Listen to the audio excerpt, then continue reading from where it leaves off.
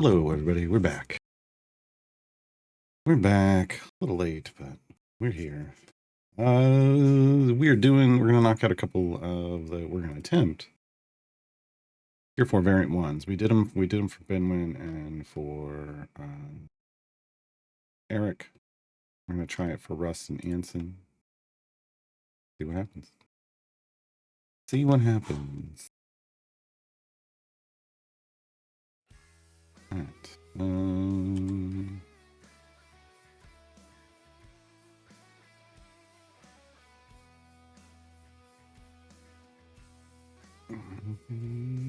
Who else was in this?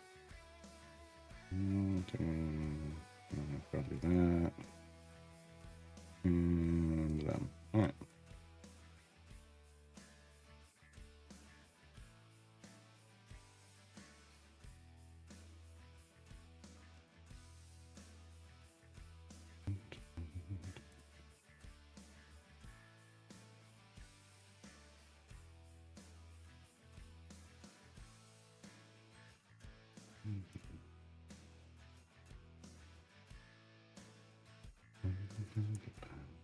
Mark a familiar on his ultimate. See what happens. So we're going to try to go to 1200. It's going to take a while. I'm going to use hour-long potions. Hour-long potions.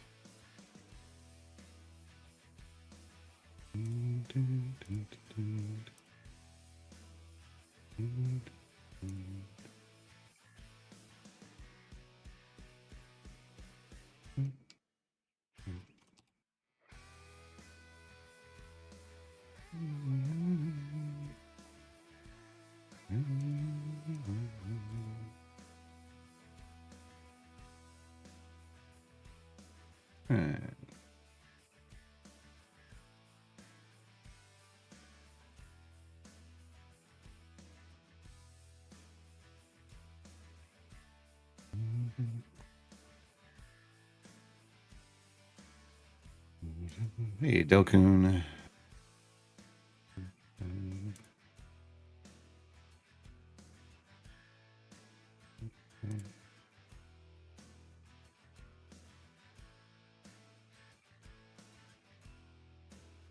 Let me pull up the guides list. Probably going to be slow day for questions. Let's see, we did. Oh, no. Get through Patrons 101? Yeah. No. Yes. Yes.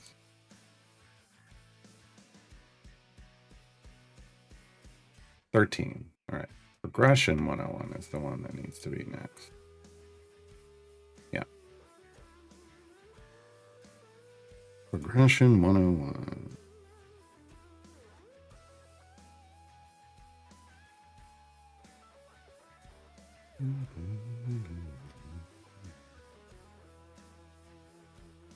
Wow. This was back when there were 140 plus guides. I've added 50 guides since then. I was going to say, these links are going to all be wrong if it's that old.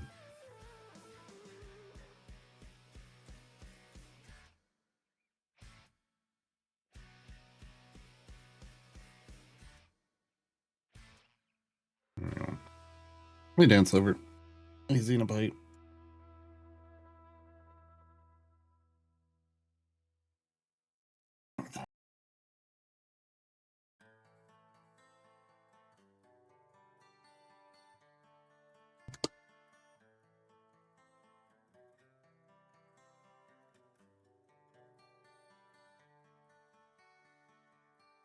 Everyday tank and all the scavengers, yeah.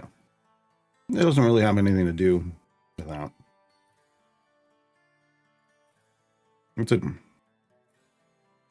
It was kind of made to help people understand that there's more to do than just get favor.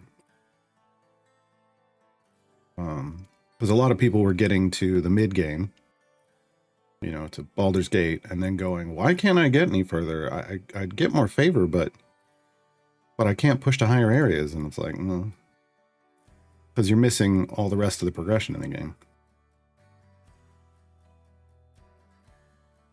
Let's try them all.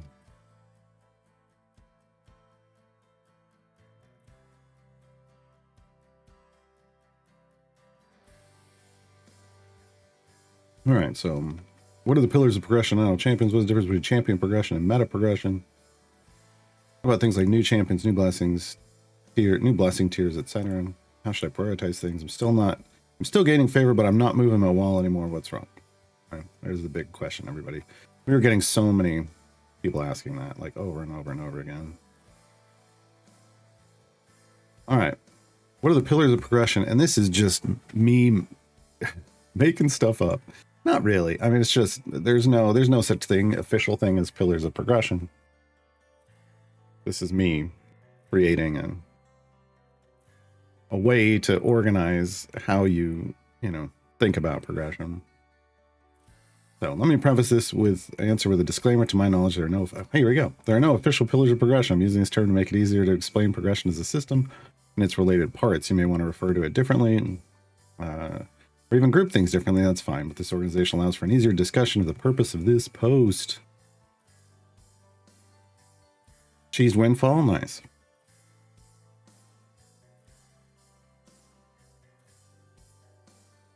Good for you. All right. The two pillars of progression in our control. Yes, because,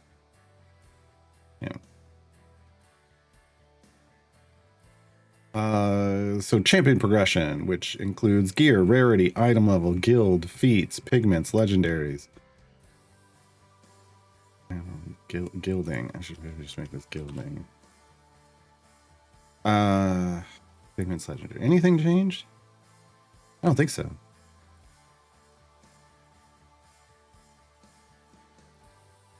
No, not yet. Meta progression, new champions, favor, blessings, perks, Modron core, pipe game, achievements. Sure, yeah. We added any new. Basically, yeah, well, we'll get into the definitions down here. Anything else that's...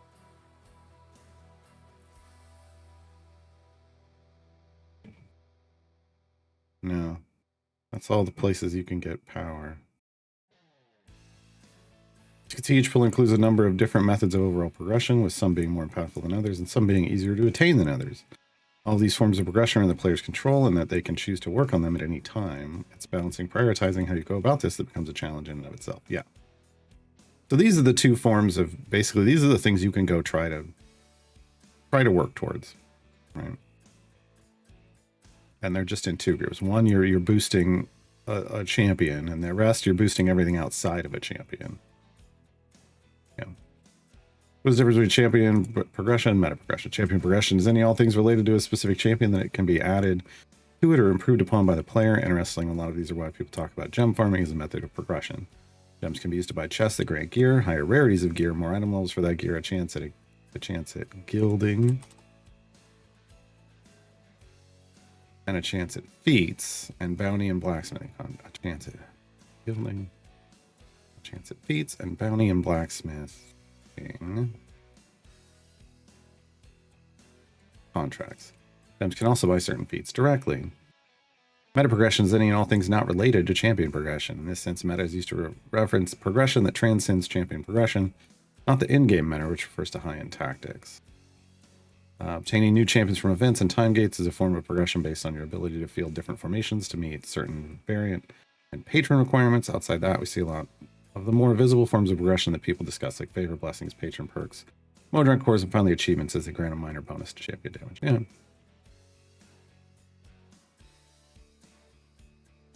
Hey, Black Widow.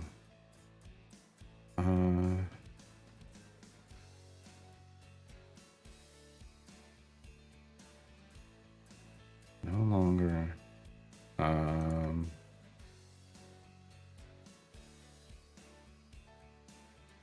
It's doing it on mine.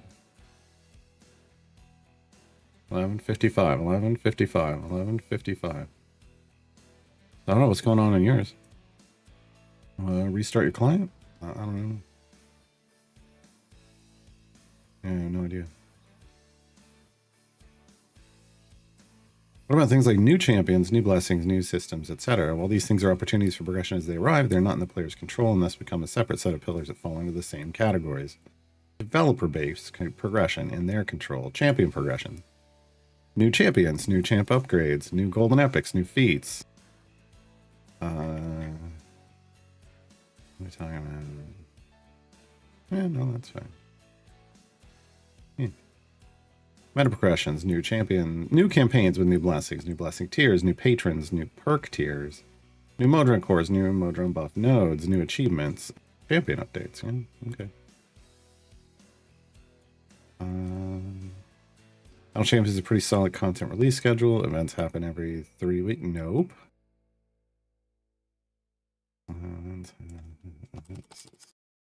Start on the first Wednesday of every month.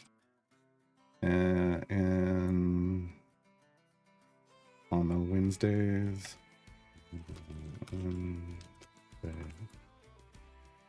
between when one event ends and another begins, they have a content update. This means that there's new content added to the game constantly, I guess. Guarantee a new champion with each event, and that champion comes with 5 related achievements. Well, what comes with that? Also get a reworked champion every event. Giving all their champs more power.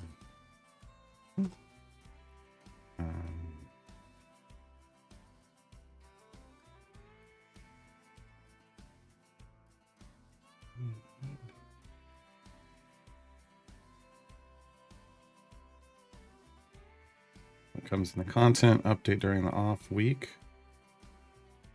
And vary, though it almost always includes new adventures or variants. Almost always, yeah. Based on past updates, we can expect to see one major campaign added per year that coincides with Wizards of the Coast release of their yearly major campaign book, usually a mid-year announcement. Late year release, things like patrons, new blessing tiers, new champion upgrade levels, and major champion overalls happen.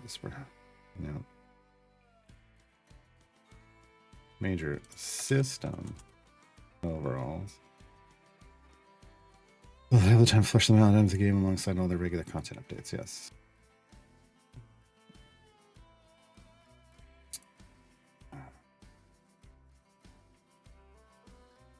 That would be... I'm on the Epic client, Black Widow, so... That would be really weird.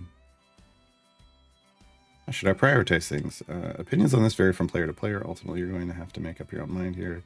What I will say is that favor tends to be what most people focus on first, as the gains are large and very visible compared to other forms of progression. Favor also feeds into blessings, which feeds back into favor in a nice reinforcement loop. Blessings are nice because they offer boosts that affect a specific campaign, but also one boost per tier that applies everywhere. Achievements come slowly over time, and generally there's no need to attempt to farm them unless you absolutely want to. Their bonuses are minor. Per achieve on that level.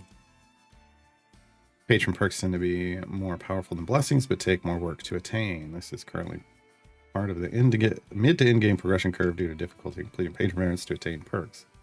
Patrons also offer their own chests that can provide gear for champions, but they're pretty expensive in the sense that the currency is hard to come by.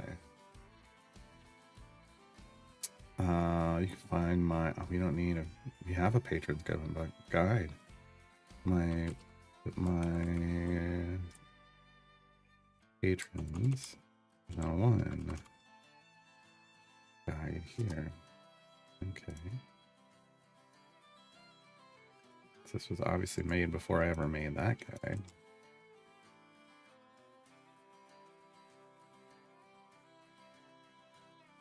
Okay.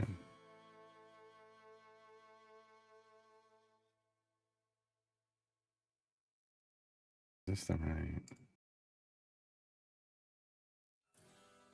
Yeah. One cores in the pipe game are another form of progression. It's incredibly powerful in terms of potential gains in progress. Once you unlock it, it's in a fairly slow ramp as you obtain pipe pieces for the pipe game that comes with each Modron core. Chests that include pipe pieces are very limited, and most are available from purchasing one a week per patron. Legendary Forge is another way of adding priority formations via forging legendary effects onto your champion's items. Legendaries add an extra effect to each item on top of what it already provides, and the effects can be upgraded. A team full of legendary items at legendary level 20 is incredibly powerful if the effects combine well and currently has the potential to be the largest single source of power for your progression. Yes, this is true. If I do the bud hacks thing to get to Eric's Area 1000, I still don't understand it. I don't. I'm not.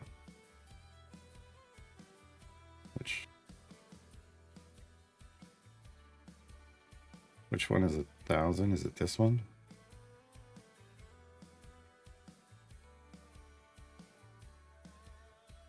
I don't know which one it is. Isn't it 600, 800, 1,000?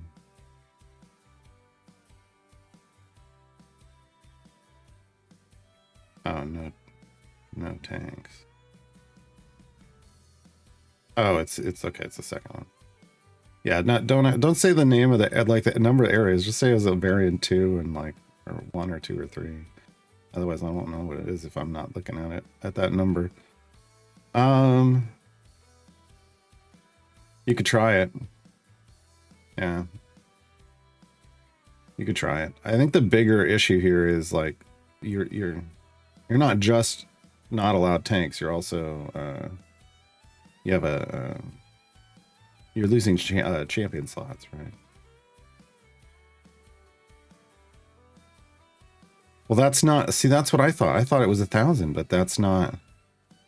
That's not what they then said. They said that it was this one, the one with no tanks. No tanks is variant 2.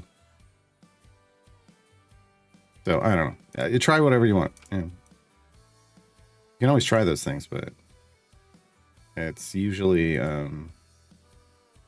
like the reason you can cheese Windfall is because it doesn't look at the removal restrictions until after it checks your damage progress. That's a very different thing than what's going on in those variants. So, you know, but even with Windfalls, you have to have the damage. You have to have the damage to get there. And, you know, and the survivability. Survivability is checked along the way as well. Pigments are another form of power progression via your items. 4 different types of pigments now exist in the game, and they provide different bonuses related to the specific tag they correlate with. They can only be applied to epic rarity items, so are part of the mid to end game progression. Last but certainly not least, champion-specific progression is a constant thing for the most part. You're constantly earning gems. You can loot silver and gold chests off bosses. There are tons of free chests available each week. Well, there are free chests available each week, and you can spend your gems on feats or chests. Most of us have spent quite a lot of time farming gems, and there are a variety of ways to do so. Keep in mind, I listed these in no specific order. It's truly up to you and where you are on your personal progression path to decide what your focus should be on. Keep in mind that focusing on one path to the detriment of others can leave you feeling like you've stalled out in progression. Speaking of which, I see the following question asked a lot. Still gaining favor, but I'm not moving my wall anymore. What's wrong? I say this a lot, and almost every time it's because the players reach the soft cap with their champions and favor no longer matters for progression. What's a soft cap? There's a point where you run out of champion upgrades, those things that say increase the damage of champions by 100%, and instead of seeing an incoming upgrade in the UI, you just see a circle with a line through it. This is the soft cap. You can level beyond it by manually putting levels into a champion, but those levels no longer provide the major wall pushing benefits. In fact, they only add a slight damage bonus to each champion. Doubling a champion's levels from the soft cap only gives them a 100% damage bonus, but requires tons of gold. At this point, you maxed out the effects of favor on your progression for the most part, and have to rely on all the other means of progression outlined above to move forward. Progress may slow down, but it won't stop unless you stop playing. Every little bit helps, and as we discussed earlier, devs add new content regularly, so it's a steady stream of things to do and work on. Yeah. Yeah, that's fine. Low stats gold fine, yeah. Yeah. That's the other one. And again, I mean, you can try it, but that's more just a formation issue.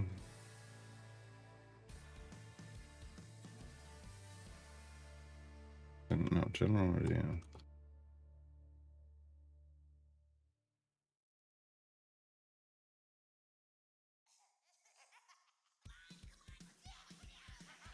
Yeah, it's more that you just don't have the people that you're gonna need than something that you can cheese, more likely than not.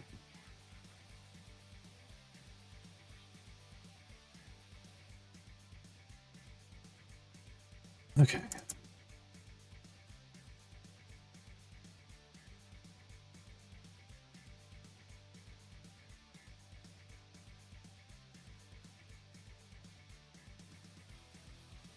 What is after progression 101 is gem farming 101. Cool. Because we do have notes for that one.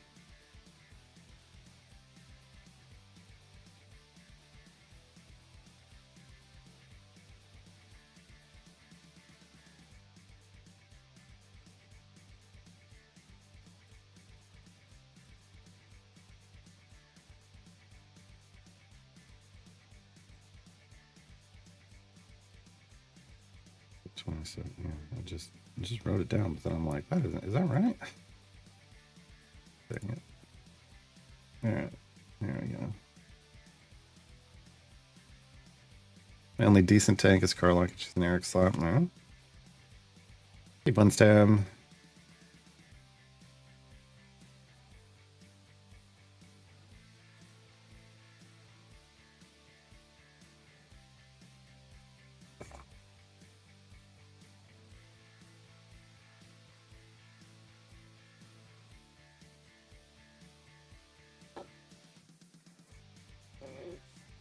All right, Black Widow. Yeah, I mean, who knows with this game, right? Like, you can just get a random bug and it's there, and then suddenly it's gone, and nobody knows why. Okay, so my notes for myself were here to add the die roll for gem farming, so people know, and make sure that there's a comment about speed only works in active party. But first things first, we have gone as far as we can with this speed formation. And so now we need to turn it into pushing formation.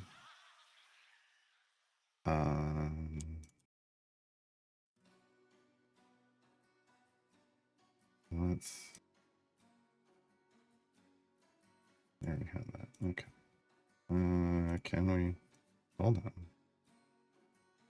This, can we Cosrin? Can we Cosrin DPS? We can Cosrin.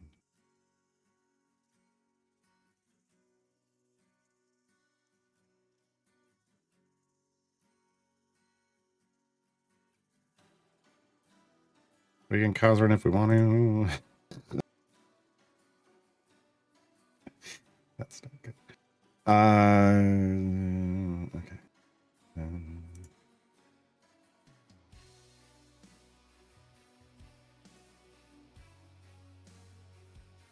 No, we gotta have that man.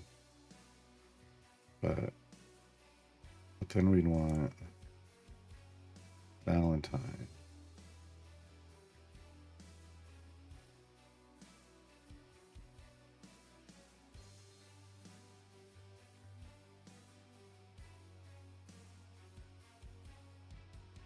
Yeah. Something like this. And it goes a little something like this. Hit it. Not this one. No! Habit. Gonna have to go fix that. Such habit to pick DPS, Carlock. Such habit. But luckily, I haven't been getting rid of these because I know myself. I know I'd start making mistakes when I start using different groups. Okay. Yeah, I mean, that doesn't look bad at all.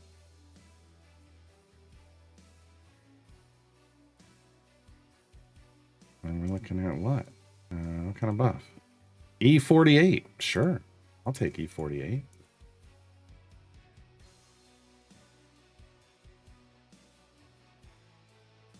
Hey, Winter Gang. Yeah, BS. I mean, look, the progress is progress. You don't have to, you know, sometimes there are real hard variants that just slow your progress down. Like you just don't get it that time around. And that's not that you haven't been doing your job. It's just that, oh, they decided to really screw you on those variants this time. That's literally all it is.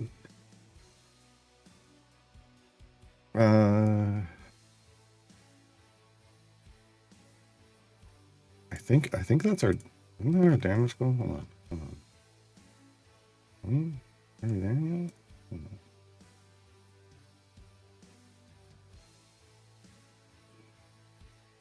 E322, yeah.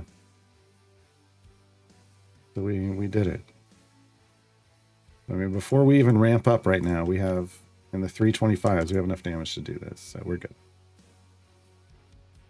All right, what is the phrase gem farm? Oh, I didn't even show the party. Here, look. Hey, there's the party.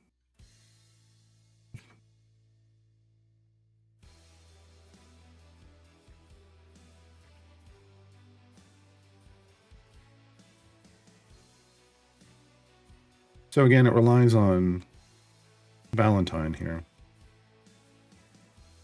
to work, but that's not a problem because Valentine's, you know, decently strong.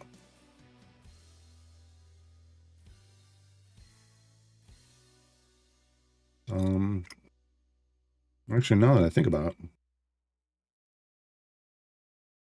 we're still missing a buff. We're still missing King of Shadows.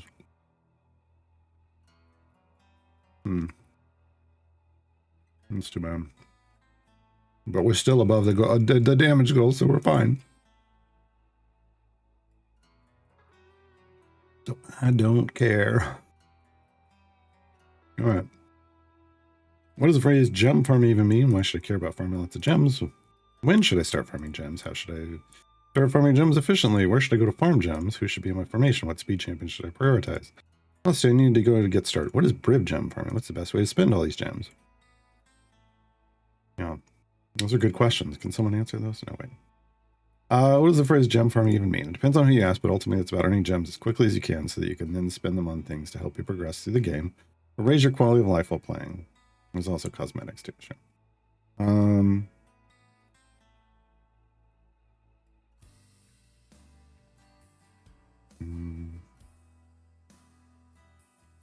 You can while AFK.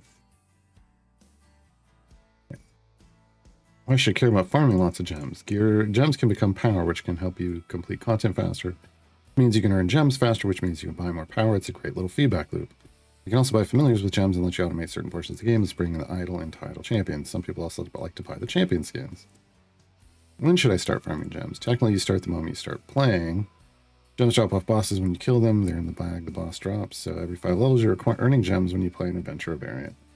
You also get rewarded with gems for completing adventures and variants, thus making simply progressing through the game quickly the best way to earn gems efficiently as a new player. This is true. And that's why it's different than gem farming. How do I start farming gems efficiently? Yes, at a certain point, building out a specific gem farming formation and letting it loop via automation and a free play will earn you more gems than completing campaign content. This is what most players refer to when they use the term gem farming, as you're not just casually accruing them while doing other things. As noted, this requires a certain level of automation, which means reaching certain in-game goals to access a Modron core and obtain a certain number of familiars. Once you've met the minimum requirements, then you can then choose to spend some of your game time looping free plays to gem farm. And that's what we're doing now. We've chosen this. Now is the time on this account. Where should I go to farm gems? Since the dawn of time, or at least the dawn of gem farming, Mad Wizard has always been baby's first gem farm because of its early appearance in the game, combined with the spawners that spit on enemies faster than they would normally walk from the right side of the screen onto the field. You also need fewer champs there, and thus fewer familiars to automate with. First 30 areas in Mad Wizard, some of the fastest in the game, in terms of getting through them and getting the gems from the bosses. The 20 areas, not so much, though, which has encouraged people to look for faster solutions as they develop better and better gem farming formations. But you have in your formation, Cursed Farmer can become competitive with Mad Wizards and turn them BPH, which is the common way people like to measure farming speed. Ultimately, they're close enough that you can just choose whichever you prefer without it being too much of a difference, or you can put in the work to figure out which one will give you more. A couple more BPH based on your current formation, your call. You're getting that finicky, though. It would be better to just move on to an adventure called The Roots of Loomlarch in the campaign The Wild Beyond the Witchlight. will generate far more BPH than either of the early game options due to its lack of transition screens between, well, that's not. Due to its quick transitions between a lot of the areas in the venture. While it may not seem like those screens take up much time, every second counts when trying to create efficient gem farms, and the transition times add up. Add up to a massive increase in BPH over both Mad Wizard and Cursed Farmer. Hail Hydrate.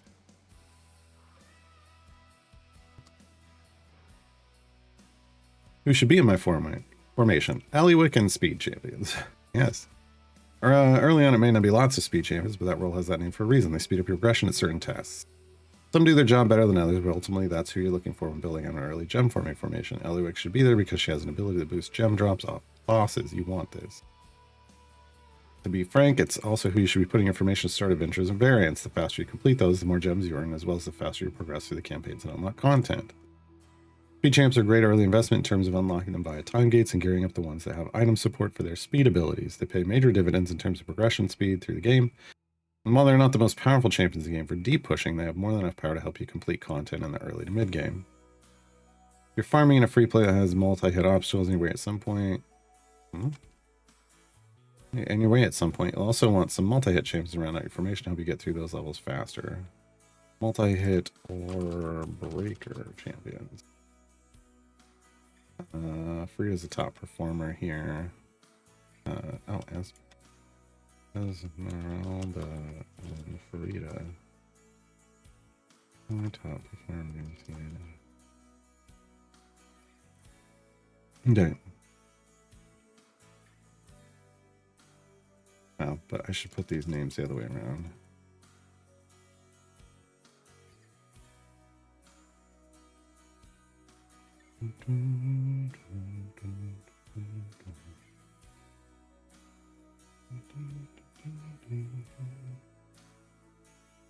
Best to buy with the gems first.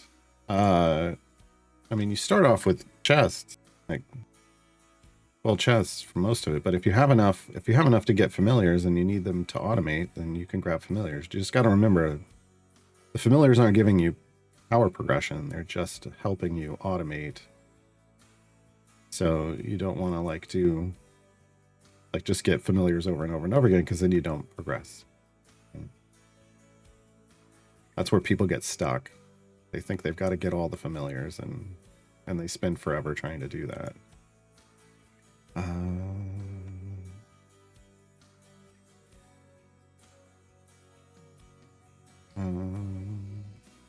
What speed champions should I prioritize? This seems to be heavily debated by some, as there are two champions that are incredibly strong in terms of their potential and speed effect. Potential speed effect can also work great early on for pushing through content. These champions are better than him. I gotta change this. I don't know.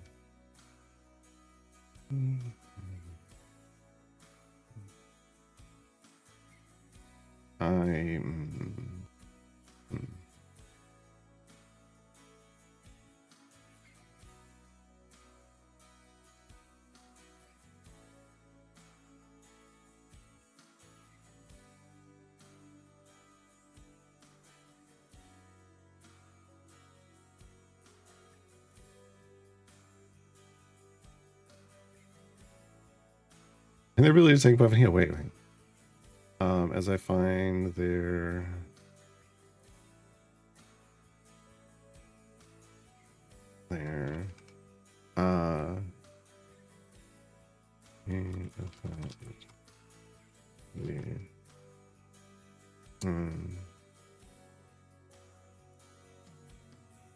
very easily improved while their ability gives you electron chests that help you gear stamps through the early game and the mid game and beyond. That being said, human speed effect ramps up. Well, let's see. start learning M levels, and they provide solid support when moved out of their speed position during run. Ultimately, pick one up, and then the other invest in both in terms of their itemization, as they pay huge dividends off that investment. Sure. Be clear, this means you want to use your blacksmithing contracts on them. Those item levels increase their speed effects as well as their pushing power, so the more you dump on them, the faster they earn their gems, the more the speed snowball effect. Don't forget Ellie quick, though. More item levels on her means more gem gains for you. Okay. After those two, it can be a compare on who gets recommended and why. Some champions don't require item levels to give a solid speed effect, thus sometimes being prioritized as targets for pickup since players are already investing item levels in Lana and or Human. For the most part, you're going to want to grab the speed champs for your natural time gate weekends if one is offered, or target them with manual time gates to help your enemy split the party 1 and 2, which you'll need to complete to get your speed core. Here, list of the current speed champions of the game and Eliwick listed by bench seats, so you can see who you might want to pick up on your way towards the various split the party adventures.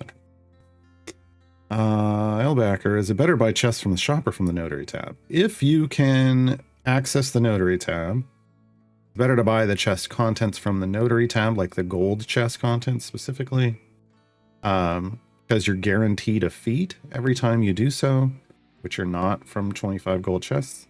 And you're getting the average, the proper average over 25 chests of the contents you should be getting, so there's no fluctuation based off, bad luck. You could run into bad luck and, kind of get screwed, right? So it takes that out and just makes it nice and consistent. Yeah. Just need one champ to slot 5 to get the dual group unlock. Briv.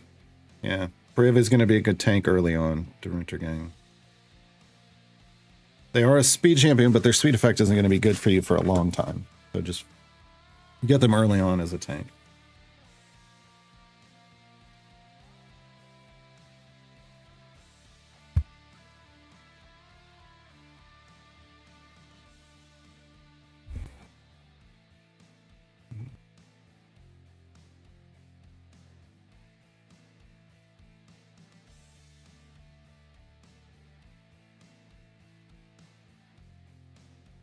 All right, so this needs to be...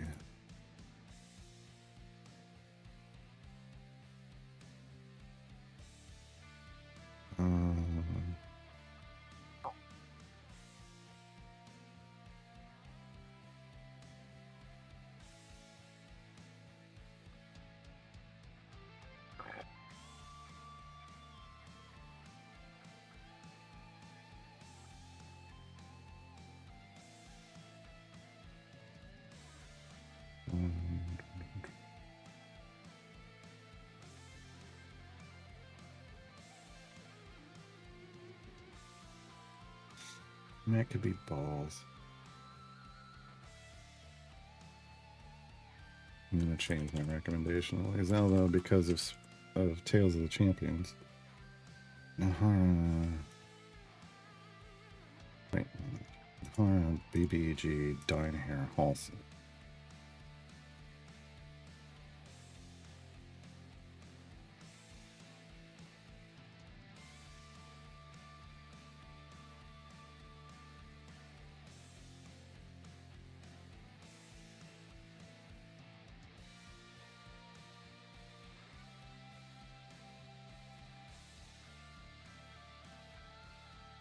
Entry reduced. Reduce quest goals.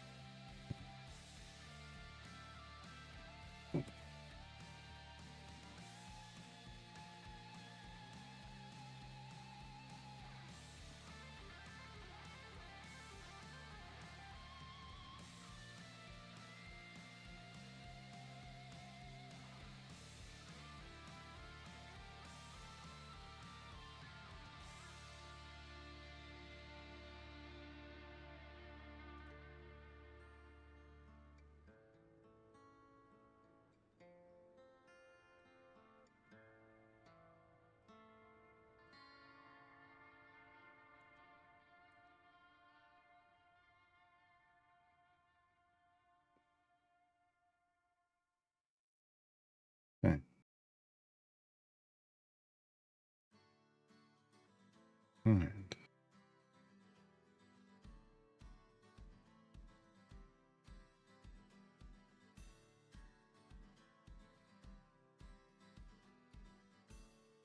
What else do I need to know to get started? Little Jamie, 7 steps across the quad. Hello, hello, hello. Major aspect of gem farming efficiently is setting your reset area in your Modron automation correctly. Efficient gem farming is based on leveling up your click damage, having familiars in the field to kill things. Pick up dropped items like quest items and boss bags right away, 3 and 5 familiars respectively. Because the goal is to kill every enemy instantly as it walks on the field via click damage. You want to set your reset area to just before the point where you stop insta-killing with familiars. The area you will set will be a function of both the favor you have in the campaign you're farming in, the gold find nodes enable in the Modron core you're using, and any gold find coming from the champions in your speed formation. Your best bet is to just do a test run and see where you end up. It also means if you hadn't figured out yet that you also need a decent number of familiars along with the Modron core to really get into the swing of efficient gem farming. You'll need a familiar on click damage, at least 3 on the field, and then 1 for each champion you want in the formation. Early on you can get by with less than a full formation, but the goal is to get a full formation of speed champions. It means 10 familiars for champions alone. There are currently enough familiars just from the gem and patron shop to build out a full gem farming formation, but some of those gem familiars are pretty expensive. Fortunately, you're earning lots of gems with your formation and adding more familiars to add more speed champions earns you gems even faster, meaning they ultimately pay for themselves. What is Briv gem farming? Despite the way it sounds, this does not simply mean building a gem farming formation with Briv in it. In fact, a normal gem farm in Mad Wizard, Curse Farm, or the Roots of Loom Lurch wouldn't want Briv in it, because in normal gem farms, you're not getting to the point where your formation would be attacked to enable Briv to build up the stacks he needs to skip areas on your next run. Briv gem farming, or automated Briv gem farming, is a highly knowledge-intensive formation building scenario where you have to know how to tweak click damage, party damage, gold find, and survivability by the champions you use, the feats you enable on them, your favor in the campaign you're in, and the nodes you've enabled in the Modron core you're using. And we finished our thing. Boom. Now there's another tier 4 variant 1 done. Okay. Last one. Always count Uggy. What do they want from us? Anson starts in the formation. Only Anson, he can be moved. Good. Only Anson and champions buffed by both him and Uggy can deal damage. Okay. I mean, that's how it works anyway. Okay. So you move back here. Well, actually, I guess it doesn't matter to start. We're just going to speed it up, speed it up.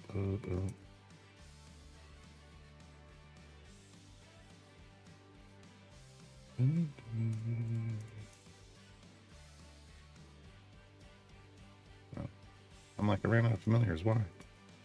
Yeah, that's why. Okay.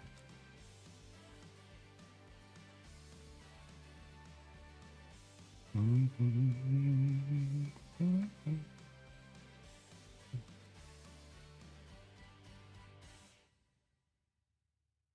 know what? I don't want Bobby in. No, I do want. No, I don't. I want Rested. Just for the potential power later.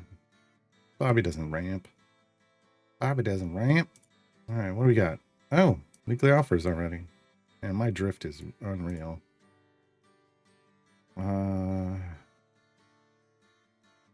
Yeah, I don't care about the rest of that.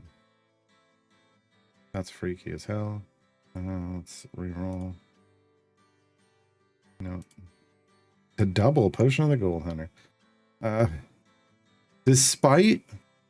Oh, this is a bug. Let's submit this. This is 40%. This is 40%, but this is supposed to be the golden offer, which should have another 10% discount on it, and it doesn't. I'll submit that bug report. Should figure Melv. Boy. Pirate Azaka. Oh, that's pretty cool. Dark Valentine. Oh. Noble of Minzo Baron Zahn. May not use her enough for that. Minute ticket.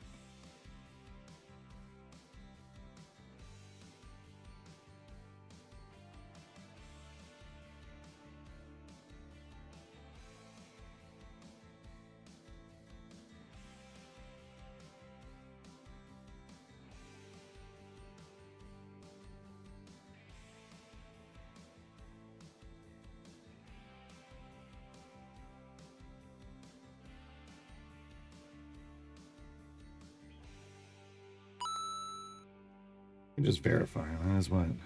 Yeah, supposed to be an additional 10%.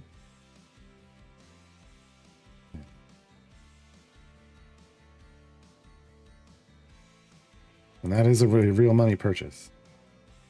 Technically. Okay. Zargon Tavern, thank you for the follow. Welcome to the Grudge Keepers. We are knocking out some, like, the final event quests we're going to do, and then while we're updating guides.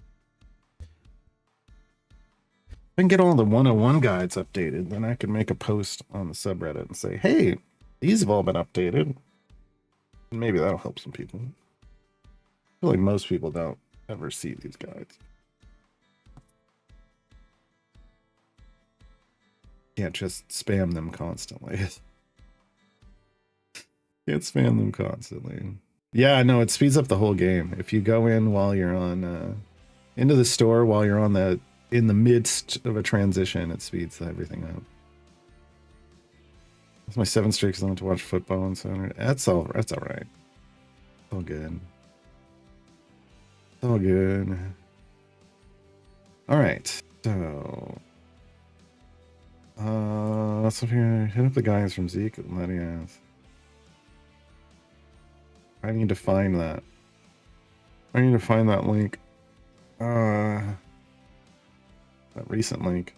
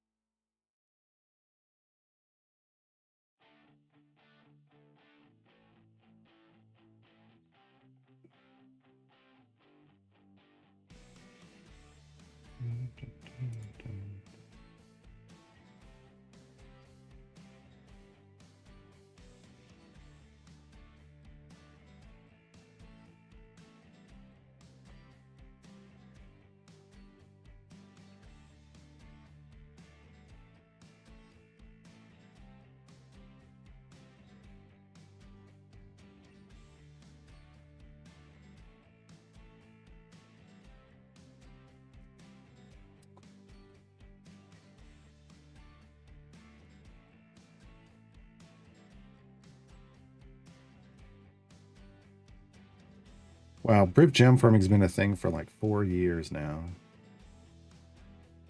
Time flies.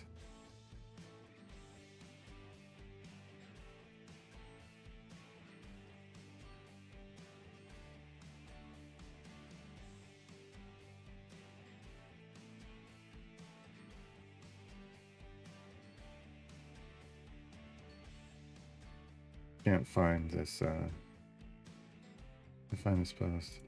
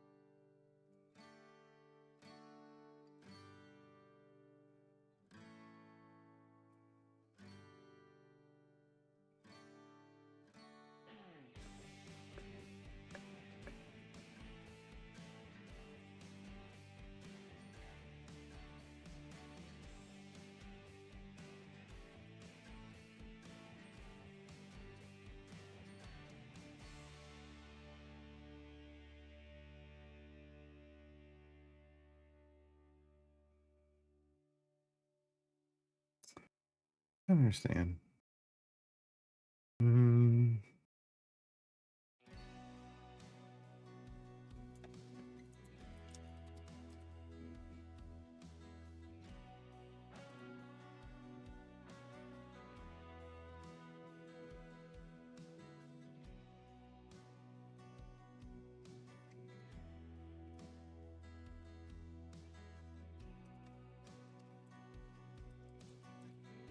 Why can't I find this?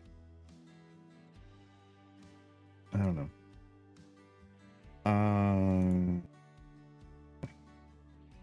A second. Ugh. Go look in the official Discord. Oh no.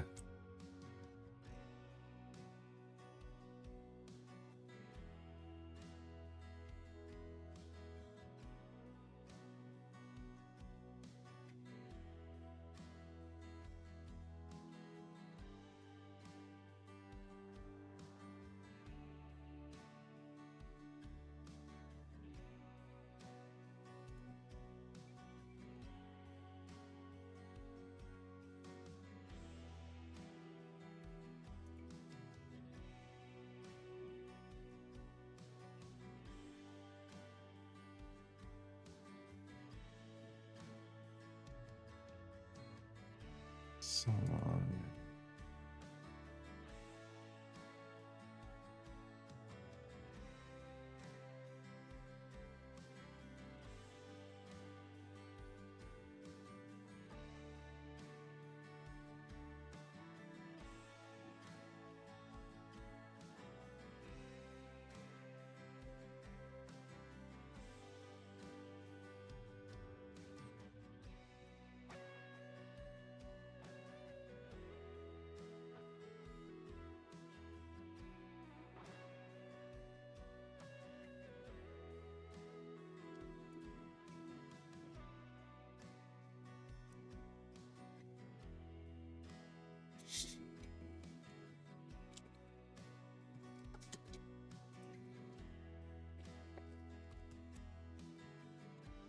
hydrate.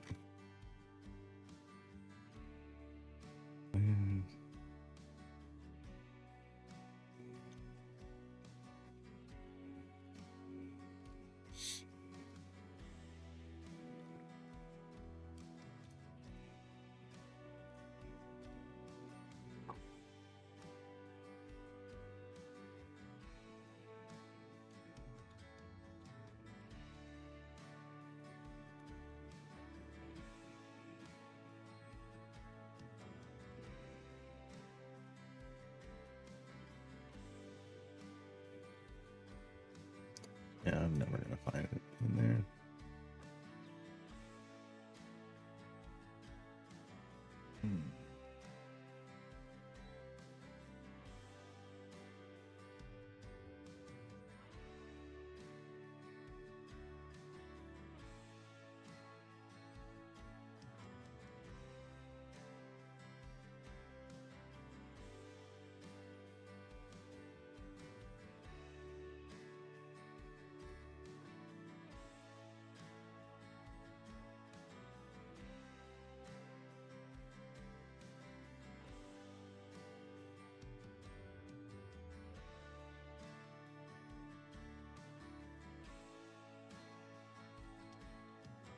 Only we're easier to find help for things, huh?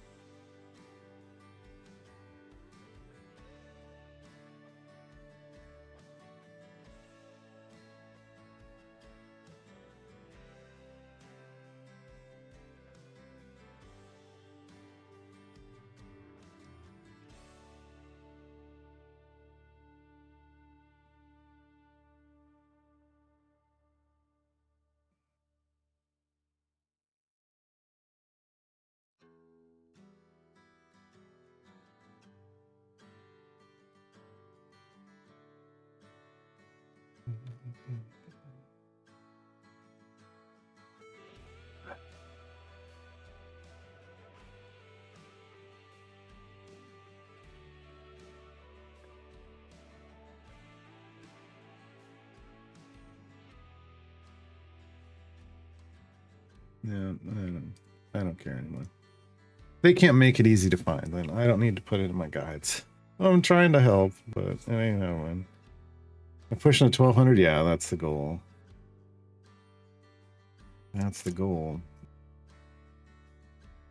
Hey, Delcoon, 75 steps. All the way across the quad once, halfway back already.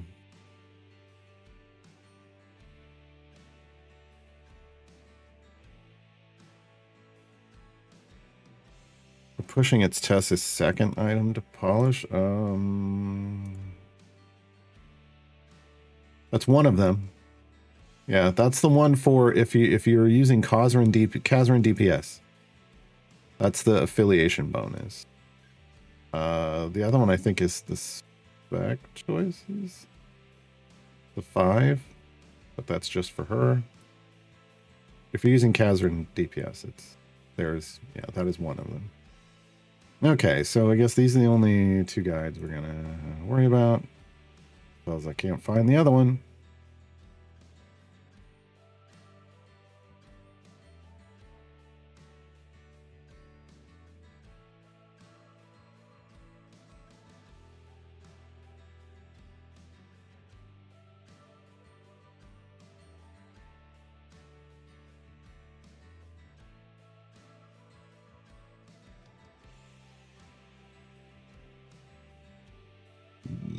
What's the best way to spend all these gems? It'll depend on where you are in your overall progress in the game. Obviously, buying familiars is important. Fleshing out a fully automated gem farm. Not really where you want to start your journey, as while they provide automation, they don't provide any actual power. Here's a rough progression decision list. Oh, good job, me. Let's see if it's decent.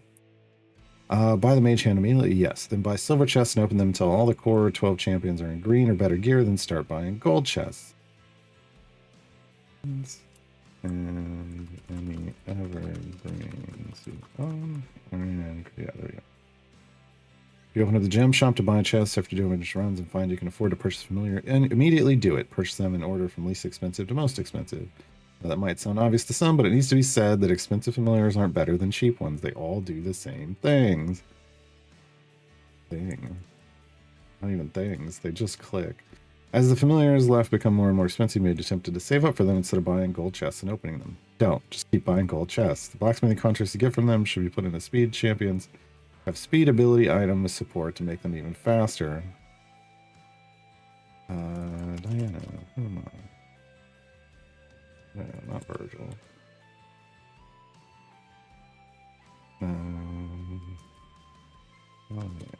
Entry, etc. There we go.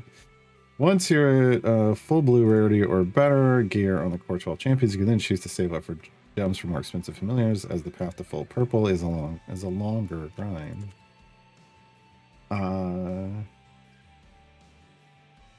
You can also then start to pick up 100 gem feats, and later on 50 gem feats. Feed feats.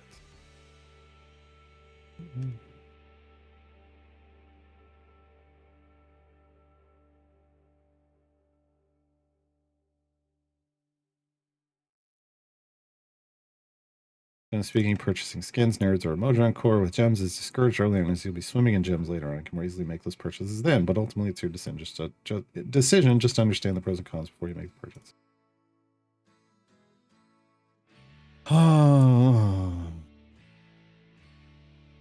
Well, it's not the buff. That's not. We're talking about the pre-stack. So if you're going to shiny something, you don't just shiny a buff on a champion. You shiny the pre-stack on that champion. Because then you're getting the most efficiency out of those item levels. So for Tess, again, it is 2 and 5. Slot 2 and slot 5 are her pre-stacks. I have all this in the blacksmithing contracts guide. We just updated that recently. Okay, so nowhere in here do I talk about... Okay, we need to add stuff. All right.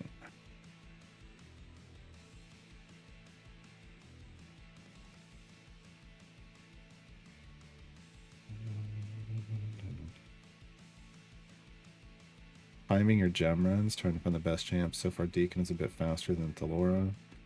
It's always going to depend on how much favor you have, right? Because Thalora is going to jump you past stuff, and if you're doing regular gem farms or Briv gem farms, so yeah. So if Deacon's working better, then you could use Deacon.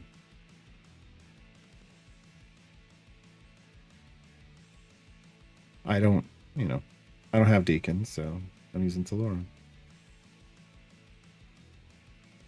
Just got to the point where it was only 5 or so days to get the most expensive gem familiar, so just wait and got it. Yeah, I mean, you know, that's my thing, is usually if it's 5 days or less. Sure. But just, you know, alternate, you know. Do a 5-day or less wait and then buy a bunch of chests and then do a 5-day or less wait. You know, just make sure you've got speed potions constantly.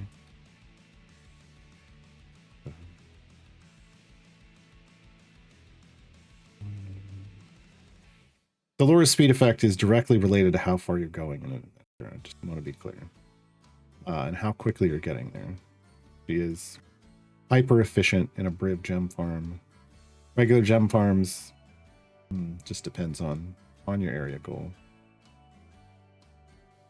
But I already have her, so that's what I'm using. We want...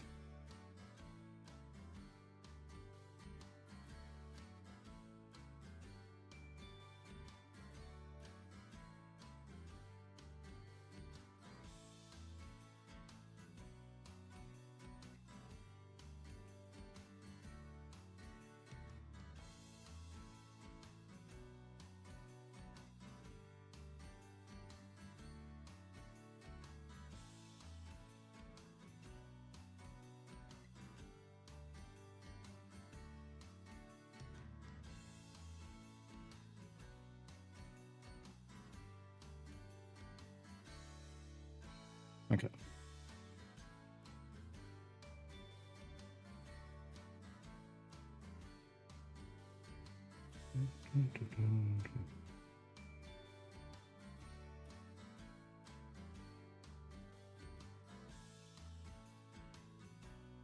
Do under...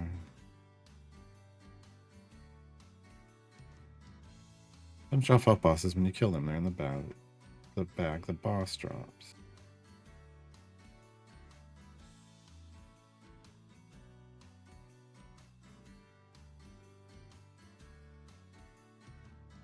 Formula and drops. Yeah.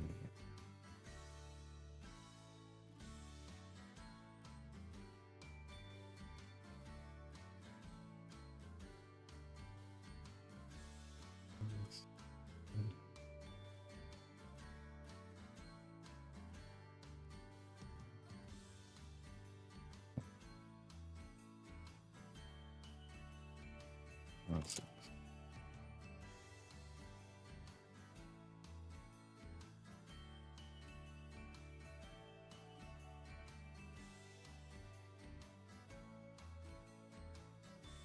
Things all wrapped in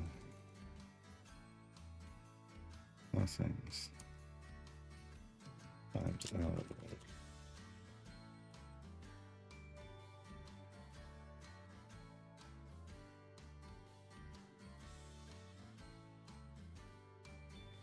It should be correct.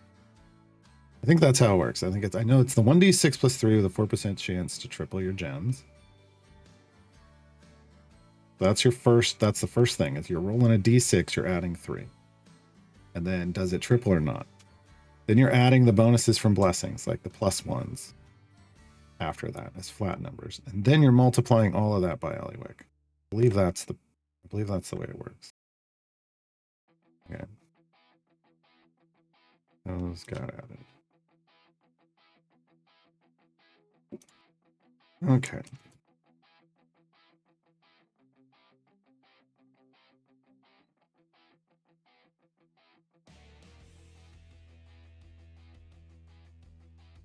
Cancel. What? Ah, there we go. I didn't hit save. That's a good idea. Hit save. Hit save when you've been done making changes before you close things, folks. Good lord. Trials of Mount Tiamat guide. Ugh. Ugh. Do we even update? Do I bother? I don't know that there's any. You know what? We're gonna read it. We'll read them. We have a note here. A trials guide to raise your DPS contribution, but I don't even know that it matters at the moment since it's getting redone. Completely. General updates while we await the overall promised by the devs. July 2024. Oh. Oh my god.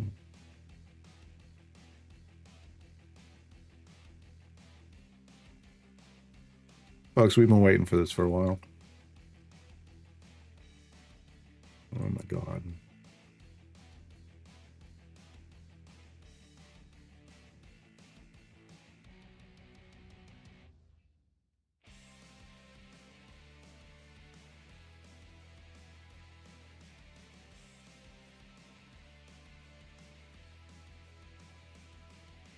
And I think they made some changes.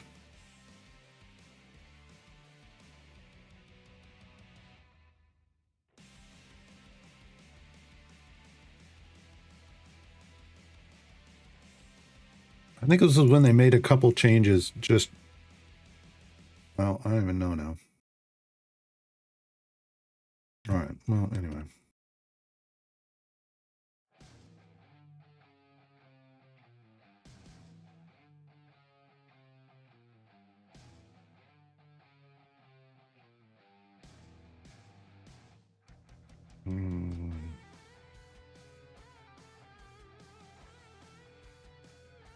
The new overhaul promised by the devs.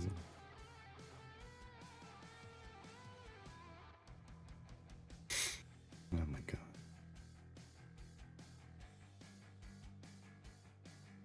I don't even know if there's going to be anything that's going to change, though. To the end game. Mid to end game trials. Oh, it was in game when it came out. It was in game when it came out.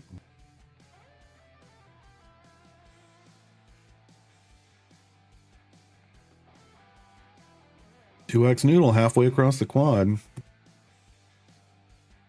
Alright. What the heck is Trials Mount Team on anyway? Do I have to do this with other people? How do I qualify for Trials? What do you actually do in Trials? If I lose a champ, I lose a champion for a week, spoiler. So it's a my worst champ, right? No. How much do I actually have to do each day while a campaign goes on? How do you know when you're done? What happens if I and my group doesn't actually defeat Tiamat? What kind of rewards are available? How do I start a campaign? How do I join a campaign? What bonuses do Assault Friend champions provide? How do I contribute DPS to bring down Tiamat? What are these daily bonuses for? How else can I raise my DPS contribution? What kind of daily restrictions are there? I killed Tiamat, but now let me start a new campaign. Why not? How do I claim my rewards? How many difficulty levels are there and what rewards do they give? I don't like the people in my campaign. How do I leave? Oh, I was on top of things there. Start working towards legendary gear. Oops, spoiler. No, that's not a spoiler anymore. Including the achievements for trials and a link to mini guides, the access adventure. And each of the trials to provide you with a bit more info as you prepare yourself for things. Okay. Here's your trials, the Mad God, Swamp, Cut the Music, Mountain. Is it? Okay. Why is this listed here? Hold on.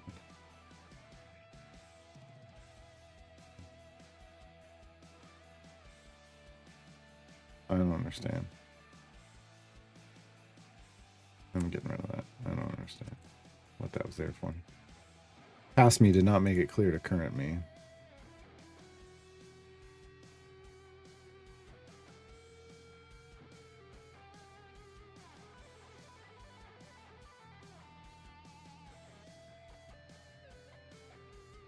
The heck is Trials Mount Team anyway? Trials is end game system designed to provide asynchronous, not happening at the same time, cooperative multiplayer action idle champions. Allows you to attempt to bring down Tiamat alongside up to 4 other players. This will require you to complete daily missions to reach your goal alongside the others in your group. Reward for efforts is the ability to upgrade your gear to legendary status. No. With legendary effects. I have to do this with other people? Technically, no. However, this content falls into the mid to end game range. Hey, I got it right there. That is the delivery system for legendary gear. Legendary effects. The strongest. Strongest source of power in the game. Can do this by yourself may make it harder, if not impossible, to defeat the amount of time allowed. However, even if you fail, you'll still earn some rewards, just not as many as you would if you were successful.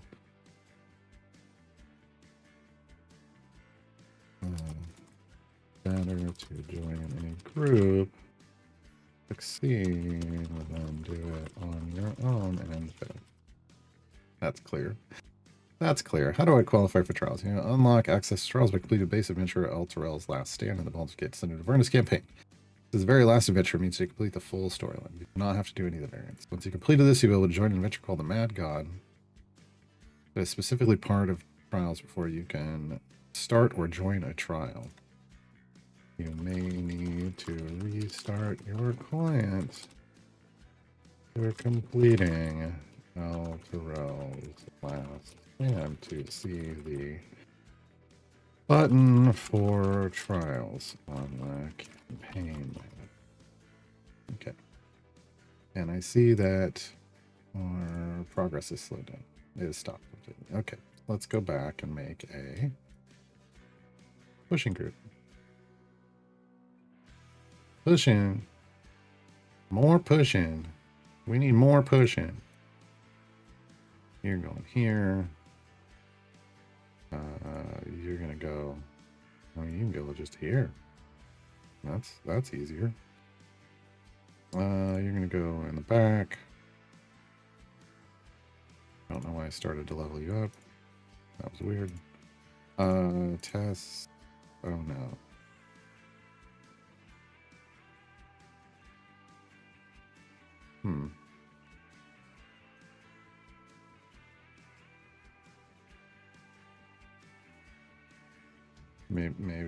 Maybe you do go all the way back there. Means we gotta use Valentine.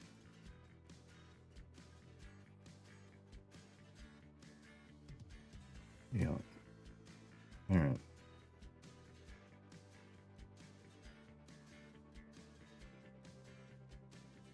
But then, what tank am I using? Dragon bait? That's, yeah. Gotta be Dragon bait.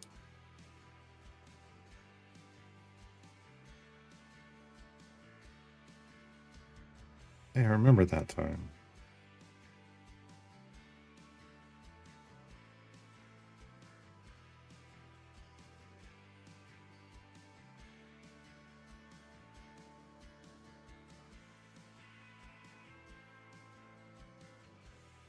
E59.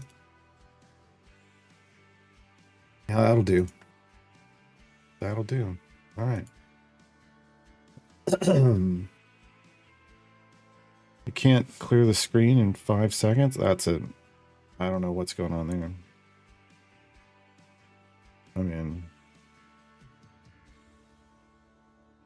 yeah, I don't know what your problem is there. It's got to be 5 seconds of real time. It doesn't have to be game time. So speed potions help. But so do speed champions. So I don't know. You gotta figure that out. You gotta have enough speed champions in your formation to make BBEG work. Otherwise, you know, the speed won't trigger. Okay. All right. What do you actually do in a trials campaign? Once you've joined or started a trial, the first thing you do is select a champion to join the assault front. The champion will then be sent away to do their work and won't be usable in any other content until your trial is over. I refer to this as jury duty, because trials. Get it?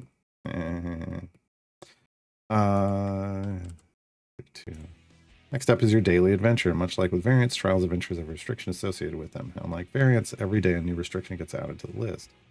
That's right, folks. Things get harder every day during a trial, and these restrictions are no joke. You only have to do one adventure today to get your daily bonus for your trial, but you might want to do more than one on your first day to maximize your DPS contribution for the week, while the restrictions are still pretty light. You're basically looking to see your highest bud possible on day one. Doing so in later days isn't realistic due to restrictions. Isn't always. Ultimately, this means trials is not something you grind out, more something you do a bit of each day until you complete the 7 days. Completed or the 7 days is up, whichever comes first. 5 different trials, yes. You cannot start your trial if you're in an adventure, but you can reveal the information to prepare. However, you can swap to a different adventuring party. It isn't doing anything and run it there. Like time gates, you can't have a patron active and the game will force you to remove them before beginning. Alright. Lose a champion for a week? A lot of this type of action when losing a champion for a week got mentioned publicly for the first time, but while you do lose a champion for a week, the answer is no. Champions have different contributions they make towards your trial, and the value of that contribution goes up based on their overall average item level. What does that mean? It means you want to find champions to provide the contribution that's going to help your party succeed. Then select the one out of that more focused group that's going to provide the largest bonus. Certain contributions have a cap limit, and there's no point going over that. Do I actually talk about prioritization? Yes. Some bonuses are better than others. For instance, the soul party and scales bonus is the highest priority. If you know you can beat the difficulty level you're on, try to max scales first. If you aren't sure, try to max the soul party first and scales second. After that, it's up to you and your team. Remember, the faster you defeat Tiamat, the faster you get your champion back to use. You still won't be able to start a new trial until the timer is up, but you'll have your champion back. How much do I actually have to do each day while the campaign goes on? Not a whole lot, depending on how much you do on your first day, in my opinion. On your first day. In my opinion, with the way trials are currently set up, I'll do your deep pushes on the very first day when you have as few restrictions as possible, and that's your best chance of getting a solid result. From that point on, you just need to do one adventure each day to the new completion area to get your trials bonus for the day. Daily trials bonuses are a very big deal. These are additional damage bonuses you need. These are the additional damage bonuses you need to do some serious damage to Tiamat. They're absolutely essential to defeating her in the higher tiers of difficulty. How do you know when you're done? In the trial screen, there's a massive health bar at the bottom that gets lower and lower as your soul front does more and more damage each day to Tiamat. Once that bar is empty and shows 0 out of whatever health, you have defeated Tiamat and receive your rewards. If you're unable to defeat Tiamat during the 7-day period, you'll still receive partial rewards based on your overall progress. For example, removing 55% of your health will result in you receiving 55% of the scales reward you would have received for victory. You will receive 100% of the chest.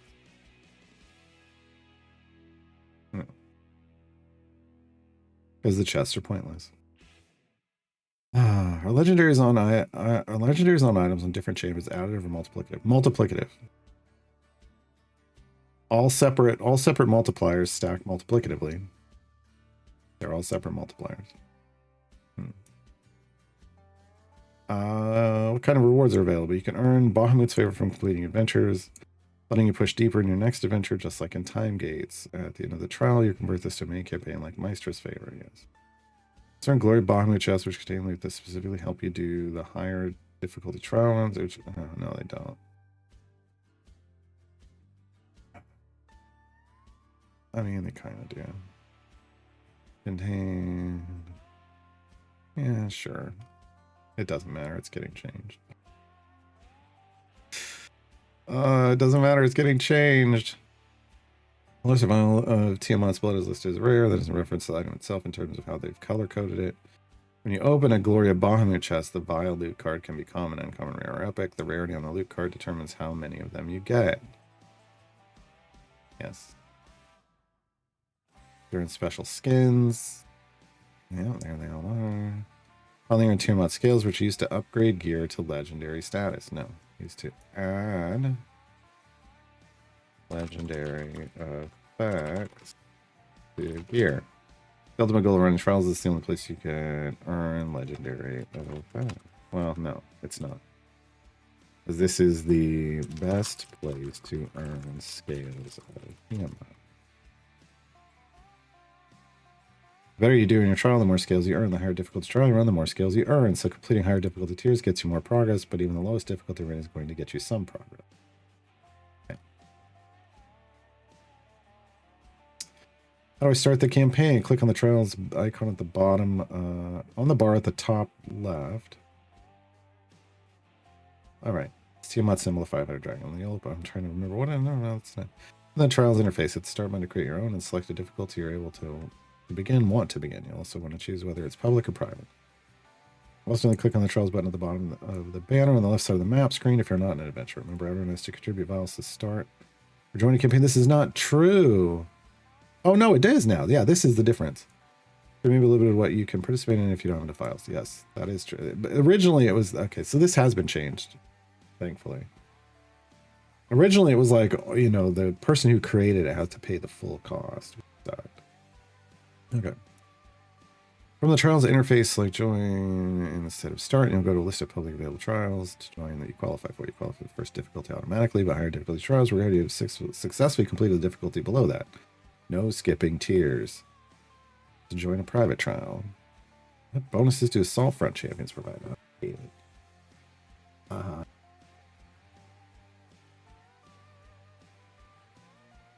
Party bonuses are determined by the Assault Front champions who choose their role in their item level. You can sort by item level when choosing your champion to join the party. Bonuses are listed in terms of what type of bonus and how much. Green as well. They're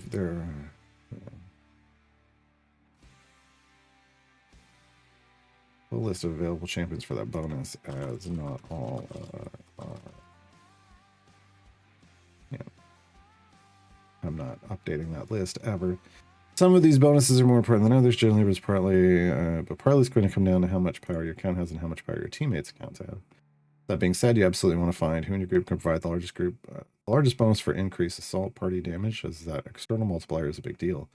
Other solid contributors are increased received as scales of Tiamat. If you know you can defeat her and increase all champion damage and or reduce base attack cooldowns if your party needs more help setting their initial damage. Keep in mind the overall max limits for some of the bonuses. There's no decent multiple champs to provide the same bonus if one of them caps or almost caps that bonus on their own. How do I contribute damage? Your damage contribution as a player comes from the total damage you earn during the weekend trials adventures, specifically the exponent of your damage and scientific notation. It is not based on base DPS or running average, but if your click debuff damage... Oh, we're not putting click debuff in there. Or any references to it. But is stated by the devs to be a good measure, as that is based on your highest damage, but it may be a few orders of magnitude higher than that based on how long you spent doing that. But in other words, it's truly an additive measure of the damage you've been doing. By pushing it so hard on day one is a big deal. Roughly. Set your high water mark in terms of damage on day one. You could cruise through the rest of the week just meeting the daily area requirement and then completing. No need to try to push deep each day. After that initial day of deep pushing, completing your daily goal contributes a ton of bonus damage for you to add to your base. Each day allows you to earn a larger and larger bonus that applies to your damage, meaning even if you feel a little behind in progress in your first few days, the last few days would have you really destroying Tiamat's health. Come from behind victories are a thing here, especially at the higher tiers. Additionally, there are scrolls that you can loot out of Gloria Bahamut chests and help you contribute to your damage and your team's damage at the same time. They're great. If you're going to use them, do so. They're great. Are they great? If you're going to use them, do so on day one as soon as possible so you can get that damage rolling. Keep in mind, if you cap your assault party bonus with just a champion, the scrolls won't be needed. In fact, it won't allow you to use them if you're at or above the cap.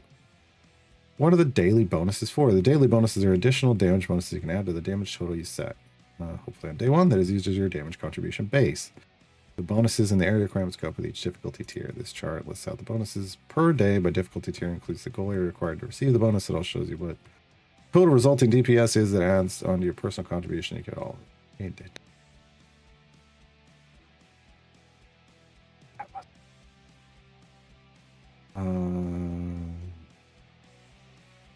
Yeah. We're taking that out.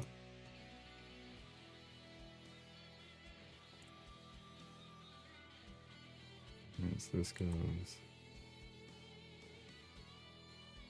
Because that's meaningless. It really doesn't mean anything.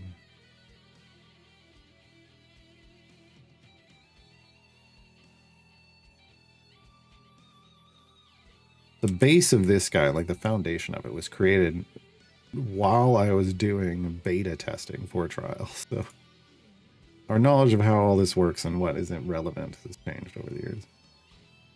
Currently, newer players' trials are going to contribute a base in the 200 to 300 range, so adding on this bonus damage is a big deal. You may not always be able to meet the daily goal requirement due to restrictions, so don't consider these bonuses guaranteed during a trial. Important to note that you don't have to do your daily challenge immediately when the day changes. You can do it at any point in the 24-hour period. The game will retroactively apply it as if you had been doing the new total damage all day. Okay.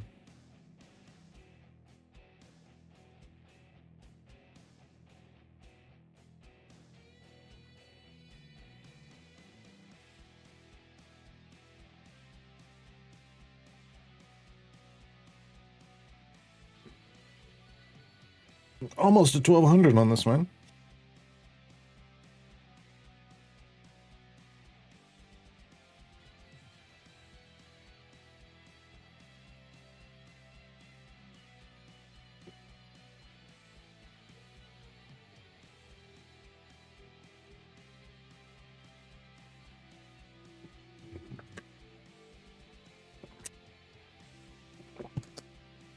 All right. How else can I raise my DPS contribution? First off, you want to make sure you're pushing deep on day one. Have I said that enough? I hope so. You may need to do multiple runs to earn favor and thus push deeper to max your overall champion damage to set the highest damage amount possible. That's what this looks at, not just what level you reach. This is truly about your damage your formation can do. Which is usually only truly max out at the highest areas you can push to.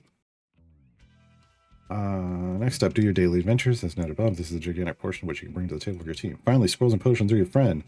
Potions can help you max out during a single run, while scrolls work for you and your team to help everyone. Here's a look at the general math we're talking about. Oh god. Wait, total damage on the plus daily. Even assault party damage plus scroll. Yeah, that's fairly accurate, I'd say. Yeah. And then add them all together. Hey, we finished it, folks. So that's the tier 4 variant 1 done for all the event champions that we unlocked. And hey, look, speaking of trials, time for me to do my second day.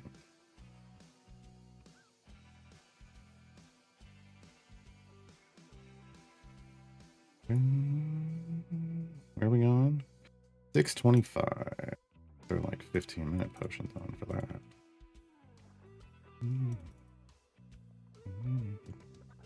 Okay. What kind of daily restrictions are there? Might open trials by the time they rework them. I hope you're there before then.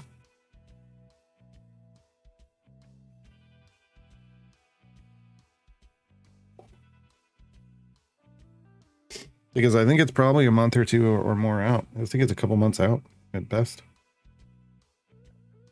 What kind of daily restrictions are there? When you start a trial, you're given a single restriction at random. Each day a new restriction is added. Sometimes the new restriction is a stricter version of a prior one, while other times it is an entirely new one. Currently seem to take 3 forms: formation restrictions, enemy bonuses, and negative effects. The devs here how the system decides what to give you. Yeah, I'm not going to review these. These are, I don't think any of this has changed. And I think it was updated. Yeah, I don't think any of this has changed. Right. As you can see, some of these are no joke and can severely limit your ability to complete a daily adventure. Having a deep bench of champions is definitely helpful, and you're going to want them geared out decently so they're of some use. Keep in mind, each player gets their own set of restrictions, and each player is completing a different adventure, so don't get upset if your teammates can't complete their daily while you breeze through it. They may literally be working with much more painful restrictions than you are based on their available bench of champions. Why doing this as a group is so important. If 1 or 2 people can't make it, others can pick up the slack this time. Next time, it may be your turn to get helped out. We killed Team Up, but now let me start a new campaign. Why not? Could be a few reasons. First off, you can't start a new Trials campaign until the 6-day timer ends from the last time you started one. Doesn't matter if you beat a team on a day 1, as you'll still have to wait. Also, it may be that the server just hasn't triggered the call for rewards yet. If you haven't received your rewards yet, you won't be able to start a new campaign. You may need to restart your client for this if you meet all the other requirements. Finally, until all other players checked in at the end of a run, rewards aren't distributed. There's a 24-hour timer on this, though, so if someone is unavailable, you'll still be able to get your rewards once that timer ends. How do I claim my rewards?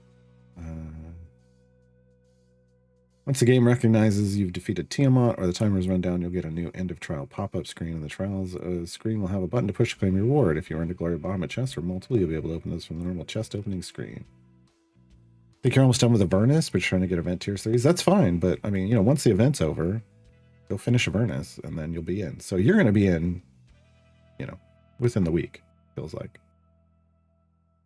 I mean, if you're doing tier 3 in trials, you can... I mean, if you're doing tier 3s in events, you can easily clear the base storyline in Avernus and get into trials. Currently 10 different difficulty... Okay, what difficulty tiers are there? What rewards they get? 10 different... There are currently 10 difficulty tiers. And as they get more and more difficult, they get more and more rewards. Here's a table with info from the devs. So difficulty tier, starting cost, Tiamat's health, average daily party DPS required. I hate that. That one's got to go away. Victory scales multiplied. Yeah, this has got to go. That's this one. Again, that was something that I built in back in the day, and it doesn't matter. It's not something you can really calculate. Like, I could calculate it, but like, you can figure out what your average is, but it doesn't matter when you're doing it. Oh, and then I need to take off one of these. All right. Okay. Tiamat's health, victory scales multiplier, Tiamat scales, glory, Bahamut chests. Okay. So you go from 1333 base scales at tier 1 to 5377 base scales at tier 10. Well, you want to just keep pushing up, right?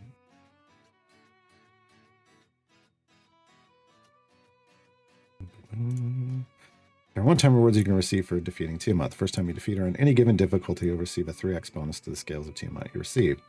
Additionally, the first time you kill her after taking part in each trial, you'll receive a special champion skin. First and second.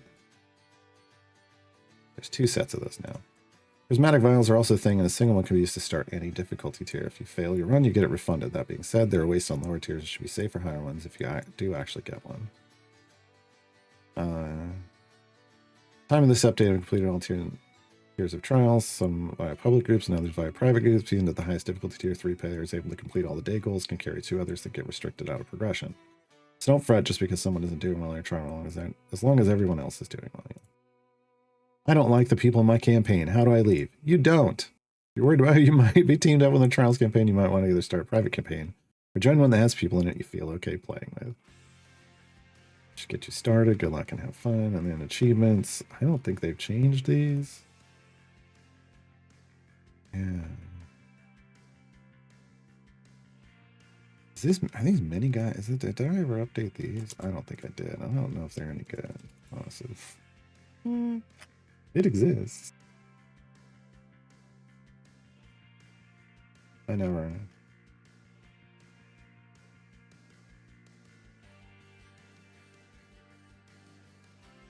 Okay.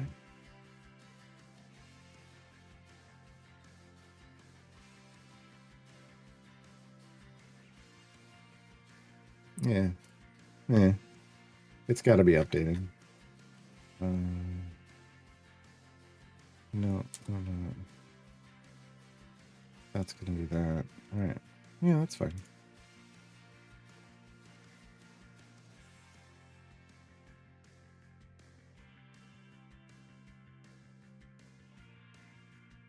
All right. Oh, and a reference to 0 per control to try to raise your DPS contribution.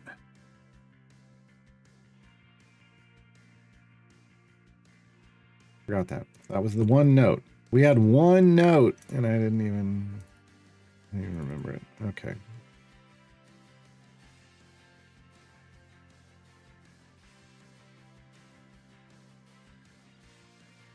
I contribute DPS. How else can I raise my DPS?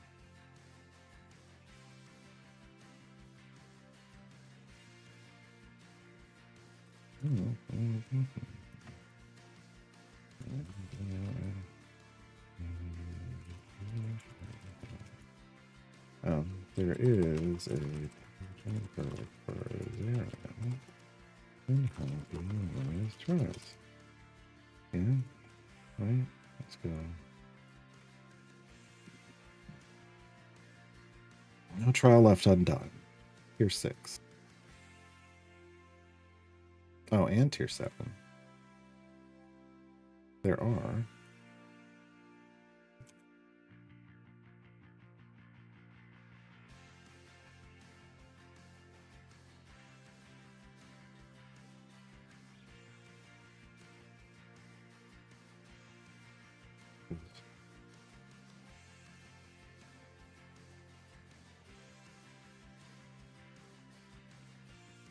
I was kidding.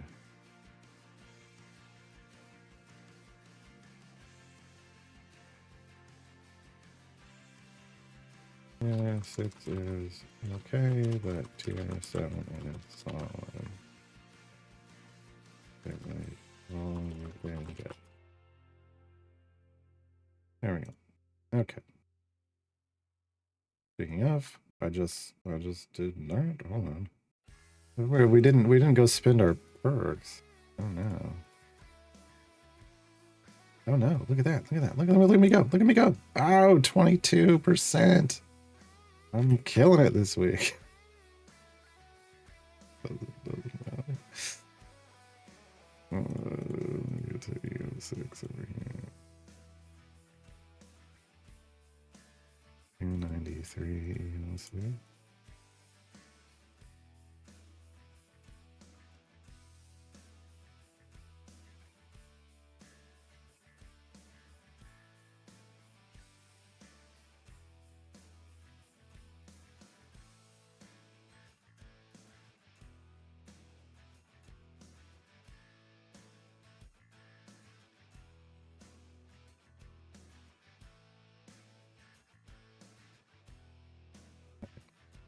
We didn't do this for straw either.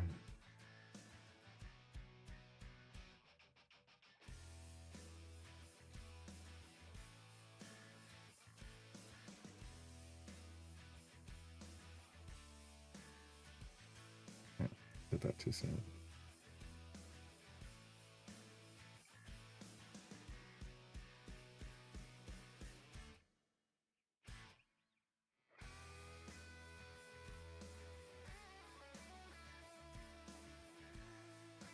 I'll try.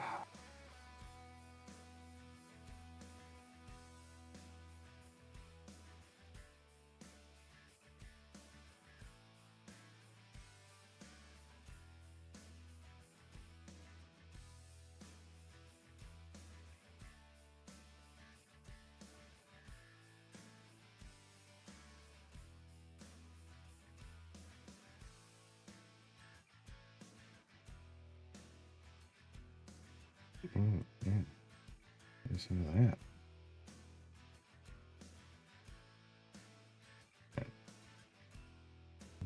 Things start to get weird at the higher level.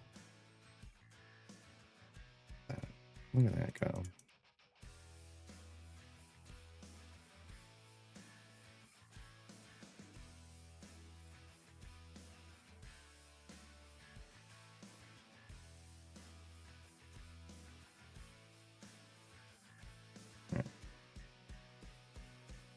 And I got something for getting more perks. Hey, I'll take some more chests. Sure.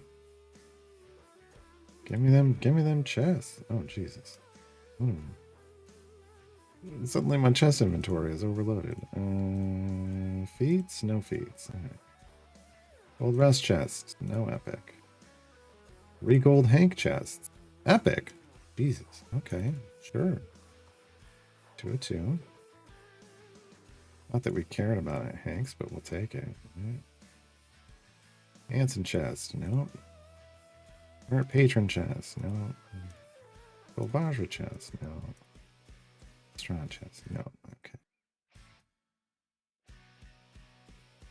Alright. We're going to 625.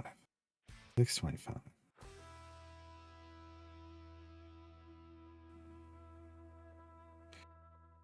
Yeah, I mean, your event stuff is going to see a huge boost next event because of doing trials and leveling stuff. Hey, Sergeant. Hey, Bexel.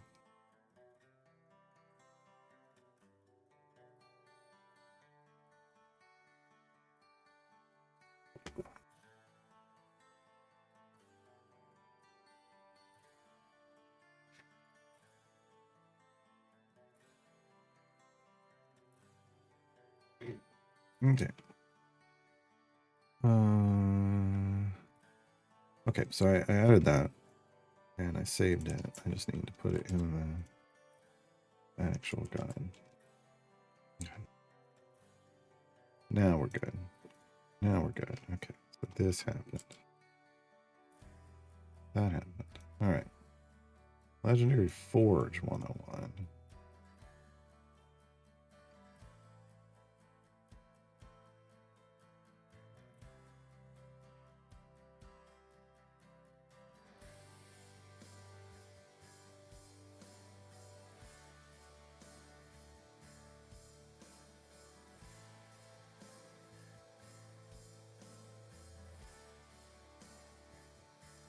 I was like, wait, this looks like way more guides, and then it's just one more. I had a Seasons 101 guide, but Seasons lives on a farm upstate. I don't know if we're gonna even change anything here. Let's find out. No, we're gonna review it anyway. We'll just say we reviewed it. At least people will know.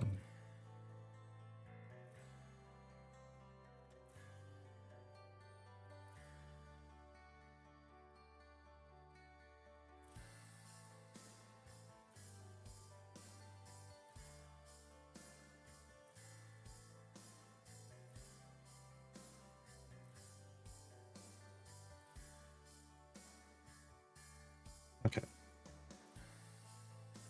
Oh. So, what is the legendary forward? What does legendary do for gear? How do you forge legendary gear? Yeah, that's fine. I don't know. How do you forge legendary effects? Pick an effect I don't like. Can you level up the legendary items? Can you still level up the regular item? Effect. Forge run. Alright, with achievements at the end. What is a legendary forge? Legendary forge is the in-game system to upgrade epic gear.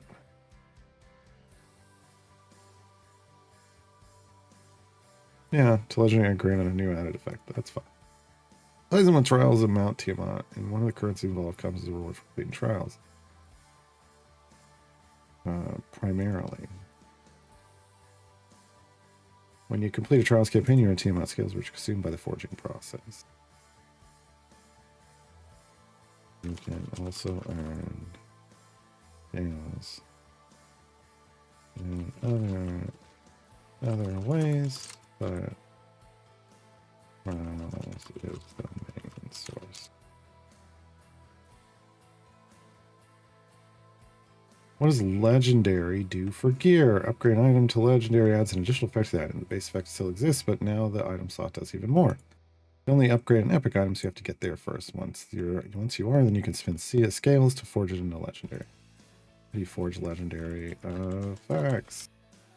Complete a trials campaign and earned Tiamat scales and or earned. You can head to legendary forge via the button, and then eventually, once you're in the forge, find the champion is gear you want to upgrade, and then click on a piece of gear in the eye. You're taken to a new screen that shows you the potential buffs the item might get and how much the forge will cost. The effects are based on the champion, not the item, so it doesn't matter which item you make legendary. Forging process will apply one effect at random from the list. You do not get to pick. One damage boosting effect at random for the list. You do not get to pick. Each item can have its own legendary effect, and they can be the same as another item that champion has. Cost to forge a legendary item is based on how many legendaries you already have on that champion. Here's the table with the costs.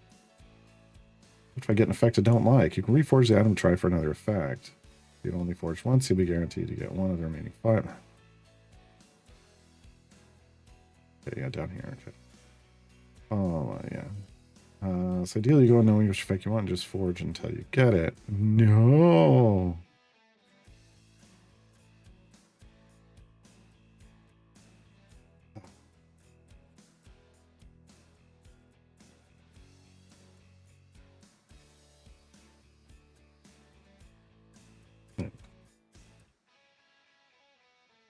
Initially, hold on.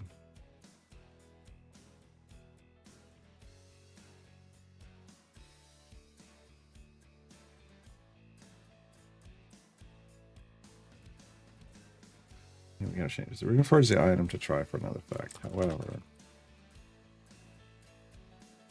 early on, it is more efficient. It is a more efficient use of your scales to just forge a new effect on a different item on that camp than to reforge a battle. This is due to the sales cost of reforge. Forging has never an increasing cost when you hit the button to reforge. However, every 24 hours, the cost reduces by a percentage. It takes roughly 1 week for the cost to go back to where it started. It means you can keep the cost low by only attempting to reforge once a week, or you can spend lots of scales trying to get the right effect right away. The choice is yours. I recommend only doing it once a week and only after you put all legendary effects you can on a champion. Yes, that's better. I like that way better. Yeah, Bexel, that sucks. Welcome to Reforging. Can you level up legendary items? Yes, you could spin a combination of scales and divine favor to upgrade legendary items. The type of divine favor required to level up an item is randomly assigned when you forge a legendary and changes when you reforge. Divine favor cost is an order of magnitude of your total, otherwise referred to as EO1 of your total favor. People get so mad. They're like, you should just say it's 99% of their favor, or of their favor. And it's like, look, buddy, I don't care if that's accurate representation. That isn't what it says in the UI, and people just want to see an explanation based off what they're seeing in the UI. The UI says -0, like EO1. Some people. You must have a minimum amount of divine favor to upgrade an item. Yeah, here's the upgrade costs. As it goes up, the cost goes up, and the amount of favor required. Yeah, but the favor cost is the same. Maximum level you can upgrade an legendary item to is 20 currently. The total cost in scales to upgrade from 1 to 20 is 35,589. It will take 213,534 scales to fully legendary champion have all legendaries at level 20. As far as note, to be clear, just getting a champion to full level 5 legendary effects is a huge boost to power for your formation. Should be your first goal in your trials group, so you can move up to the highest tier and make it easy to farm. Then go to level 10s and so on.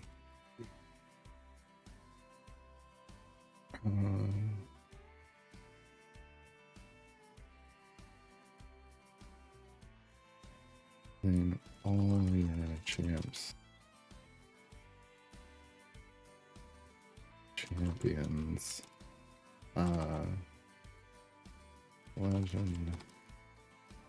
Legendary levels at once. The same time is better than going all in on one champion first. Okay, just a couple notes there. Can you still level up the regular item effect? Yes, you can still open chests and use blacksmith contracts to level up the base effect of the item. It is leveled up separately from the legendary effect. Shiny Golden also only applies the base effect of the item, not the legendary effect. What is a forge run? Forge runs are the most efficient way to level up your legendary effects. They are deep favor runs where... Uh-oh. Oh, we completed. Oh, I'm sorry. I saw we had stopped over here. I was like, uh-oh, what happened? We completed it. Right. We are complete. Okay. Trials done. Event done. We finished Winter Shield. We finished all we're doing with Winter Shield. We did full tier 3 from the champions we unlocked. I did one adventure in tier 4 for each of them. So yeah, they're where they're going to be. So we go back to Wild Beyond the Witchlight. Turn on. Oh, it's already on. Cool. And we do Roots of Loomlurch. Zoots of Zoomzurch. Yeah. We're at 16,000 gems. Let's go ahead and pop a notary. Boom. Get. What I get. Healing Lantern. God dang it, Baldric. God dang it, Baldric. Alright, let's see. Burn these. Burn these. Burn these. This is going on Sentry. We're currently working Sentry to 150. Alright. How many tokens have we got? 20,000 snowflakes. God, so much. Who was I working on? I was working on Rust. Why isn't he on this page now? I was working on Rust. Yes, he's getting a pity timer sound. Yeah, didn't get it.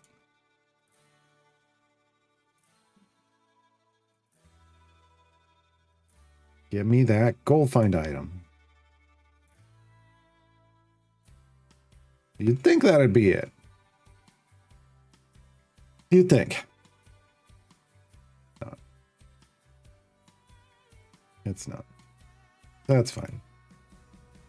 It is what it is. Okay. You know, do I keep chasing his? I think I keep chasing his. We get a legendary. out of it, at least.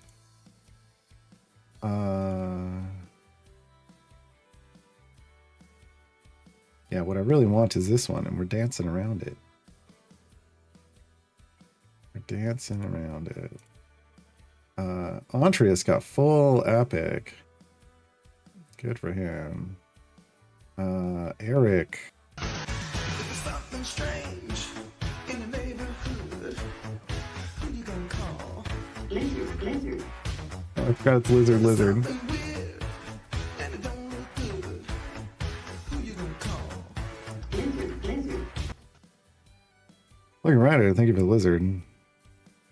20,000 snowflakes. Is that a weather report? Yeah, it is. Yeah. It is. As Boots asks, when people use the D&D IP like say Idle Champions, do they play a fat rate to Wizards or a fat rate? I'm going to read it that way. They pay a fat rate to Wizards. Does Wizard get a permanent % cut of the profit? How does that work? Probably going to depend on the contract.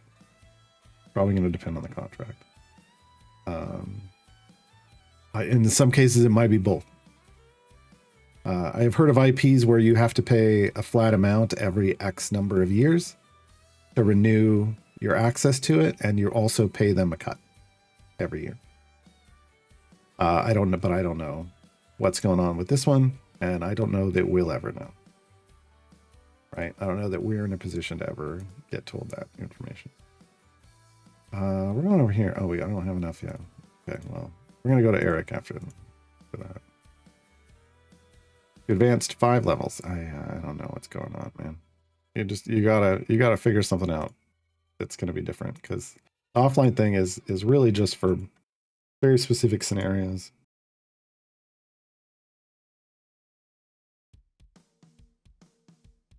LOTC, Lizards of the Coast.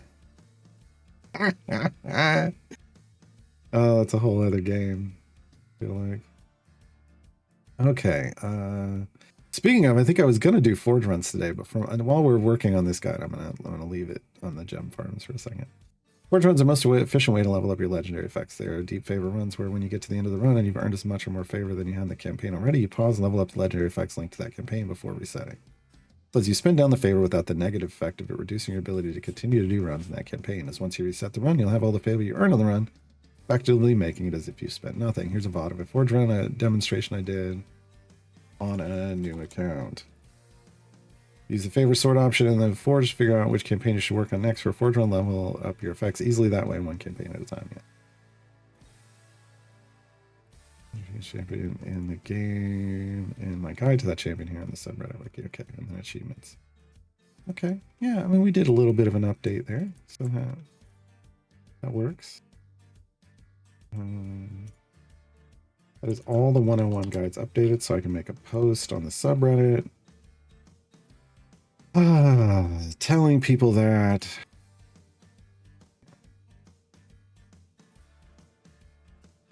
L&L from LOTC, Lizards and Layers. Lizards and Liars is...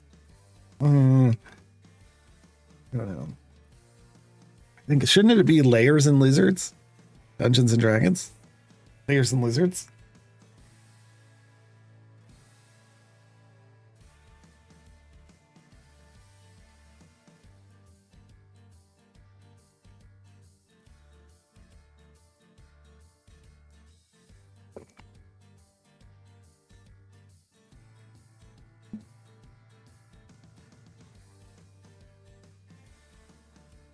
If I remember correctly, they had a book series called like Lizard Lance, and then there was one called Lizard Loft,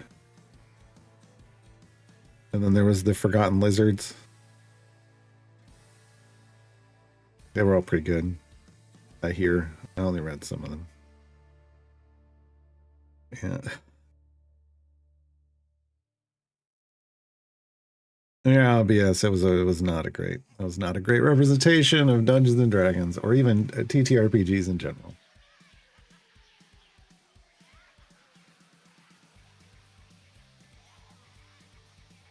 Okay. I'm gonna make that post.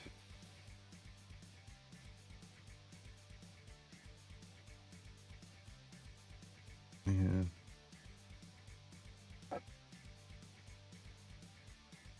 Well, what I should do is I should just update the new. Oh man, yeah. I don't think I'm going to post until I update the new. I'm not going to post until I update the new player reference.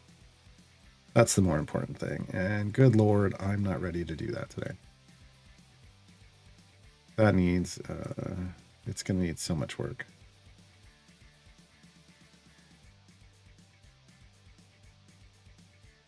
Gray lizard and lizard sun, yes.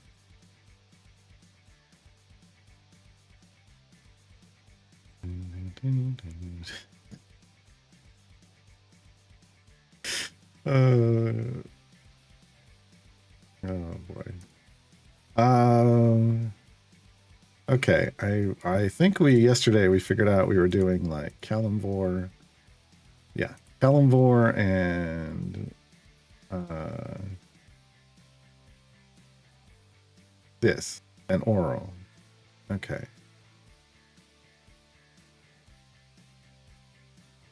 Let's do oral's favor first.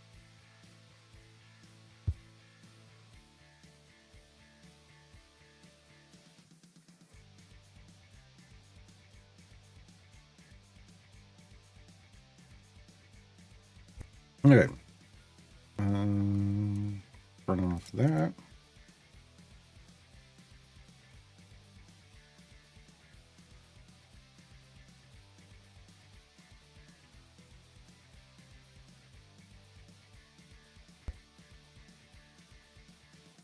Oh, great. I think I got allergies coming on. We want the everlasting rhyme. Yep. All right, turning off the camera and muting it while I'm seeing my head off.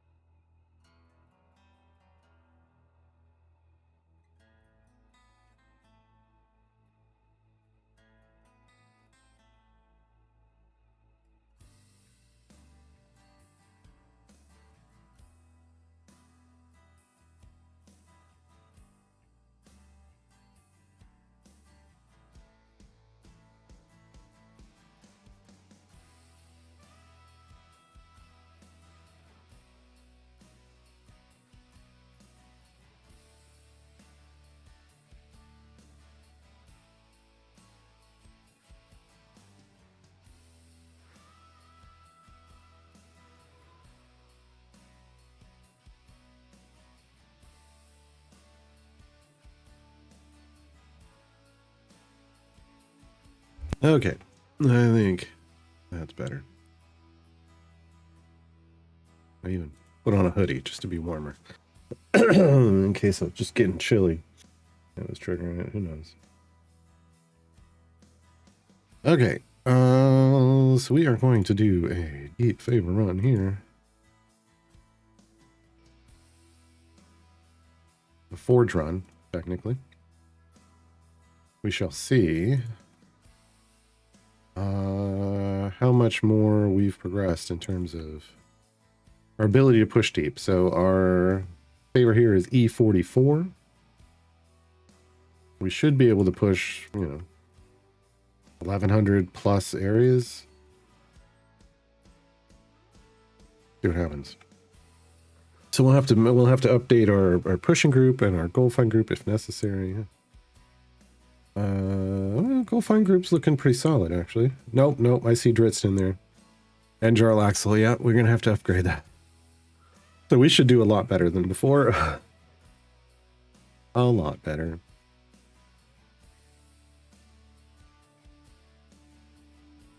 We just gotta get there. Up to 7 time gate pieces, so we got our natural drop. I'm guessing. We got it off Hag. I think had a couple to give. Go look.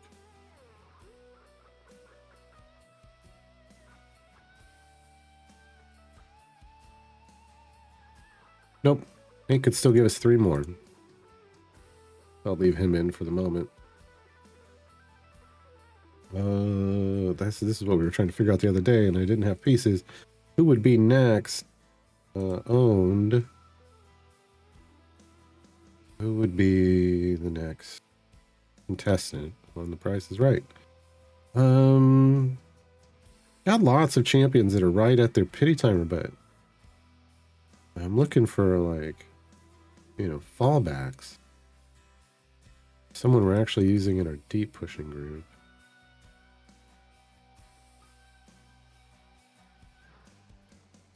Everyone's a ways off.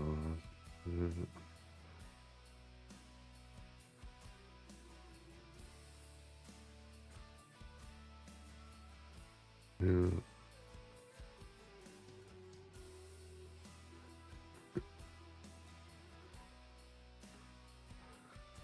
Yeah, so we're just not going to get that, though.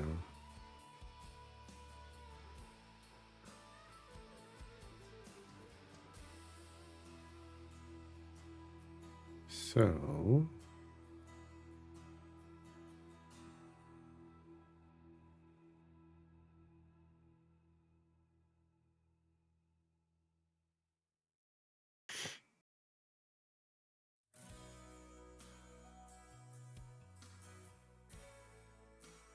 Huh.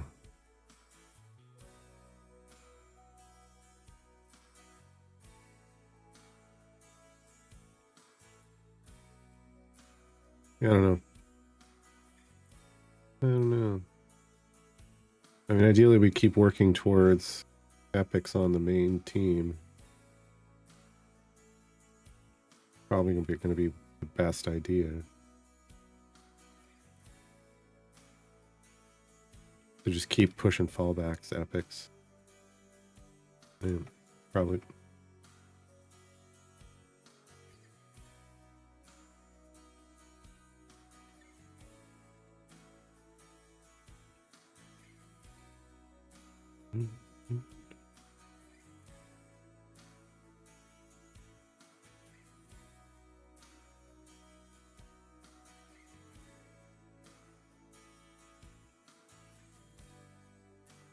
I mean, you're not going to get, sounds suboptimal. I mean, that sounds fine. I don't understand. Yeah, it'd be fine. You don't need to, like, the silver chests aren't getting you a whole lot. You're chasing epics. You're only trying to get, like, a bunch of silvers, usually on, like, or whatever silvers you can get when you're unlocking them for the first time. Just to make sure you're getting them to green or better gear from your silvers and your electrums. After that, you're just chasing your gold chests. And the wheels favor increase is going to be minimal. I mean, the amount of favor boost you get out of a time gate is going to be minimal anyway, so.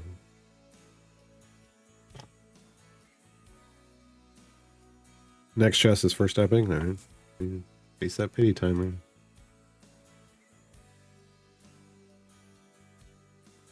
Oh.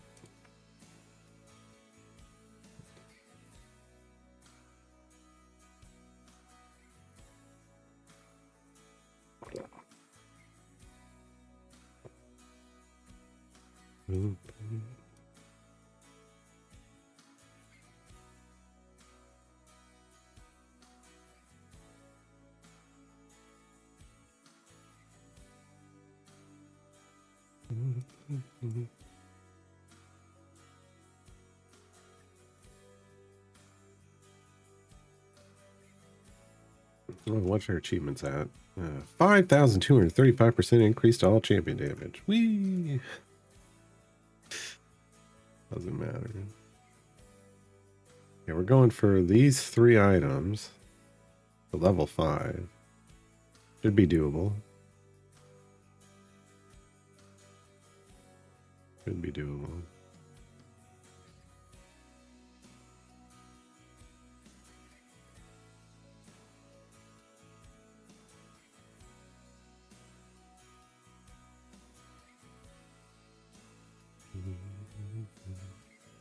Whether we can do the next one or not.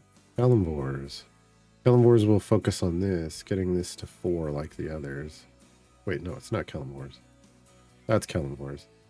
We'll focus. We've got 3 here at 1. We've got 2 at 2. Yeah, so we'll focus on getting this stuff up to 3s like the others. It'll take another run there no matter what. But that'll be next week after our next, or that'll be after this run. This run's going to get us 27,300 scales just off it alone. We'll also get 7,000 scales from this when the event ends on Wednesday. Plus, Bobby's going to keep giving us scales. So,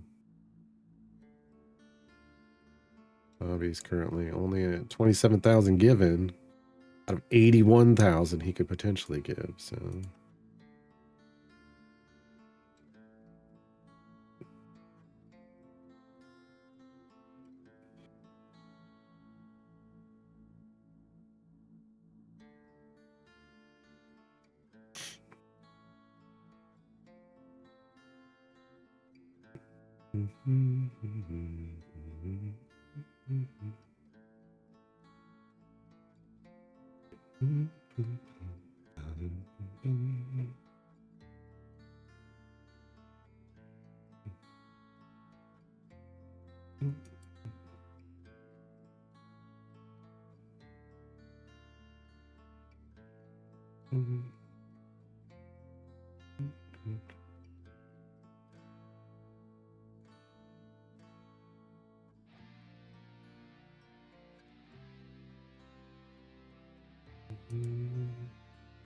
Also remember, if you're newer, these buffs, you're using like Anson in a formation. He's getting a bone. He's getting 3 bonuses.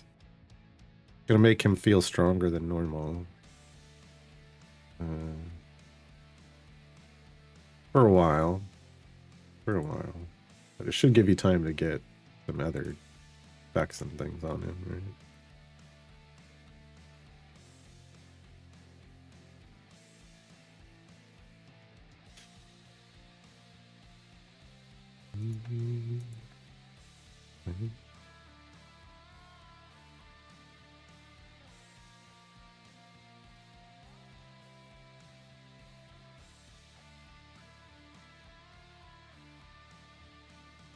He gave us 1, right?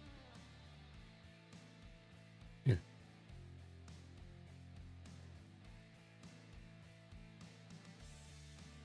So once he gets us to 10, then we can take him out and swap Esmeralda back in.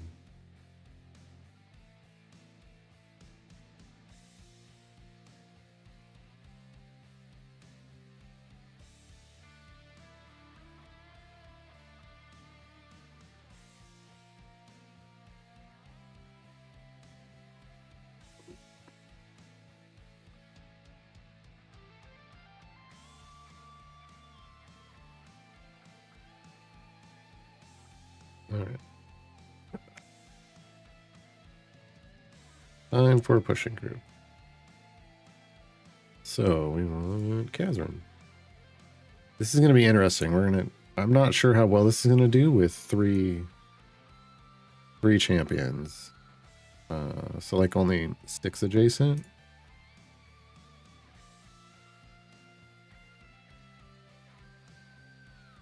Or 6 non-adjacent, excuse me. Where's that coming from? Still need Valentine to be here. I think Shadow's too far away. Zell could be here. Lark. Just Freely Stone. Do it that way. Dart.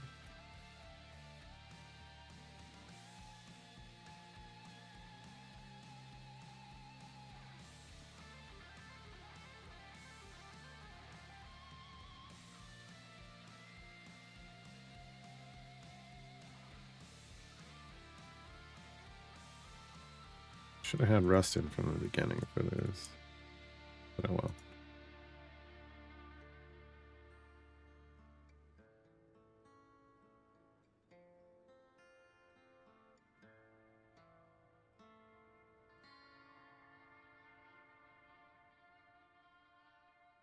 $335 is looking pretty good.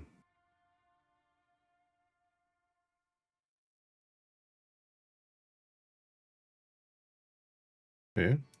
All right.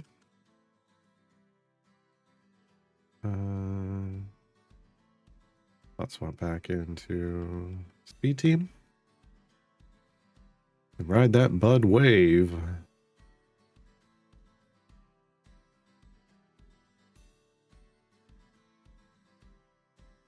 Yeah, Lurking Rider. I can't even remember how long it's been since I did a forge run on my main account.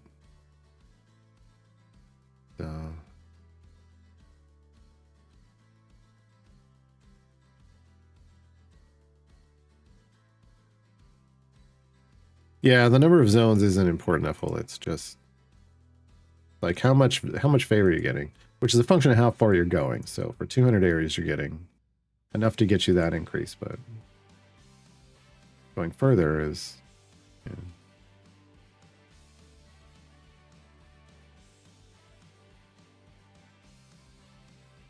well, I mean, it's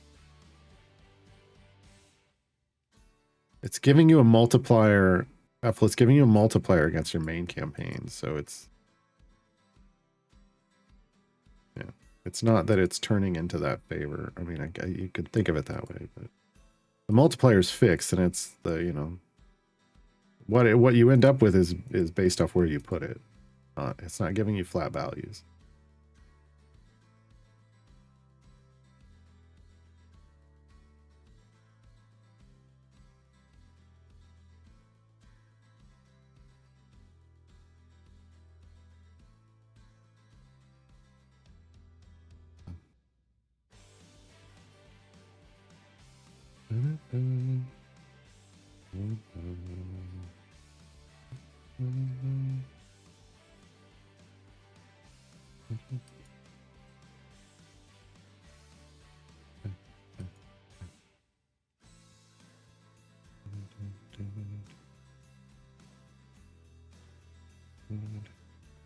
Being here is I'm having flashbacks to Briv gem farming, and I hate it.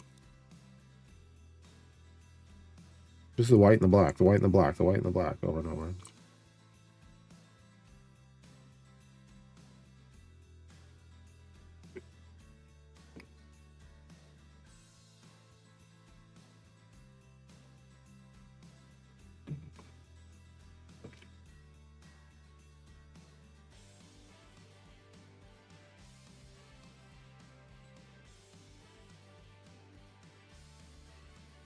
I mean, I think you could have started at 2 jump, honestly. But whatever.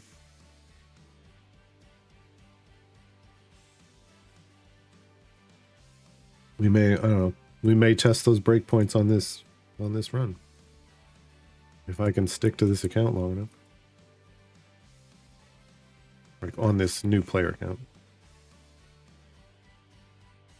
We were going to do really in-depth speed testing, and then I was just like, I don't have the motivation to do it like the last time.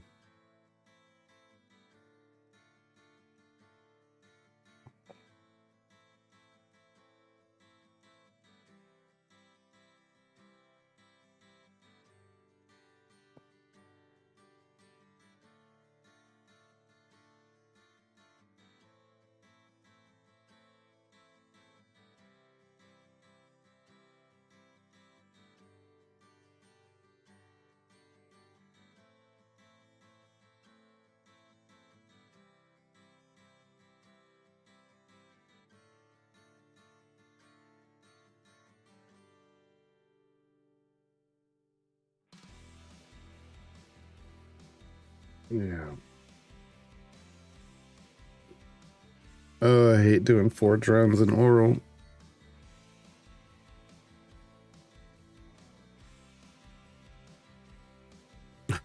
Captions. I hate doing 4 drums in oral. No, that's not what I said. Forge. Nope. Forge. Oh, got it that time. Forge runs in oral. It's always going to get that one wrong. Yeah. Auril? No.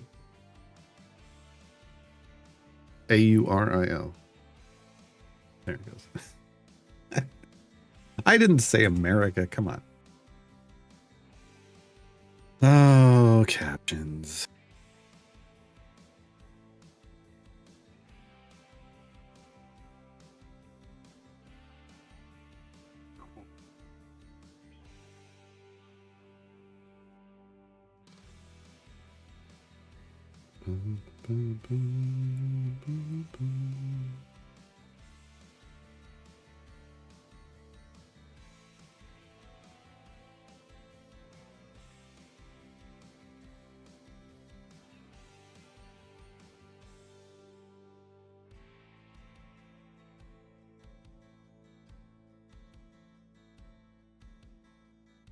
I just realized I don't. I'm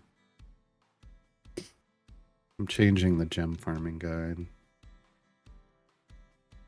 gonna take out the links to the guides for Briv farming because they're real outdated, and I couldn't find the new one. And if I give them the old ones, people are gonna get real confused.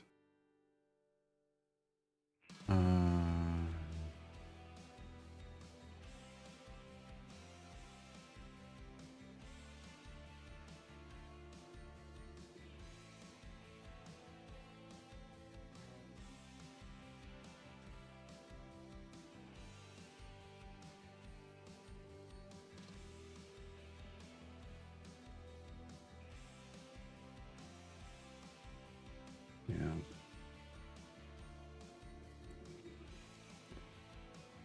Okay. Removed. I feel better now. That was nagging at me this whole time. Okay.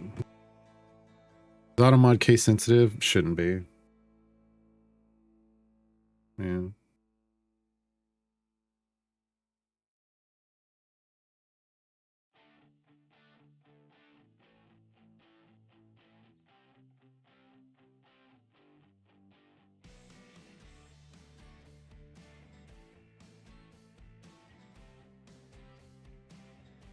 Yeah, if you're trying to go to 1,000, that's a ways off.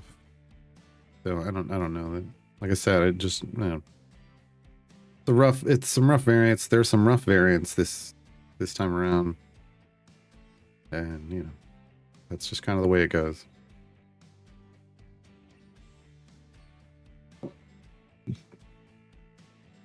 All right, we're over 1,000. Where are we at? E44 already. We had 320 E44 last time. We're already in the E44 range right now, and we haven't even built a dirty farm group yet. And we're not, I mean, we're getting closer to where our damage would cap.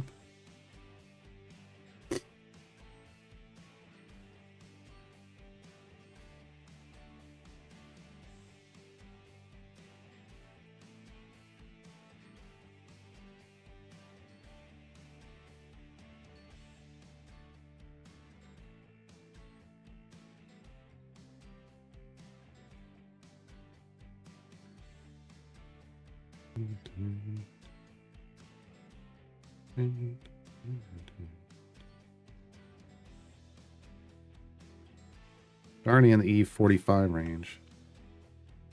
We already have more than we had before, so this is what we're looking for when we do a forge run. Get the same amount or more of favor and then upgrade. And then upgrade. And then upgrade. And then upgrade.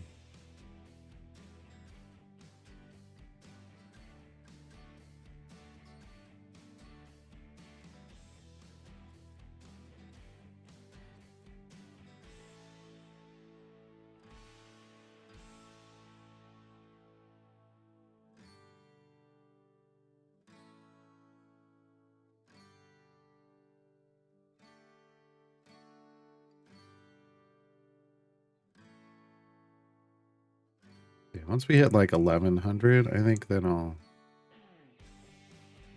go back and we'll build the gem farm team.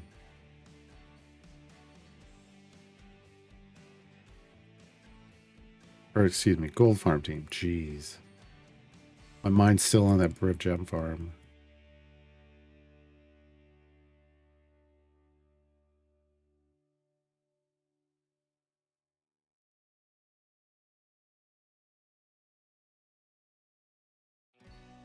There we go. Okay.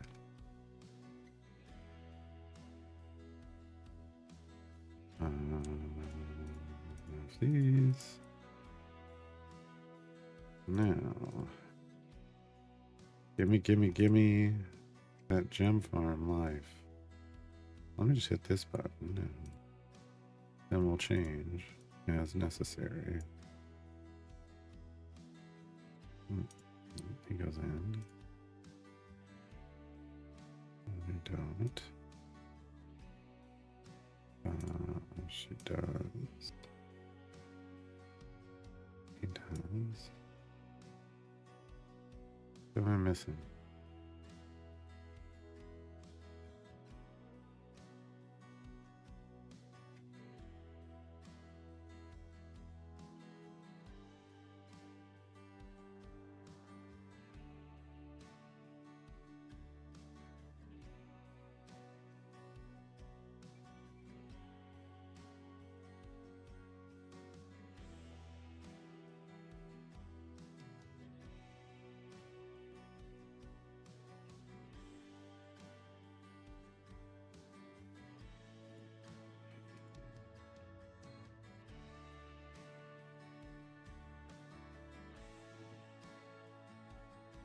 Yeah, Eric's stuck in that formation. He can't use Carlock.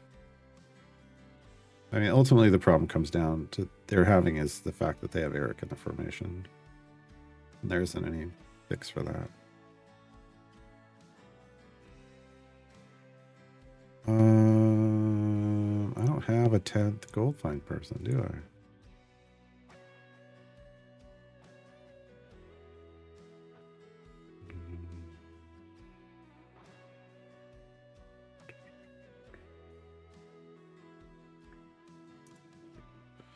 What I needed was another, what we were using was, yeah, that. Basically another additional gold farm, eh? And did we get his? Oof. Yeah, it's the tiefling and the dragonborns. We can't really do that. Okay. We're at E77% gold find though, which is solid.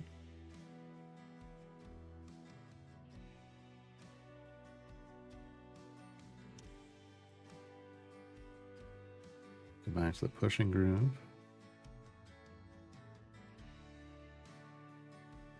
Got ourselves an ISI bud. We're at E46.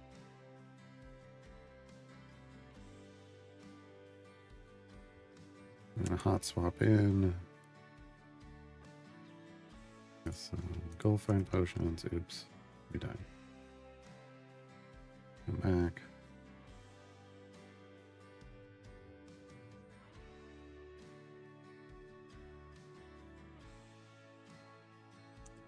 It just doesn't last long. All right, E50 though. We hit E50.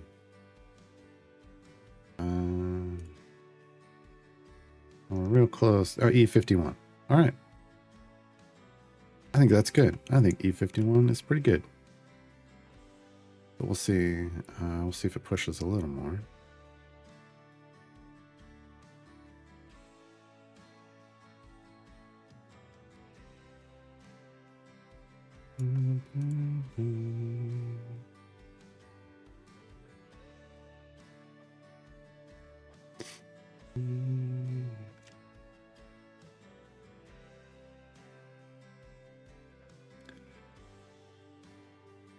No, that's pretty much it. Okay, so now we come over here. This is the Calendar Oral's favor. And we go upgrade, upgrade, upgrade, upgrade. Upgrade, upgrade, upgrade, upgrade. Hitting fives. Upgrade, upgrade, upgrade. Perfect. Perfect. Okay. And then we're going to go to Kalimdor. We're going to close this out. Even though we spent all that favor, we're getting, you know, E51. Yeah, E51. So we went up 7 orders of magnitude while getting Forge Run done. Yay. Yay for us. What is this again? Oh, that's that. Okay. So Kalimdor, Tomb of Annihilation. So we're going to come back here.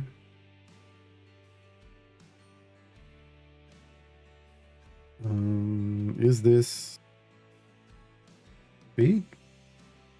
Sure. Yeah, it is. We just need to add the new feet. Double check everybody else. Yep, don't have their feats. This is older. He's got that. She's got both of those though. Don't have this one. Okay. Not bad. And hour longs across the board. This is why we save all these up. And we're chasing, you know, 1100 again. Chasing 1100 again, but this time we have a stronger team. We've got 3 more level 5 legendaries.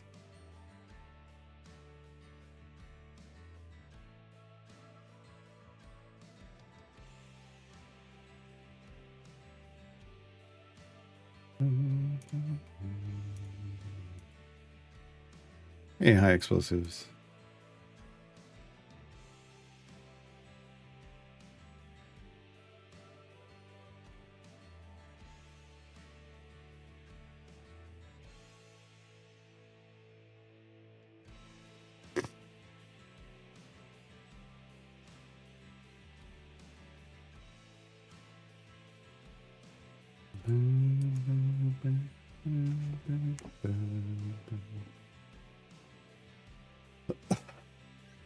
Oh, that's right. Leandris and High Explosives got married. Or at least their Cult of the Lamb characters did. And then High Explosives died of old age, and then we brought them back to life. Again. High Explosives character came up to me and called the lamb and was like, Iliandris is amazing. I'm in love with them. Can we get married? And I was like, well.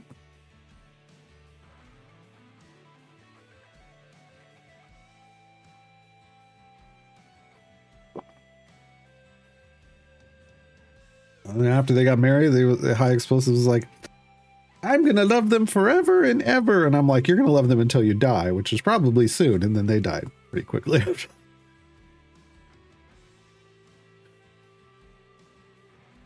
Then we brought them back to life. Love story for the ages, yeah.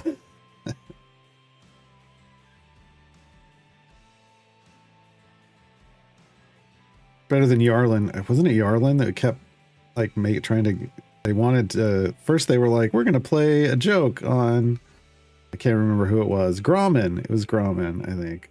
Like, we're gonna, like, you should put him in prison. It'll be funny. And so I did. And then they're like, we should feed him poop. And I did. And they're like, I think that, you know what would be really hilarious is if we murder them. And I'm like, that's not how this works. That's not how this works. No. No. That's not a joke.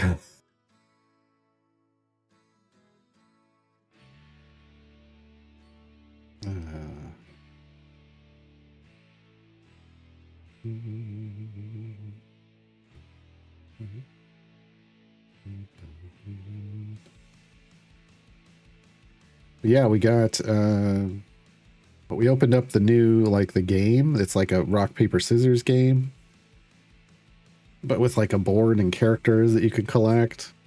We opened up, I don't know what we opened up like a way to get more tarot cards, but there's like the quest line over there is like finding people. I don't even know. Yeah, right at the end of the stream, we unlocked a couple other of the NPCs in Woolhaven.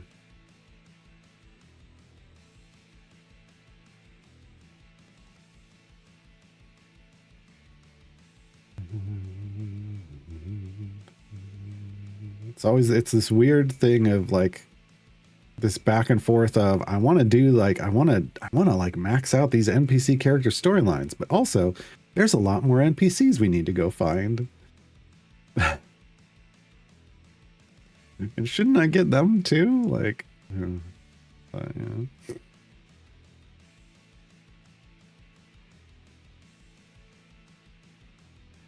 It's not 5-way. No, it's not rock, paper, scissors, lizard, Spock.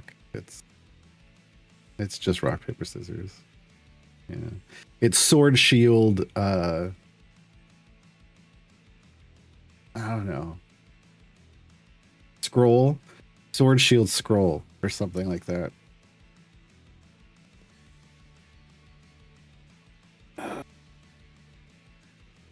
Yeah. Almost more content than the basic. Yeah, I mean, it's basically the same amount. Yeah. Not wand, and now it's a scroll. Scroll beats shield. Shield beats sword. Sword beats scroll. Basically.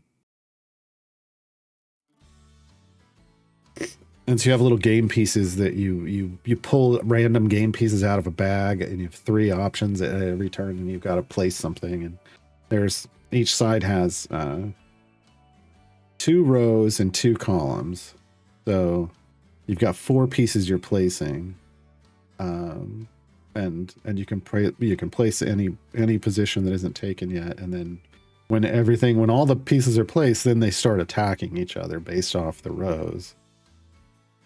But they'll have different. Some of the pieces can have different rules. They don't just automatically attack. You're one heretic off of Woolhaven? Huh?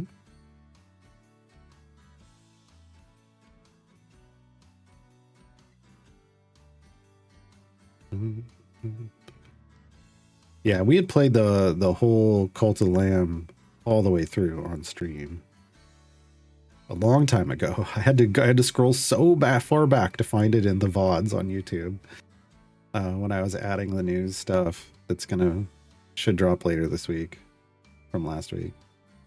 Basically, the VODs on YouTube go up about a week behind.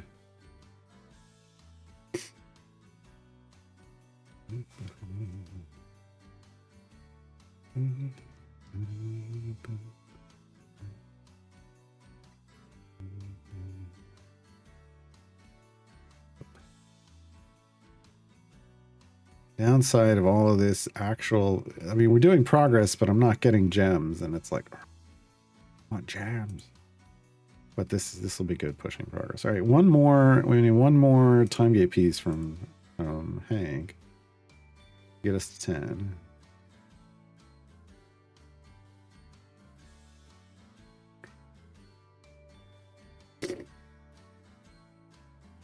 Well, what did we start here with? E49. Okay, so we started with a lot more here. Then we started with oral. We may not gain as much. We'll see.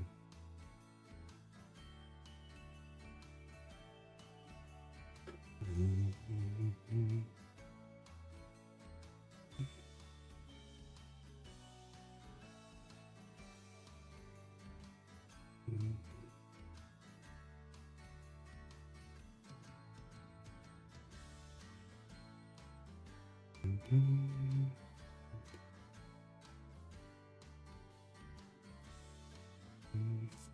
you know what I should do? Is probably turn my main game on. I think I did my run yesterday. Good to find out.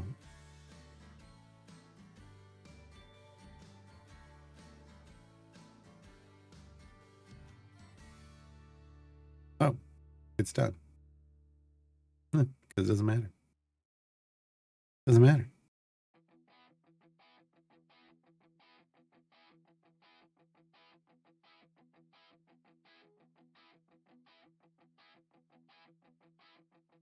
We finished. Another one in 23 hours. Oh no. I never flexed anyone on this event. I'm flexing and maintaining tier completion just for the potential buffs. Oh man. There, I flexed 5. Just for the potential buffs going forward.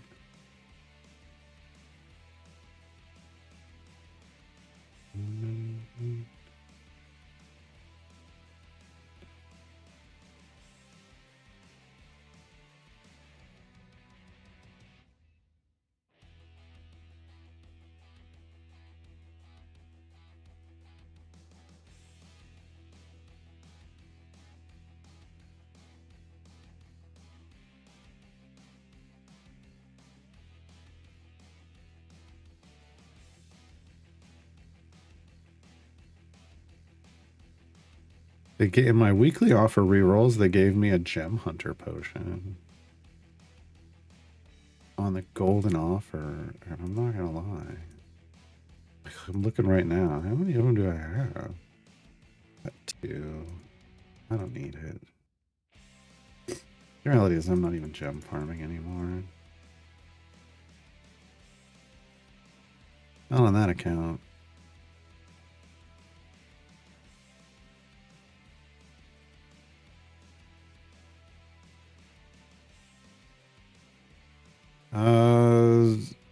So leaving an empty flex spot on the new account because no need for another champion. Yeah, like, you know, I've built my speed team, I built my pushing team, I built my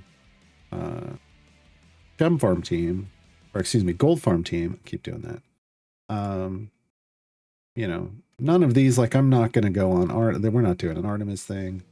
Nobody else here. Like, Will is strong, but this is basically, this account is a fallback's main account now. And Baldric is in 12, so I'm not going to bother with Will. And none of the rest of these would help either the speed account or the gold find or the pushing. Like, these aren't strong options to take over for anybody that I have. So, you know, flexing one of them doesn't actually... It would set the progress thing, event epics needed, back by 6. It would make it harder for me to get to full epic, which is kind of the only progress we're chasing. Like, with our long term, we're trying to see like how long it takes. You know, I got a ton of champions. I got 63 champions. You know, I don't need... I'm not doing a ton of patron variants, honestly. If I was going to pick up anyone at this point, like extra, it'd probably be for patron variants. But, you know, this isn't a permanent play account. We're really just kind of checking how quickly we can progress right now. You know, because we've been progressing so fast, we're going a little further than we've ever gone before. Yeah.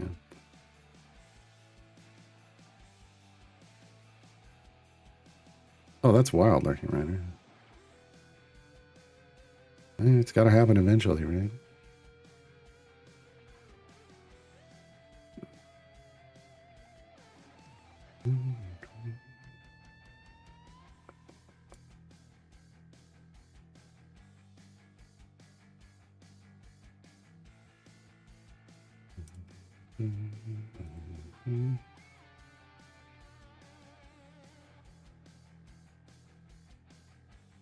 So like right now we're looking at, we're trying to get more epics where we can.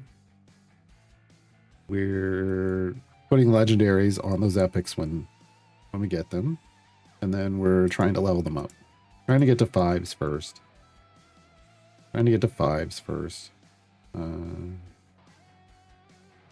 Like some of these are already at 5 now.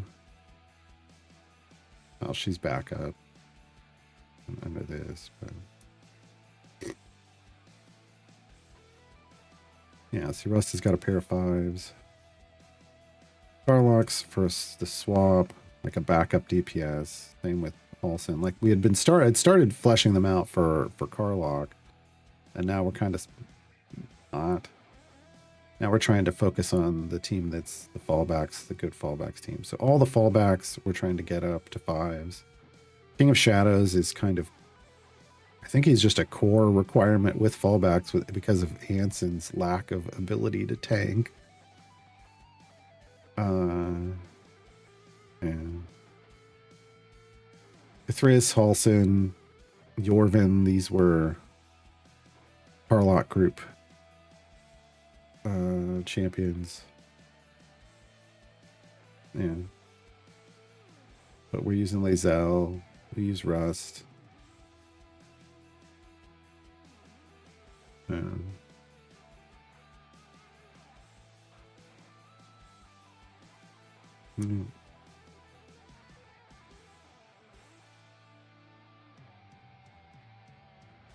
So that's our power progression basically is we're getting our trials done, which is giving us legendaries to level them up. We're getting a lot of gem farming in, which we're just feeding back into our gem farm group to try to snowball that. And relying kind of on our legendary power for progression at this point. And then once a week on Mondays, we do one patron variant, which lets us buy our time gate piece and our Modron chest. And also, then we spend all the excess currency on patron chests. Try to get epics. So like this way I'm getting like 3 different paths of progress at the same time. I'm not just, focusing on one thing. Like you could just focus on patrons and try to get full epic. I don't wanna. I like changing things up. Plus we're trying to update guides, and updating guides means not looking at the screen, which means usually gem farming.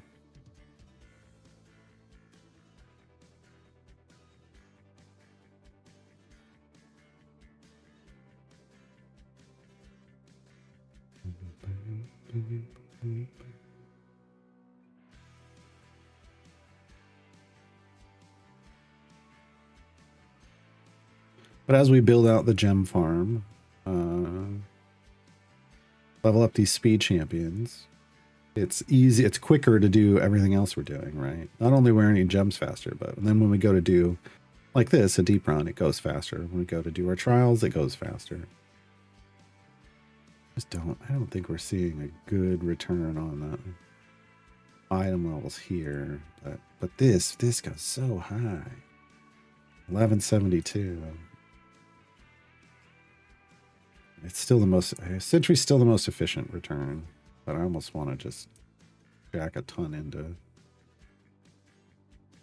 into her to get this number up higher. But I need the epic. That's what I need to use my time gate pieces on, actually. I need to just start time gating Eliwick over and over again. which isn't ideal. But we need this. We need this epic so bad.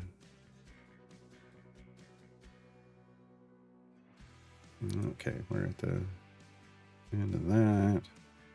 What was the pushing group? Well, no, that looks good.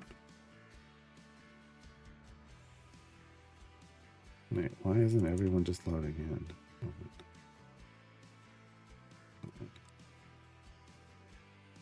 Does this not have?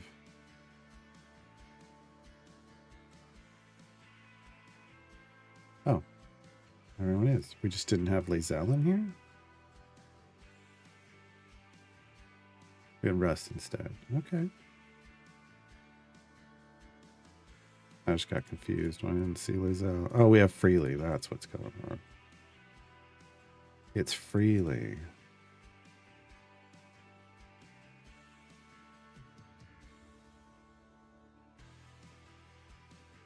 Almost did it. Almost clicked the wrong one.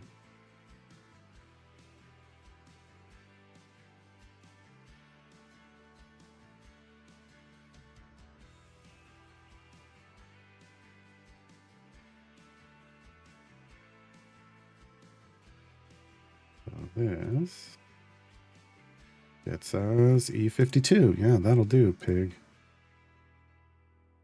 That'll do. Let's just go ahead and build the gem farm group while we're here. That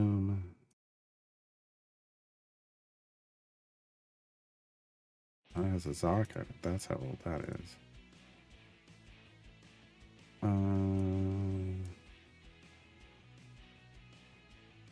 Yeah, should be.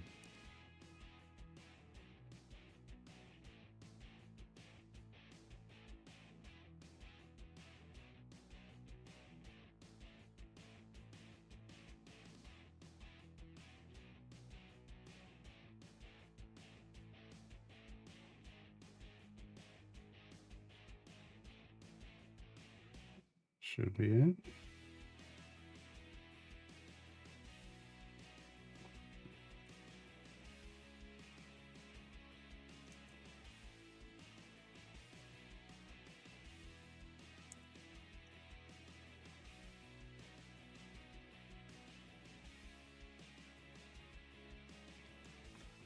All right.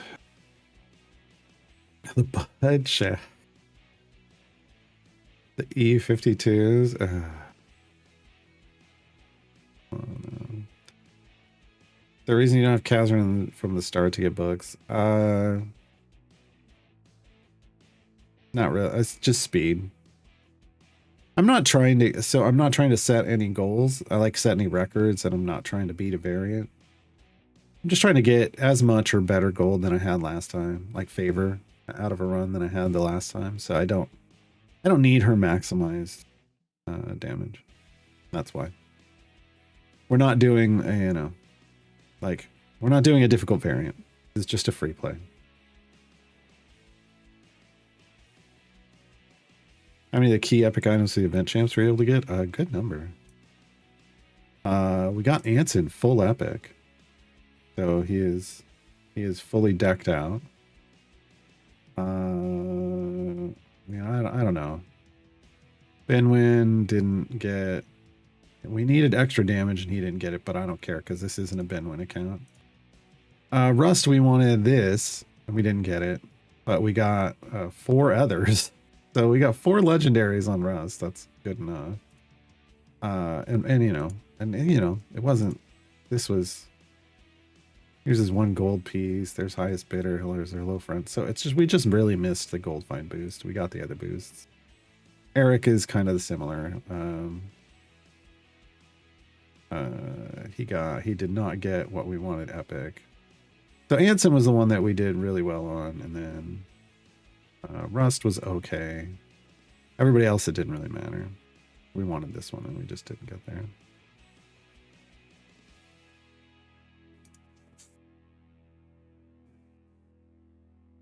You got 5 on Rust, but not that one. Oh, that's rough. Yeah, so, so we got the 2 key items for Anson. And that's really that was the big win. Everyone else, you know, the ones I really wanted for Eric and Rust were their gold find, and we didn't get either of them. But it doesn't matter. I mean, it's still just adding them even without gear to made our gold farm party so much better. Massively better. So we still won. It was a win just getting them in the party.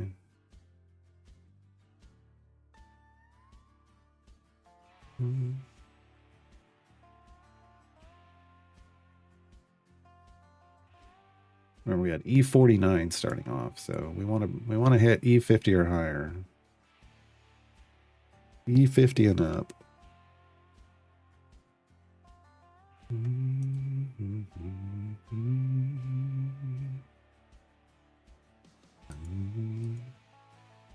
Paradox got the same, all epic except the goal find.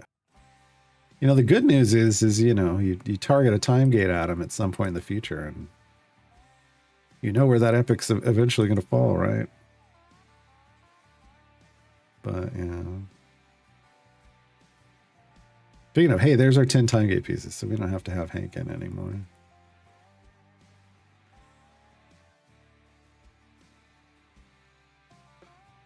Yeah, I was thinking, oh, I'll use the time gates to target Kazran, but honestly, I need the time gates to target Eliwick just for this epic. Gonna be rough.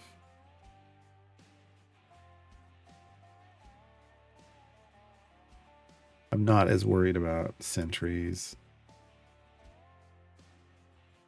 You know, we'll get her some item levels, but at a certain point we'll stop putting stuff into her because this is going up real slow.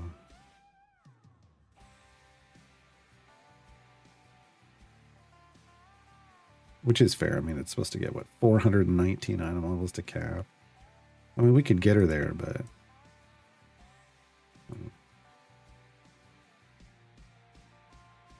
50-50 was a good spot to be. I think getting to 66% is probably, you know, 2 out of 3 ain't bad.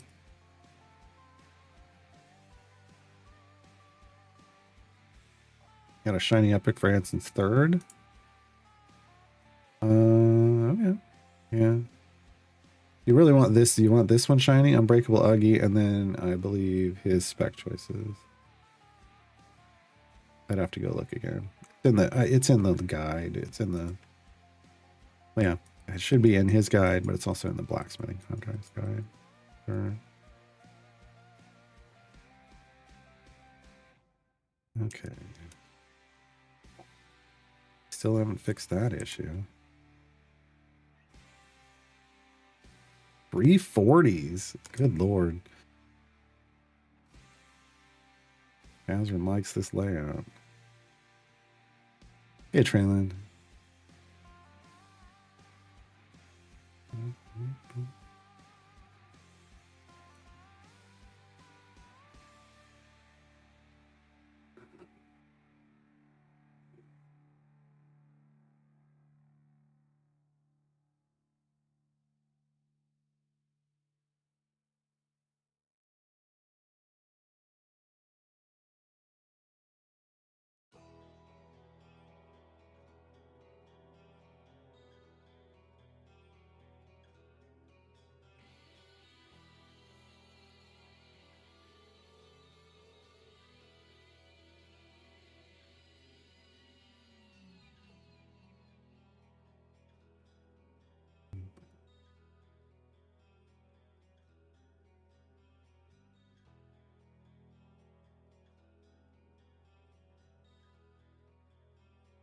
Oh, I mean, it's not gonna.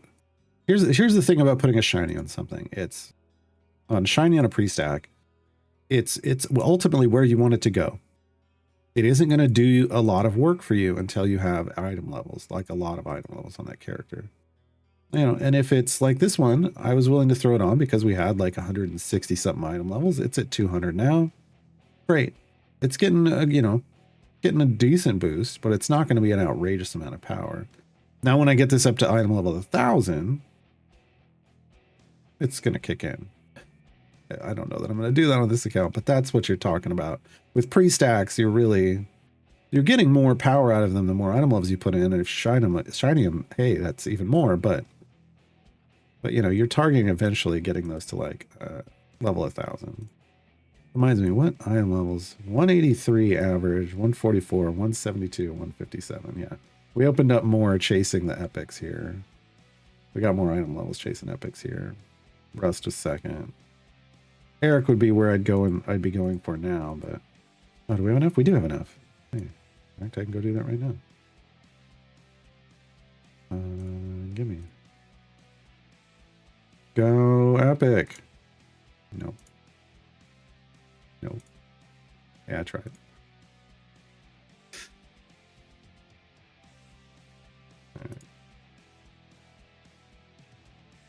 All right, there's area 1,000.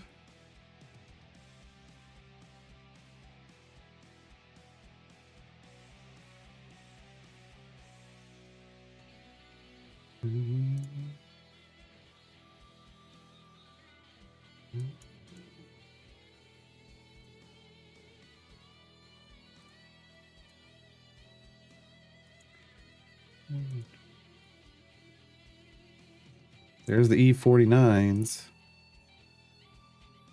Back past 1,000 with the push and crew.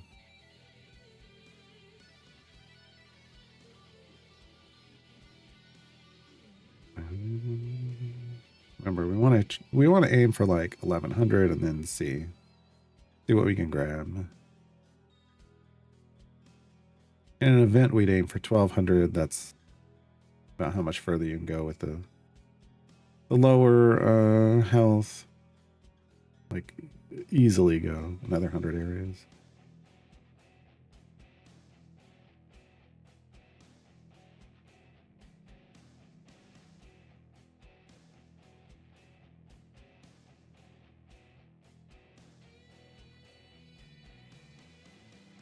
Notice we're only like 17 minutes into these potions.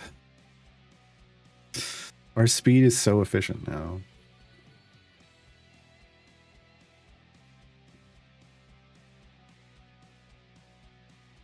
You love to see it.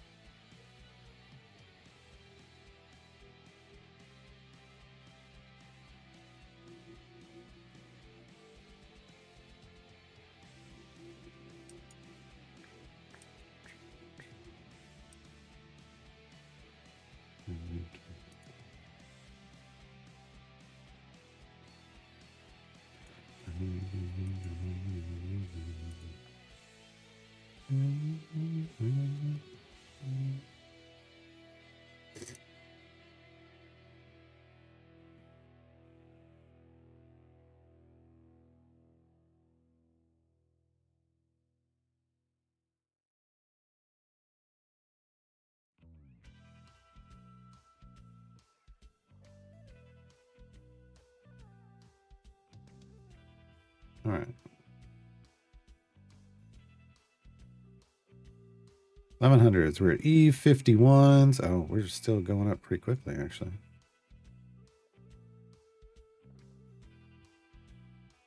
E52s. And we're going to swap. Potions. Potions.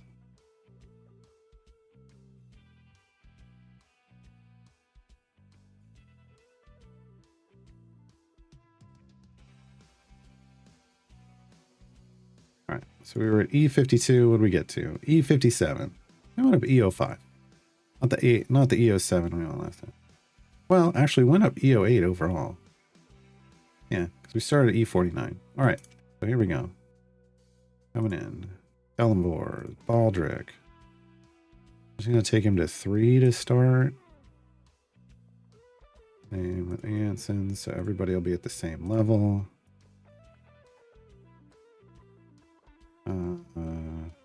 Not worrying about them, or them.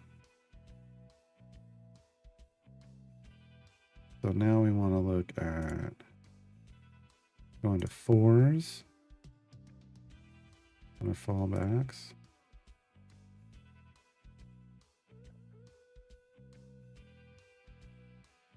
and Lazelle. And then 5 on the fallbacks.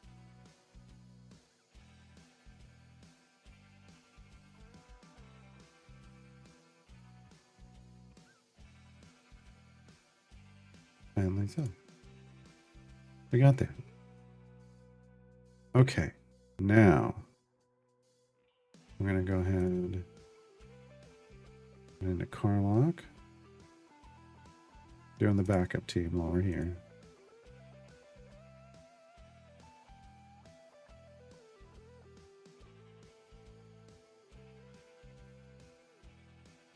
We did it. So we're full of 5s in Kellenborn. Okay. Cool. Cool. 10,000 scales left. We could go somewhere else. I'll hydrate first, though. Okay, then. Form has a 1 in it. This would be, well, at least this would top off them at 5s on 3 items. 3 items for a Torm run isn't bad. This would only be 2. I mean, they've got a 1, but these 2. That would only be 1 functionally. That would be 2. Oh, that'd be 3. Celestians. I'm thinking Torm, though. E46s? Man.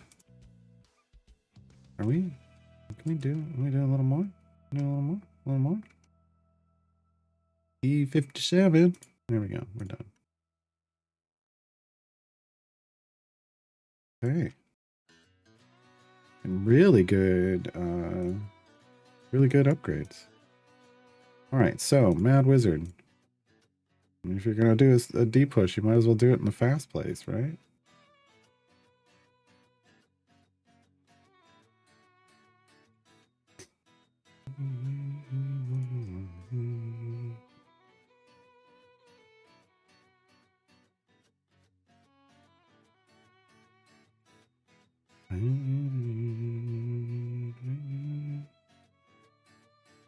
Okay.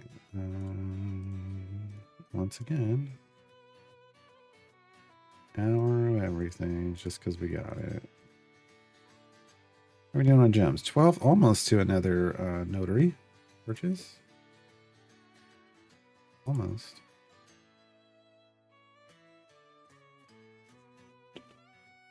It is going to be tempting. Very tempting, actually. After this, to go to the event and see how far we get in the event with our newly upgraded legendaries. We got E53 favor, Ogmus favor. We were able to clear 1200, but now I'm wondering, what can we do with all these level 5s? Can we get a 1400? Don't know. Maybe we find out.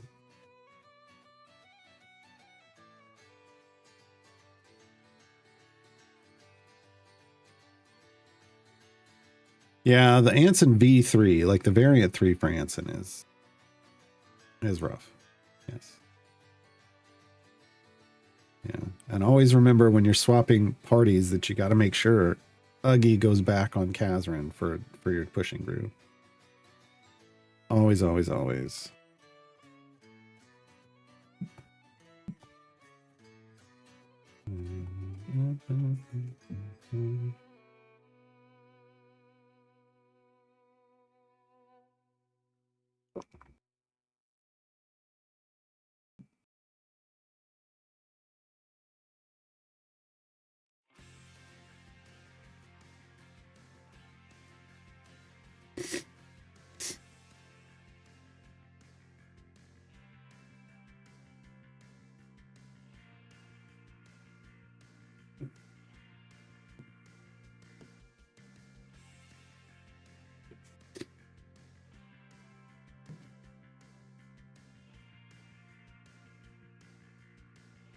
Yeah, my beard just doesn't want to behave today.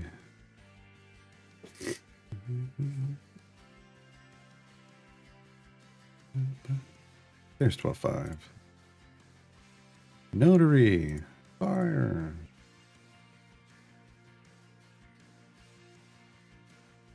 Righteous Might. Too bad we're not using Strongheart for pushing, because that's the Strongheart pushing feat. In fact, let's get rid of this 10% damage and put in Righteous Might. Not that it matters for this, but... Alright, and these all go over here. 42. 42, what's she looking at now? 57%. You could save Uggy, you're pretty familiar on that alt forces a switch or something. People didn't want, like, people asked, like, we don't want familiars triggering those things, so. You know, you got the, yeah. But yeah, I wish when you saved a formation, it saved where Uggy was. Absolutely. I just don't know if that's even possible. I don't know if that's something they can save in that system.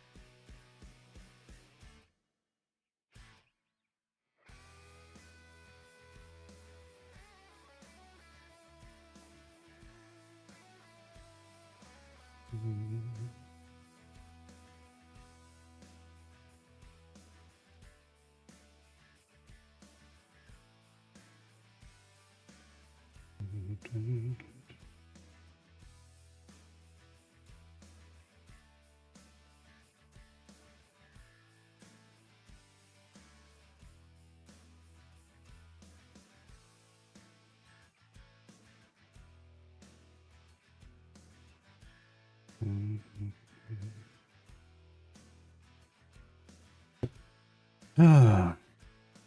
First tier 5 just starting. Nice.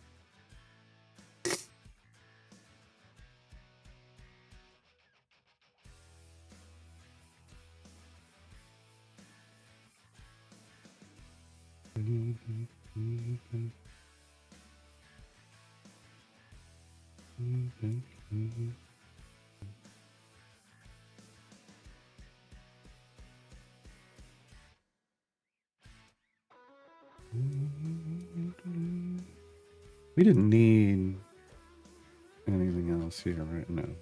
Here? Oh, we did here. Hey, I finished all my... Hey, we finished all of Warren's blessings. Whee! Not that I cared too much.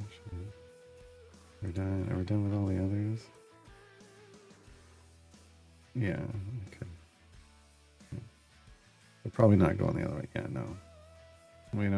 This is E48. We need 5 E50 and Coralons. Well, we should be able to get it now. Which this is a pretty good. Well, it's not the worst buff. Each event buff or boon that you have additively stacking. Not bad. This one. Lives Works. This is just. Oh, we didn't come back. Okay. Increase crit damage. Sure. I forgot we didn't come in and buy these after doing our last run. Just max these out. Yeah, everything else is good. Okay, can we get the last one? No, that needs an E50 as well. Damage all champions. Well, it tells me otherwise. Nope, okay.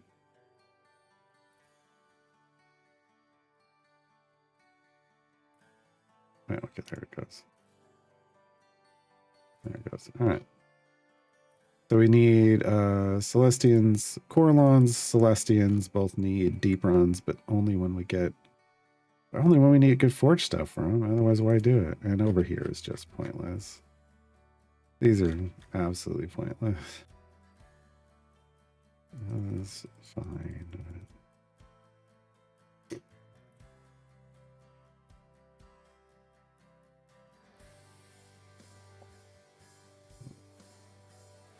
You want to get to this, but God, that's so hard to get to.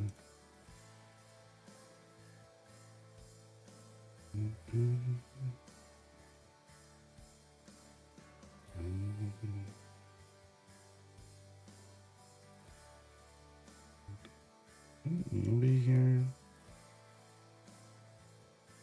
Yep, okay.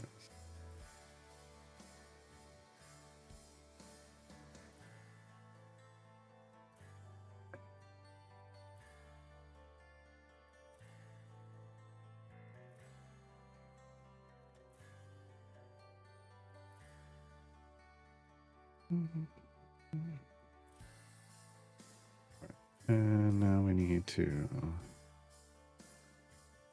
go back.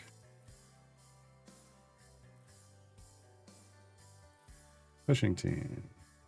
That is not. Nope. No, shift escape. That gets rid of all of them. This is a Carlock team, so that doesn't work. We need to build. Did we have a fallbacks? No. Okay. We build a fallbacks. Probably. Definitely. Sounds run. You go up here. This would go like here. Aldrich would go back there. We would need Valentine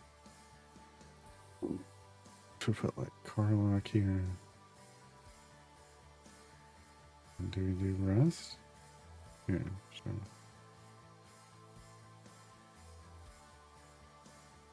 Oh, I didn't. No, we would want freely, right? Well, no. That'd be good.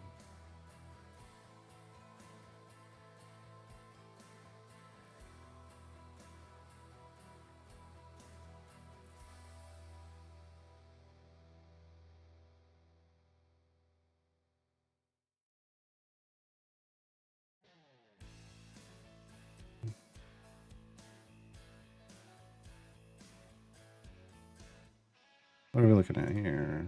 E44. Yeah, it's not going to be as big because there's fewer champions in. This is going to be pushing now. And let's do the gold fine. What does it look like? It looks pretty good so far. It's ahead, yes.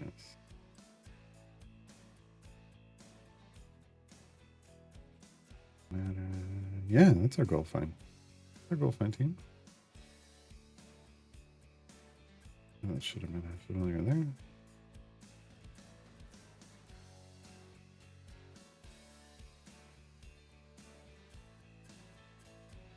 All right. Also been familiar there.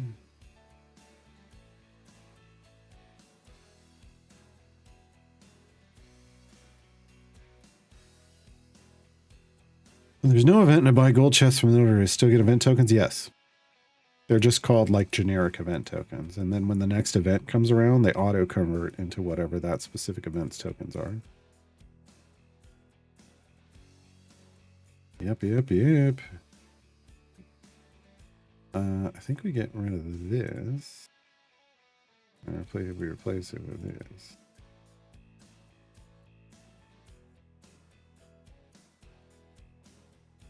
Yeah. That's the way. I like it.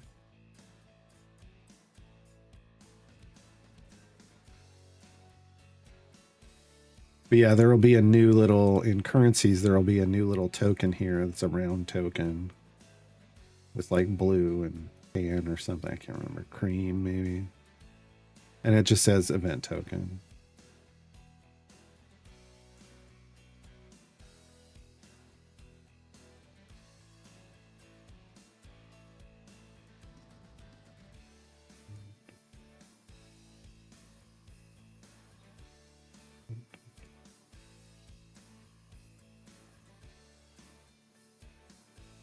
Oh, I looted one right as we opened that. Nice.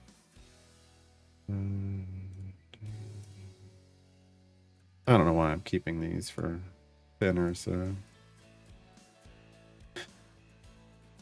I was, but we don't even use it. We clearly don't use her enough for me to care. All right, Eric. You get another shot here, buddy. Do the thing. God dang it. I tried, Eric. I tried so hard.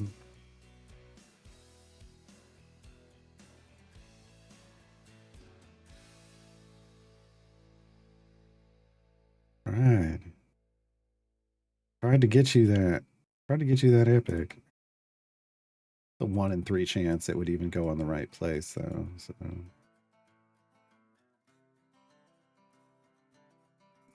We had E46 favor here. We just obviously want to do better than that. It's going to be a little harder to go far. If we get to 1100, I'll be happy. With 9 champs, I'd be happy.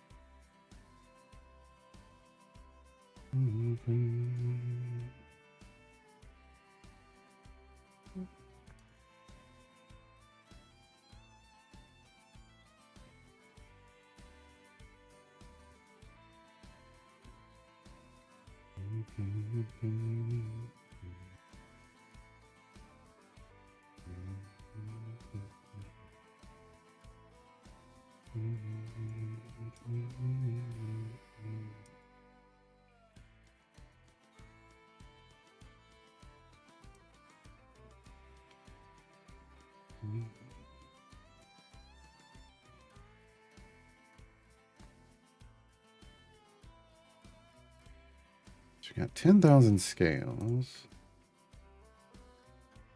We want this up. Yeah, I mean, this shouldn't be an issue. We should be able to get these all. We're really just targeting this first to 5. If we have enough left over to click that button, we will do it. But we'll get this up to like 4, then that to 4, and then we'll go 5, 5, 5, and then 5. Hey, Star Chaser.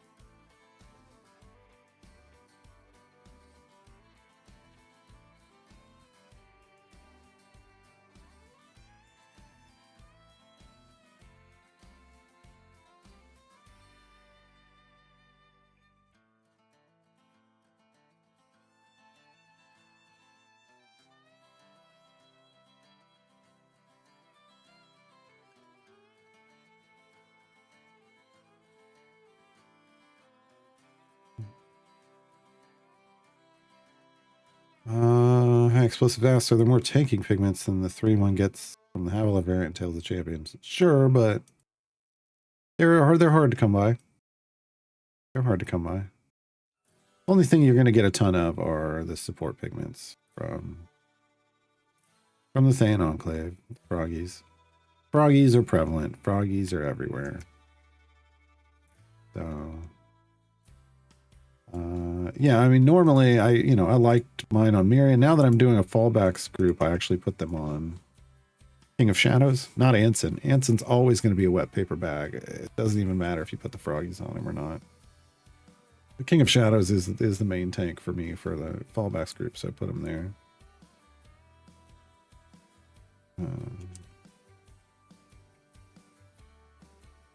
Just because that's how this account's playing out.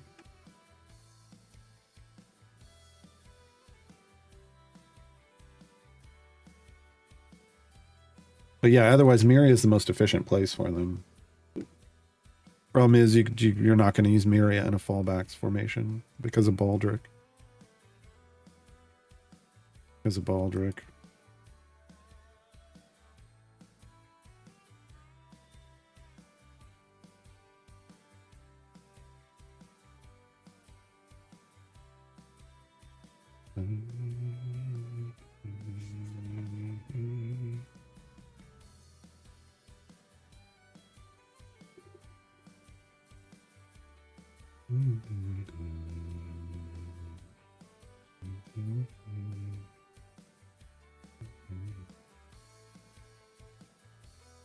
Yeah, he's just, his buff is huge, and like, because he's got an Uggy, he adds to the Uggy component, and he's got his own stuff going on. It's not, the rest of his stuff isn't as great. The Uggy thing is big.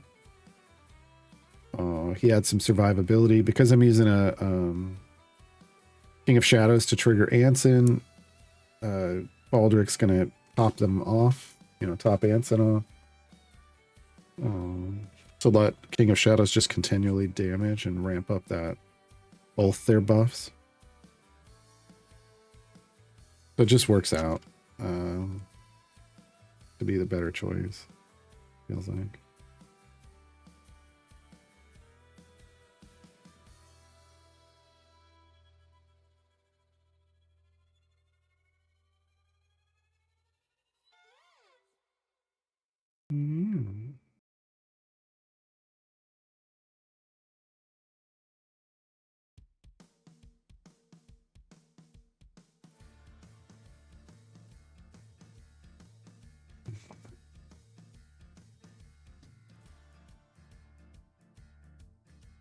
Oof, yeah, I don't know if we're gonna get to 1100. We're gonna have some troubles.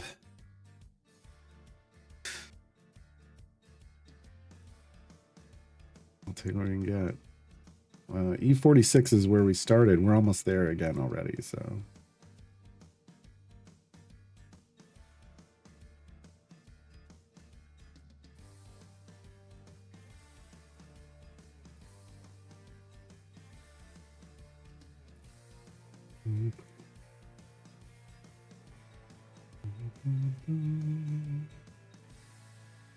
Does that scale his buff or his self damage? Because I don't care about his self damage.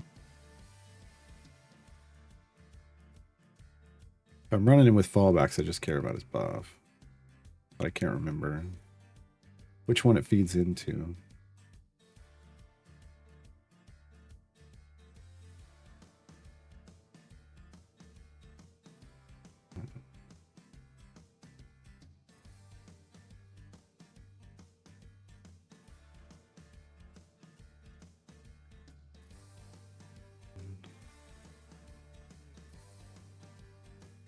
All right, we're moving on up. E48s. So we've gained. We just gotta see how far we can gain. Norm get core credit for levels that are skipped by other champions. Yes. Like XP credit, yes. Yes, he does.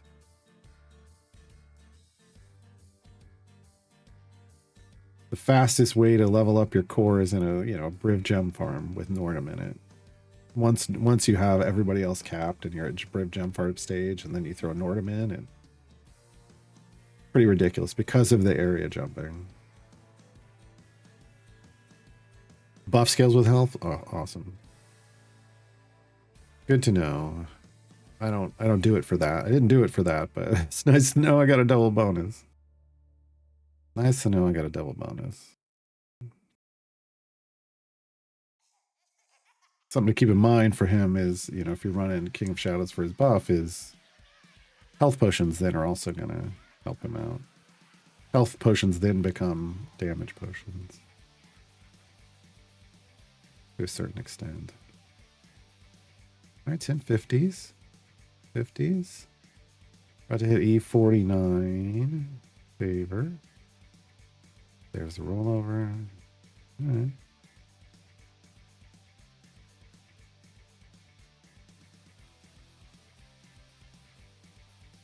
Yeah.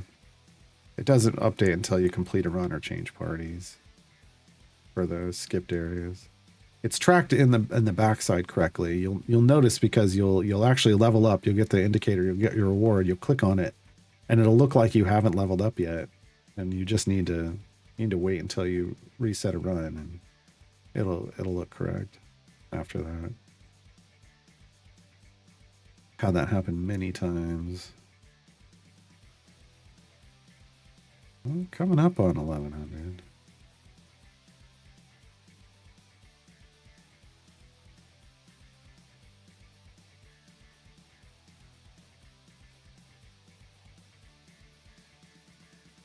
Why? Why? There it goes. Chief. He did not want to give up that bag. Is it Birkin? Oh, hell. Coming up on the E50 swap.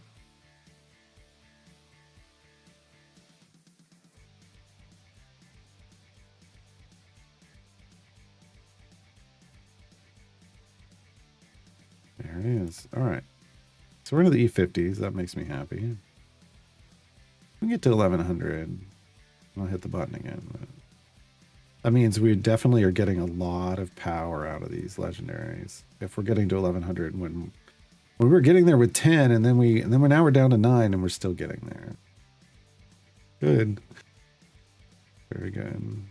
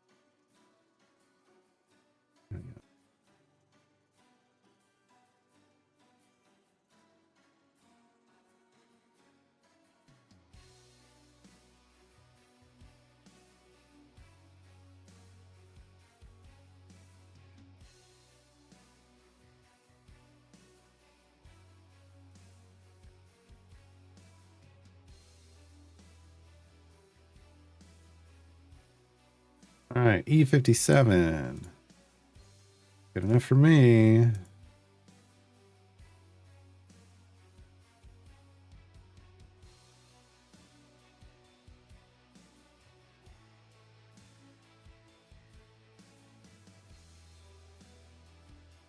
Oh. Oh. I spent off something I shouldn't have. Oh well. Oh well. There's our fives. Fives, 5x5. King of Shadows. First one to full fives, I believe. I believe I can five. I believe I can five. Yeah. Yeah, he is. Anson. And he was, because he was the first full epic. Anson will be the next one. What is this link to? Helms. Okay. Okay. I believe I can five.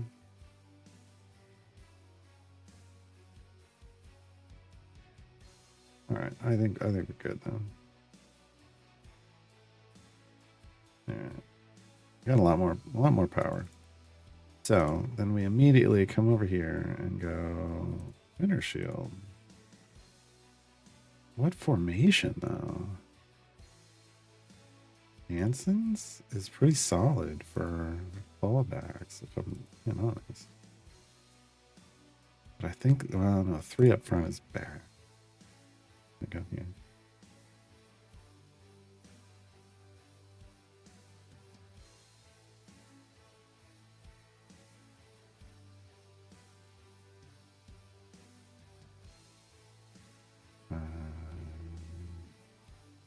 Start, but no familiars out. Okay.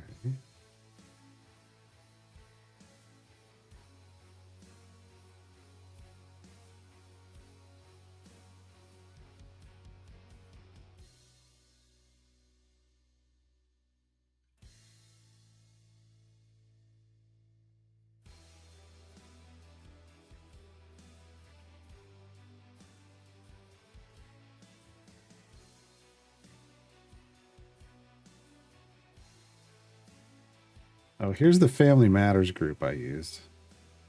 So I had Anson and Briv up front, but ultimately this Briv turned into Dragon Bait.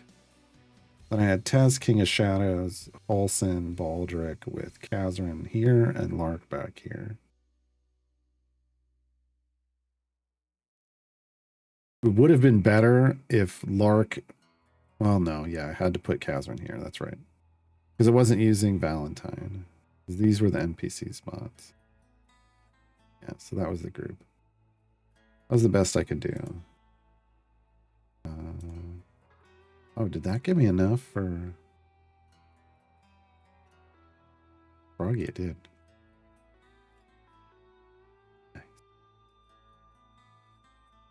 Nice. Okay. Where's our Froggy go now? Anson could use a Froggy. Lots of people could use a Froggy, but Anson's getting a Froggy. All right. Ah.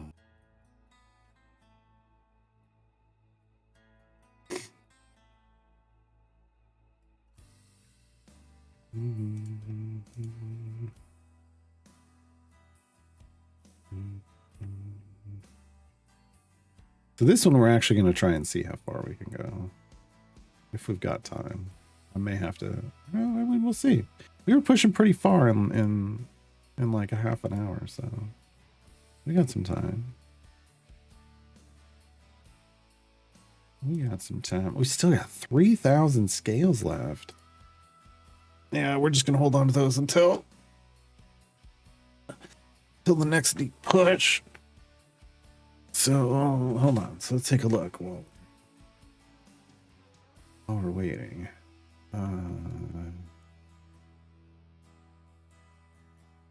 So Rust. Here, let's do it this way. Form's good. Kalimvor's good. Helm. Just one item. But up 4 levels. So that's pretty strong. One item but 4 levels. 2 items. Okay, so we would want to do Coralons next. And Celestians. Yeah. Coralons and Celestians would be the next one after this finishes. And we get 27. We add 27,000 scales to the pot. We'll probably end up doing 3 more pushes. But those would be the first 2. Then we'd go wherever we needed to get somebody else to 5. And then, you know, if we don't have new epics by then, for the pushing group, we start taking them to 10. Start turning it up to 10.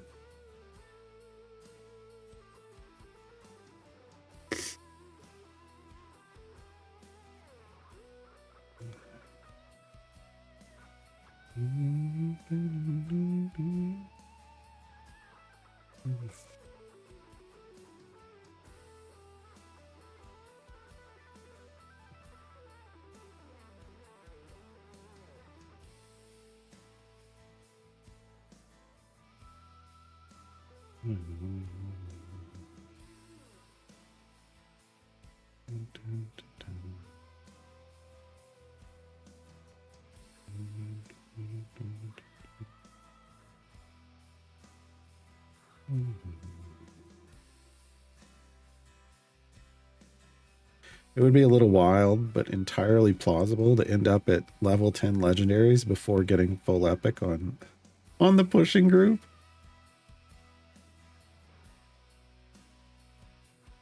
It is entirely plausible. Because the progress is just so fast. And because I'm not just going all in on patrons to just try to get epics. That's the other reason. That's another important reason, honestly.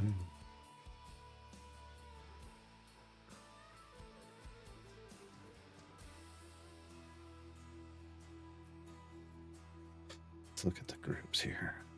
So this would be pushing. That's Carlock, so that's not going to work. I'm going to delete that. Gold farming. Got Jarlax on it. I'm deleting that. That's how much progress we've made since the start of this event. Our pushing group and our gold farming group have completely changed. We have E53 Ogma's Favor, and I'm thinking we can probably hit 60. Dang.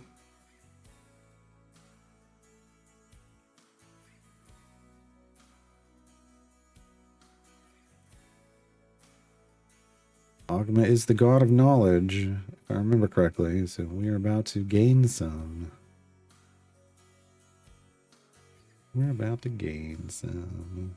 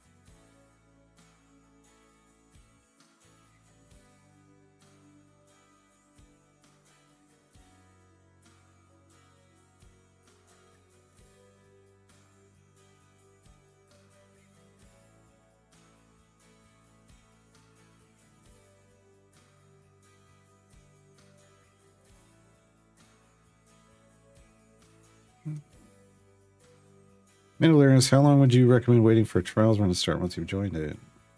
I mean, no more than a day, I guess.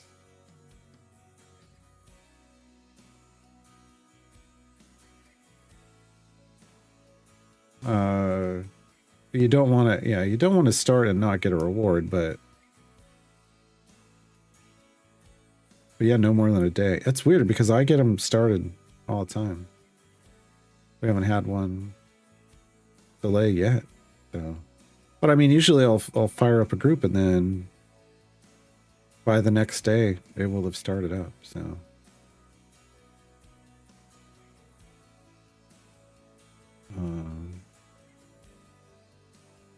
But you don't want to try like to do it by yourself and get garbage rewards. That's. But I wouldn't, you know, I don't know. It's odd that it would take more than a day for one to start. To me, that's odd to me. So, you know, one of the things when you're joining one is to look and see. Honestly, it may be that when people are looking at this, they're looking at like the Jarlaxle submitted and the Makos submitted. Like, what are the overall like? I'm actually pretty garbage. I should not be submitting my Makos. They're probably pissed. Because we got a 42% Jarlaxle versus my 8% Makos. But I'm climbing tiers so fast. There isn't anything I can do. And I'm the one that's starting the trials run. So you know, you people might avoid like a shitty scales bonus or a shitty Jarlaxle. So you gotta, you know, keep a look at that stuff like that. A lot of ones that are looking for group in the official Discord at tier 10. I'm just, yeah, I this is just me either looking at the list when it pops up. If one's there, I join it. If it's not, I just start my own and then wait for people to join in. And so far I've you know, created a group. You just make it public. And click the button that says start when everybody's ready and then add your champion. Don't click start because that just means you're doing it solo. And it'll start on its own. And so far it's started within a day.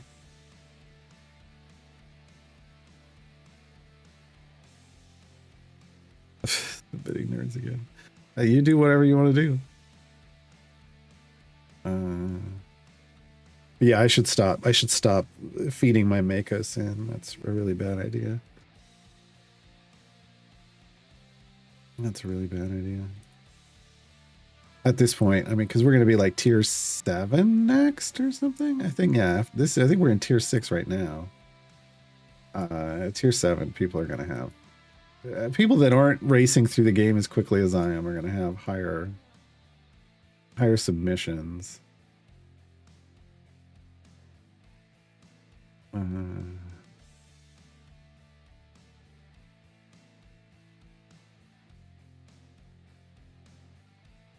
Bird Ogma, that's funny.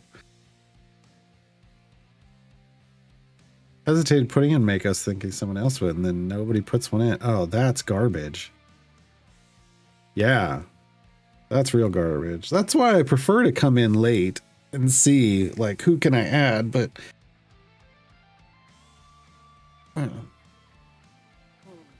yeah. Yeah, I submit nerds on my main account just to mess with Lurky Rider.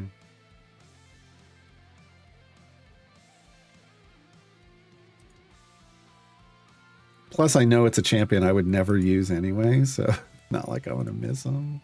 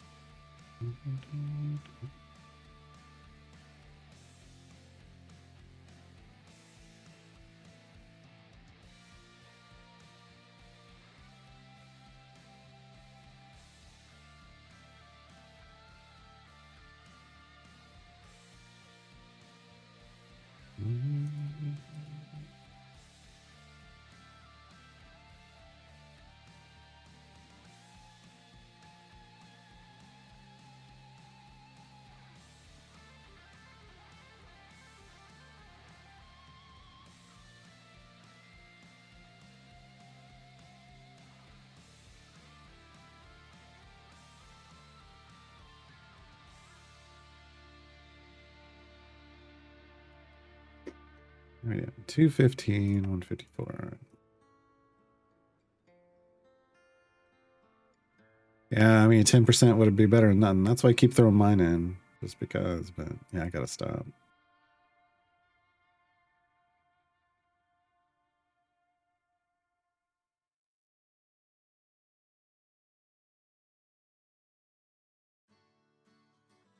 I don't even know. Like, what's my item level at?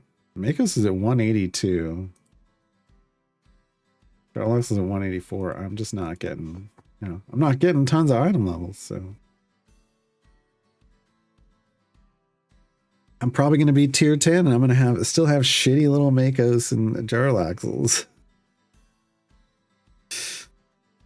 But that's the reality of the game now. You can fly through the game and the tiers so fast that your contributions are garbage, and people are going to get mad. They get real mad if they see me throwing down like a shitty jar. Like, what are you even doing here? Someone got carried, and it's like, no, I'm doing the damage. I'm doing the damage, but yeah, I don't know.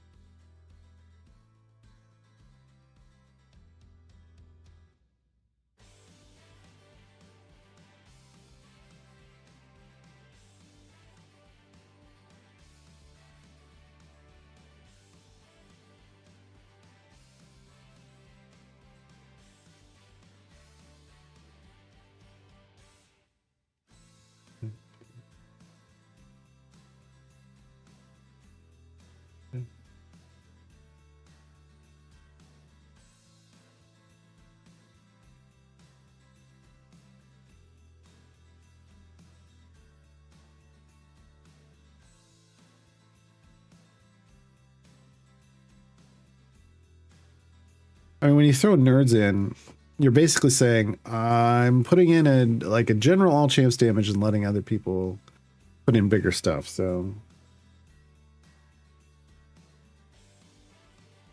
I mean, I don't think nerds is the best choice, but like basically, I don't know. You'd have to look at there might be a core champion you're not using that might have better item levels and a better all champs damage, but you do whatever you want, right?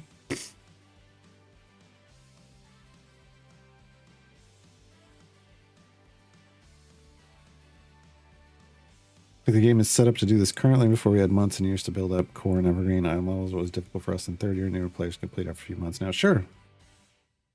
It's easier to get power now, as evidenced by this, right? By what you're seeing right now. I've got a lot of level 5 legendaries already on this team, and we're on what, day 45 of active play? We're 2 months in, if we consider weekends. That's ridiculous. So it's not even 3 months. It's just like 2 months, And I'm crushing tier 3s. I'm doing a tier 6 trials run. And we're still gonna keep going. I got level 5 legendaries. It's a little ridiculous power nowadays, yeah. So these, the champions that you're gonna send to these assault parties right now are bad. Right? They're bad compared to what everybody else is used to. Like compared to what in-game players think, like, oh well, if you get to tier 10, you should have like capped out mix. It's like, no. God no. Not anymore. So, hopefully this trials rework we know is one of the things they said a long time ago, which we don't know. I mean, presumably it made it into the final cut, is that there won't be an assault party anymore. So you won't have to send anybody. Right. And that'll be better for people, for newer players specifically. Okay, we're gonna go back to area 1. We're gonna build out the damage team.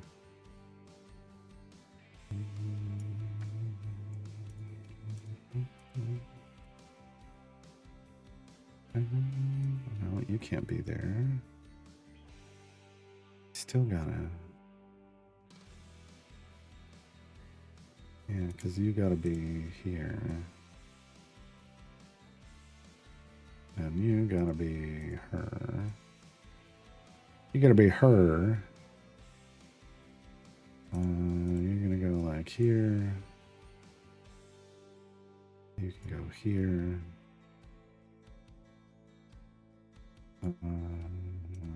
Kazran all the way back here. With Baldric.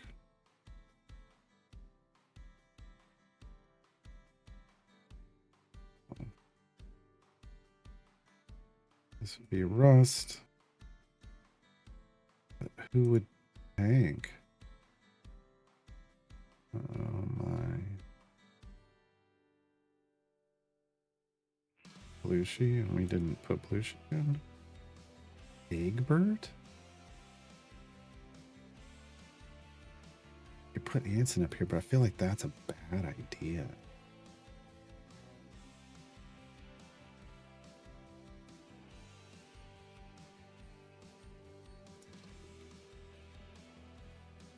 This.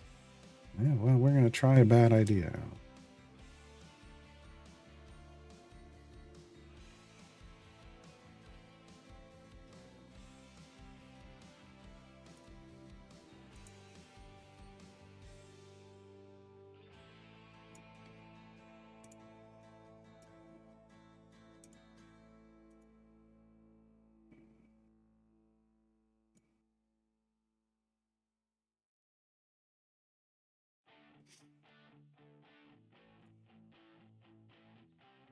I mean, the damage is good. 350s.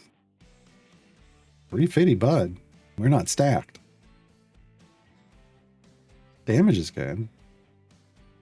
Should pick up King of Shadows for fallbacks? I think so. I think they're kind of key to Anson. Anson can't tank. This is the problem that we're gonna have right here up here. He's basically gonna fall over. But Anson cannot tank for shit. So this is gonna have to be Egbert. I have to go back and change this. This is not realistic. So you go here, you go here. You go here, you go here. That was not the right spec choice. Yes. This is better. Change his. Give me that spec choice. What was I thinking?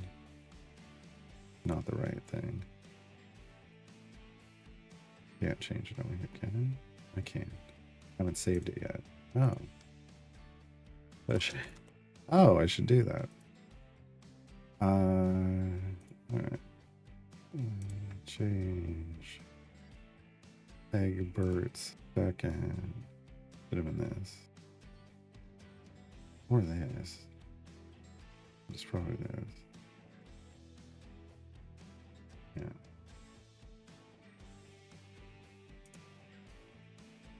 Oh, did I not? Save. Come on. And then potion. Potion. Boom. Now let's go.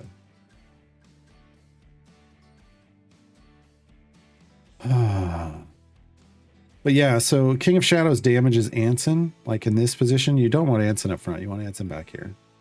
King of Shadows damages Anson, which triggers Anson's buff. It also buffs King of Shadows. You got Faldrick. I mean, that's fine. Faldrick trying to heal, but he can't keep up with the healing. Can't keep up with the damage.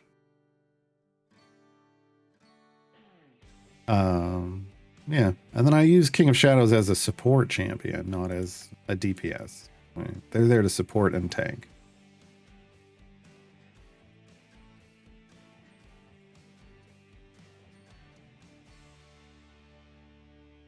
Did I deliberately choose console portrait mode? Yes. Whenever I'm on a new account, I make it console. I leave it as the default console portrait so that I know I'm on the new account. Because the eyes haunt me. They're staring at me and judging the formations I make. On the main account is always the OG console, like the profile pictures. But yeah, picking up King of Shadows is a good decision, I think. Just to use for all kinds of reasons, but it's really key for this. Anson's buff for taking damage is just too big, and his ability to tank to get there is just non-existent. So, yeah. This with Egbert isn't the worst because Egbert's going to basically make people miss half their attacks. So the fact that Egbert is at low health isn't going to be the worst thing in the world. Okay, let's switch back to speed.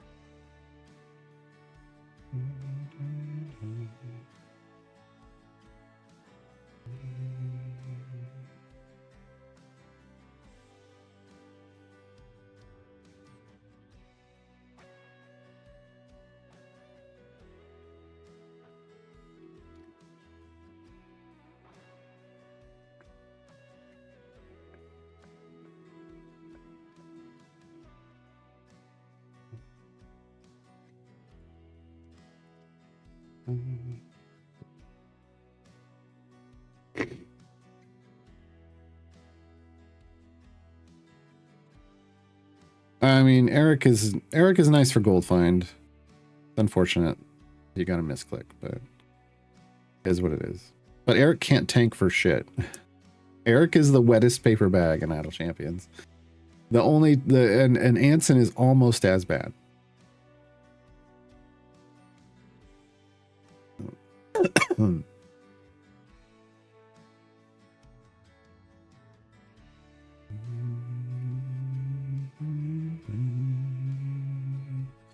So we want to go hopefully well past 1200 on this run.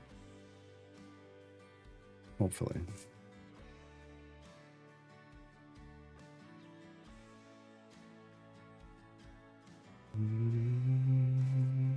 Remember we had E53 favor here.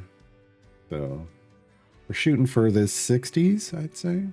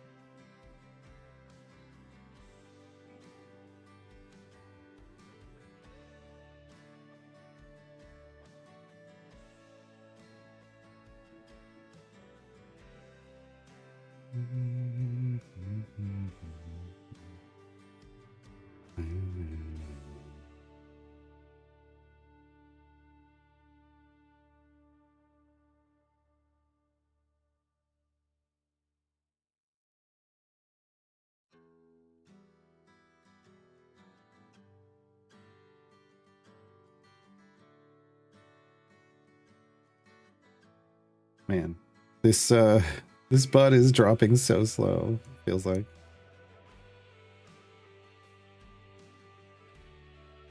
But I love it. Almost past 1,000. I like it. I love it. I want some more of it.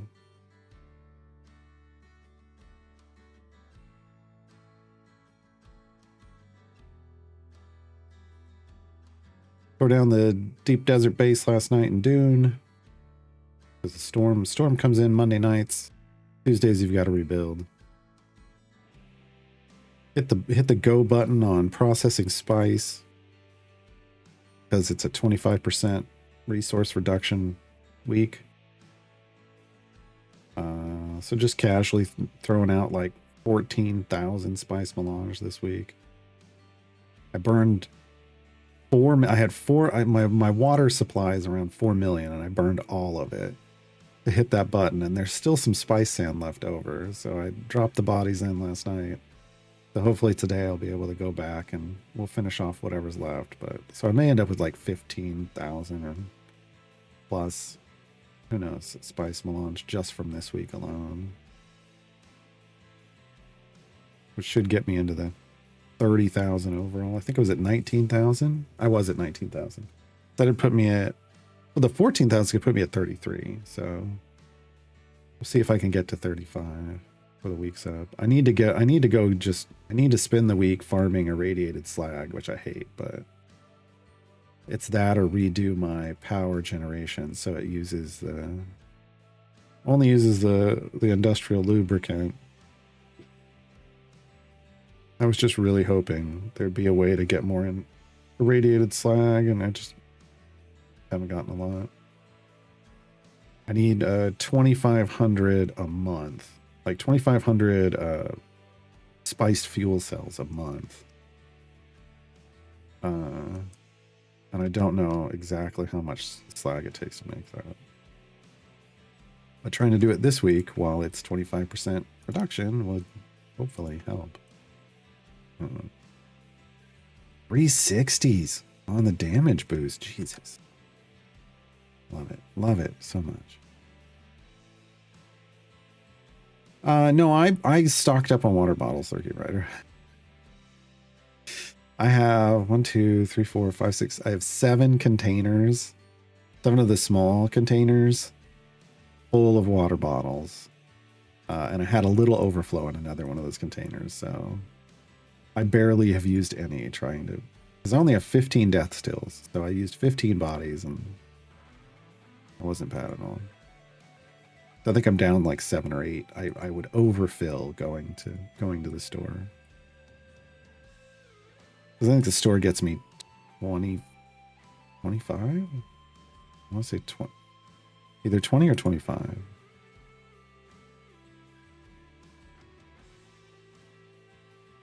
Plus, I've got 15, passive water generators, the wind traps going on as well, so they're going to help top things off.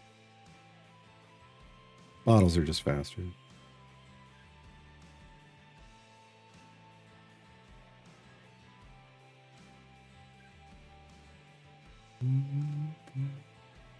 Wow, 1100. Speeding along at 1100 because this bud max that we did is just letting us zip, zip, zip. We've still got like 30, 38 orders of magnitude to drop. Well, we're still 38 above. It's climbing as it's dropping. So are we going to basically just zip past 1200 easily? I feel like we are. We should. Oh, no, we absolutely are, because 1200 is like 322 DPS or 322 bud. And we're throwing down 350s, so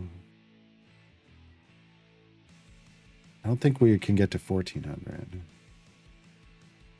Wow, we're going to find out, I guess. We got 16 minutes left on the stream. See what happens.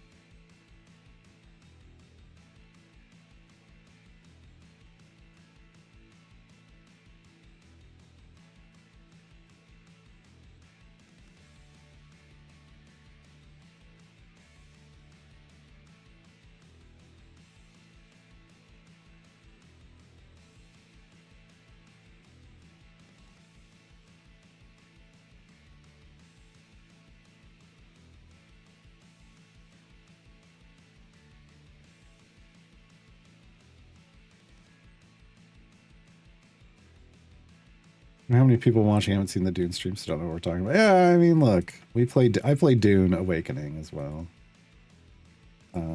Off stream. We'll get back to playing it on stream soon.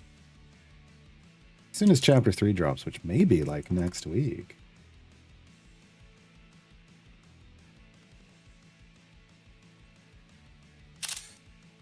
Okay, here's a good.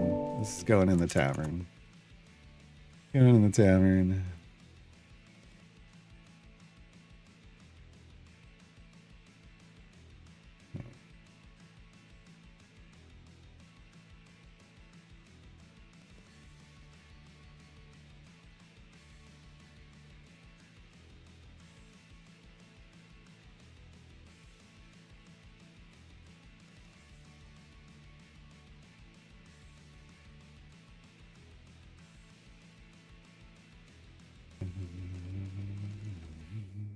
There went 1200.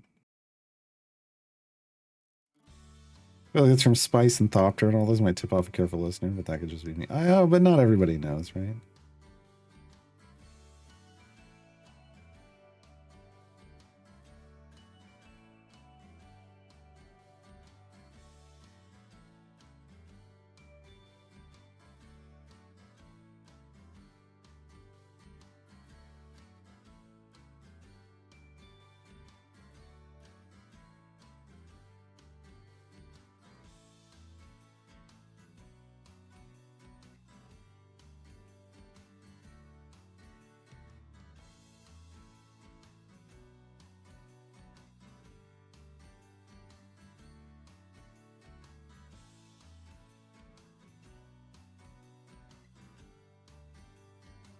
Mm-hmm. 33, switch back over. Come on. Come on, game. The 50s. And get 1300s? 1300s is a lot of progress.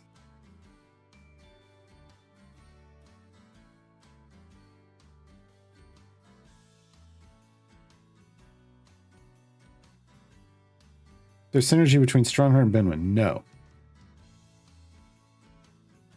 They're actually anti. That's a. What do they call that?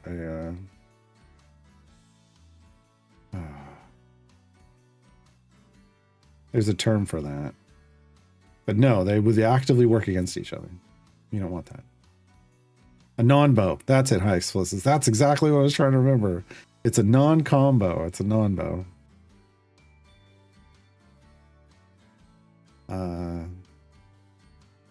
Strongheart prevents Benwin from getting to his damage ramp.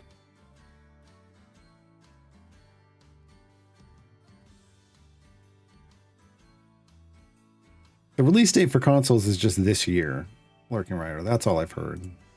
This year.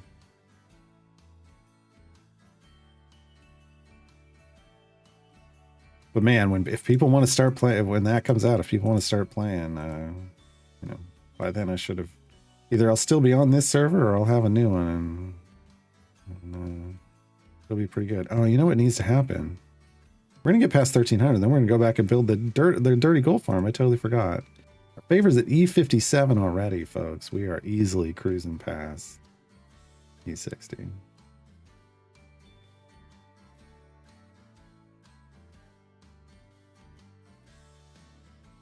Yeah. Oh yeah.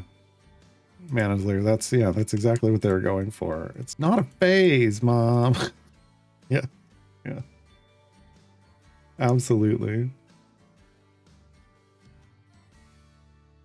Absolutely. The hen needs to be like here.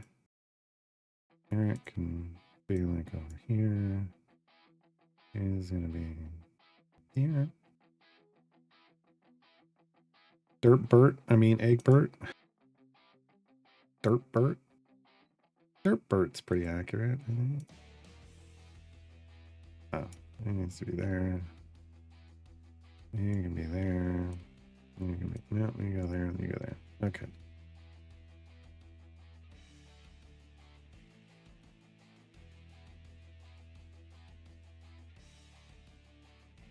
There, that goes there. That goes there. Those don't matter. And how you doing? How you doing? That's gotta change. That's his is 5. That'll work.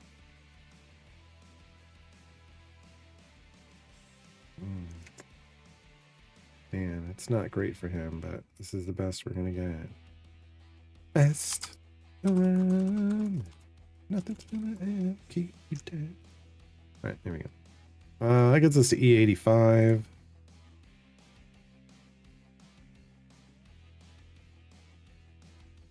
Off of E68. Nice. Off by 1. A nice off by 1.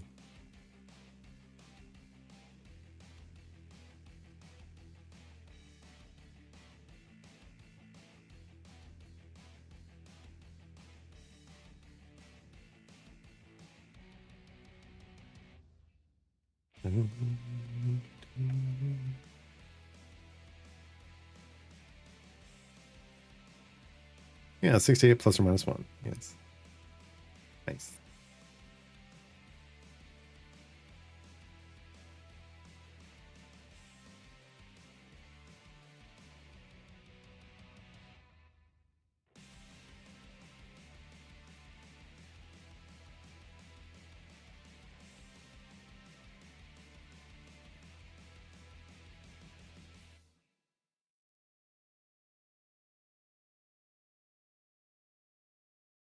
Oh no.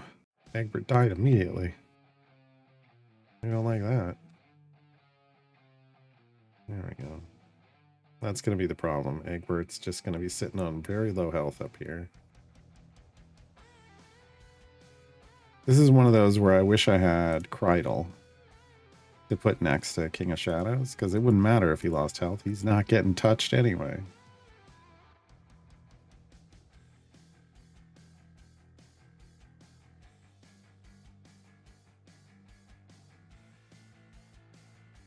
See if we can get to 1350 and then we'll hit the button. I'll hit the button.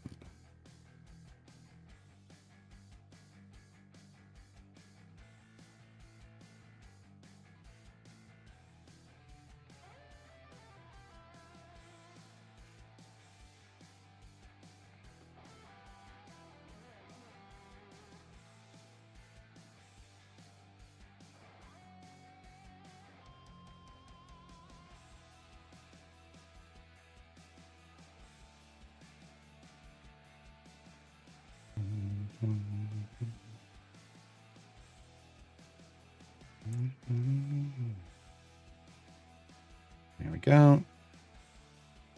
Hit the button. Hit the button. We should be somewhere in this. Oh, there we go. Golden Dragons. That's a 5%er too.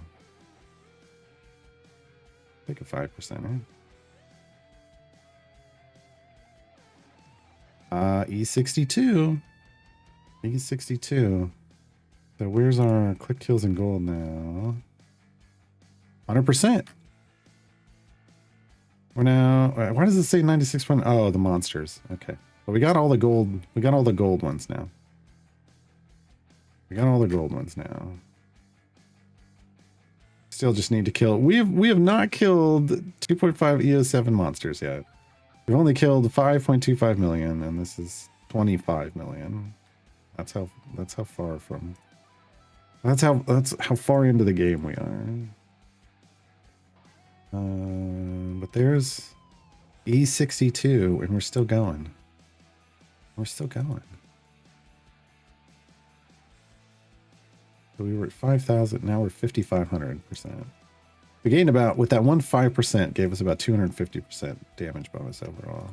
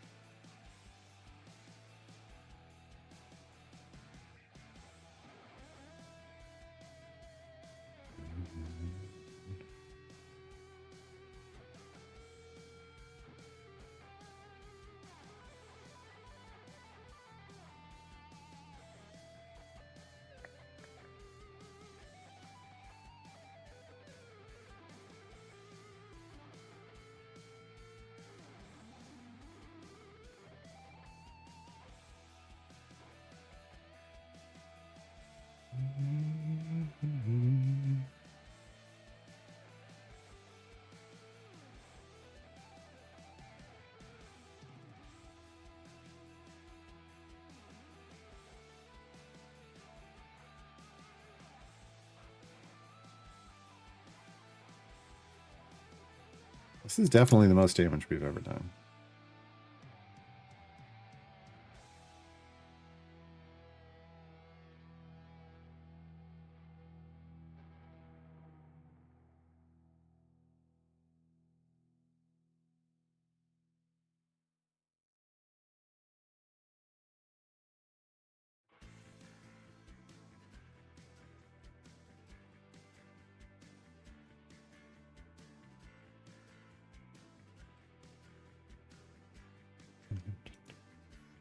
Hey, Onyx.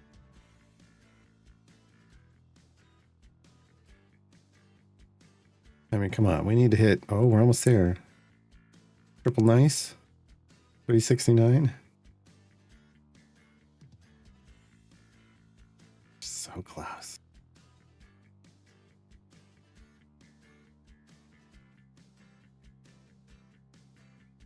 The variant necessitates some changes in the formation as it's already built for. Oh, this is just a free play. So, oh, I didn't notice.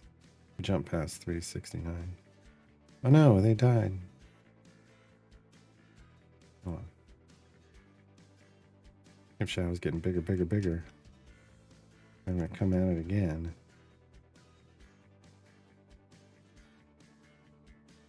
There we go.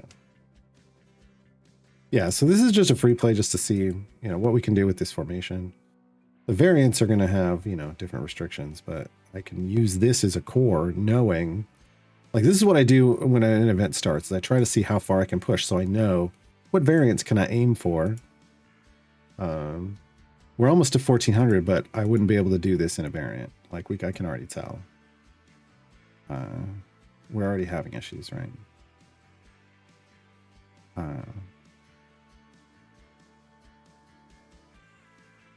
Well, the big issue here is Egbert just dying. He's just gonna get chomped for health, and then he's gonna fall over.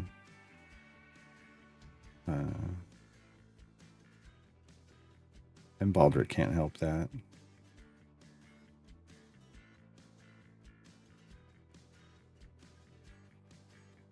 But hopefully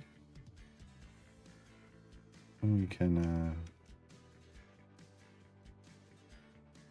just break 1400 just to be able to say we did.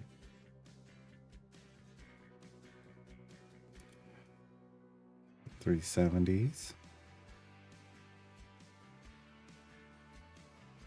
Yeah, this is fantastic. Yep, there we go. All right. So we've beaten 1400 in an event. We just not in a variant, right? Just in a free play. But this is great. This is great. 45 days in and we've cleared 1400 in an event. By the time the next event starts, we should have even more power. And so maybe we'll have a shot at clearing variant 2 in tier 4. And by the end of that event, maybe we're clearing tier 4? That seems, I don't know. It's going to take the right variants. Really going to take the right variants. Because that's just, even right here, it's a little rough. Because Egbert's just dying. Egbert's getting wrecked. We need some Bud Spiky.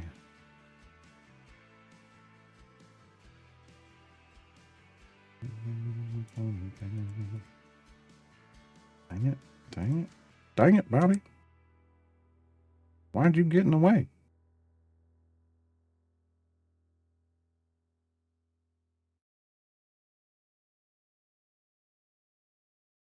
There we go.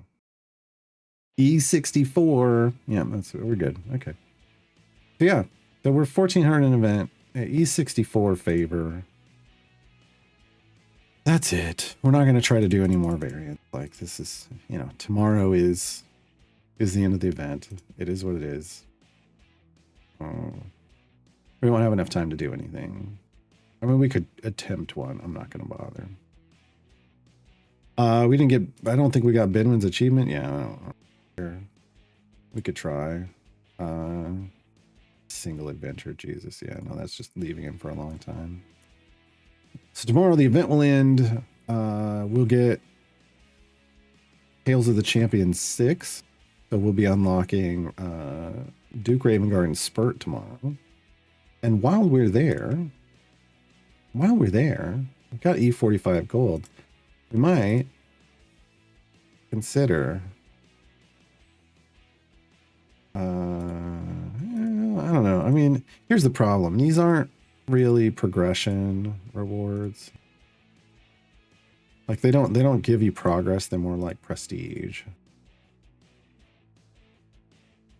So I'm thinking about it. I don't know that. This one's interesting. No, it's this one that's interesting. I think we could definitely get this. But I don't know how much that's going to matter. Tanks are not even worth it.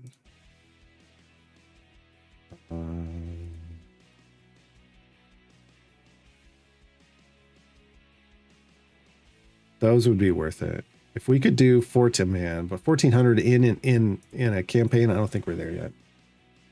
I think 1200 we could probably finagle our way to, but 1400 I don't think so. So yeah, we'll get Duke Ravenguard, we'll get Bert, we'll get their gold chests for each of them. We'll use Electrums. I've been hoarding Electrums. We'll use Electrums to get them up to green or better gear, and then we'll go from there. That'll be tomorrow. Thursday, probably back to the gem farm while I try to process like the new player update, new player guide update, new player reference. And then Friday is Cult of the Lamb, Woolhaven. Then Saturday's the tutorial show for Tales.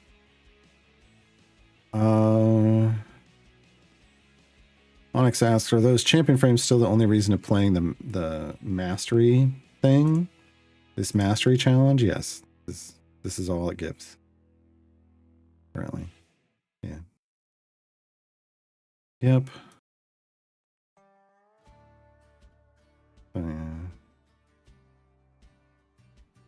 Oh, yeah. What kind of music? I don't know. Hold on. What kind of music you playing right now? Unz music.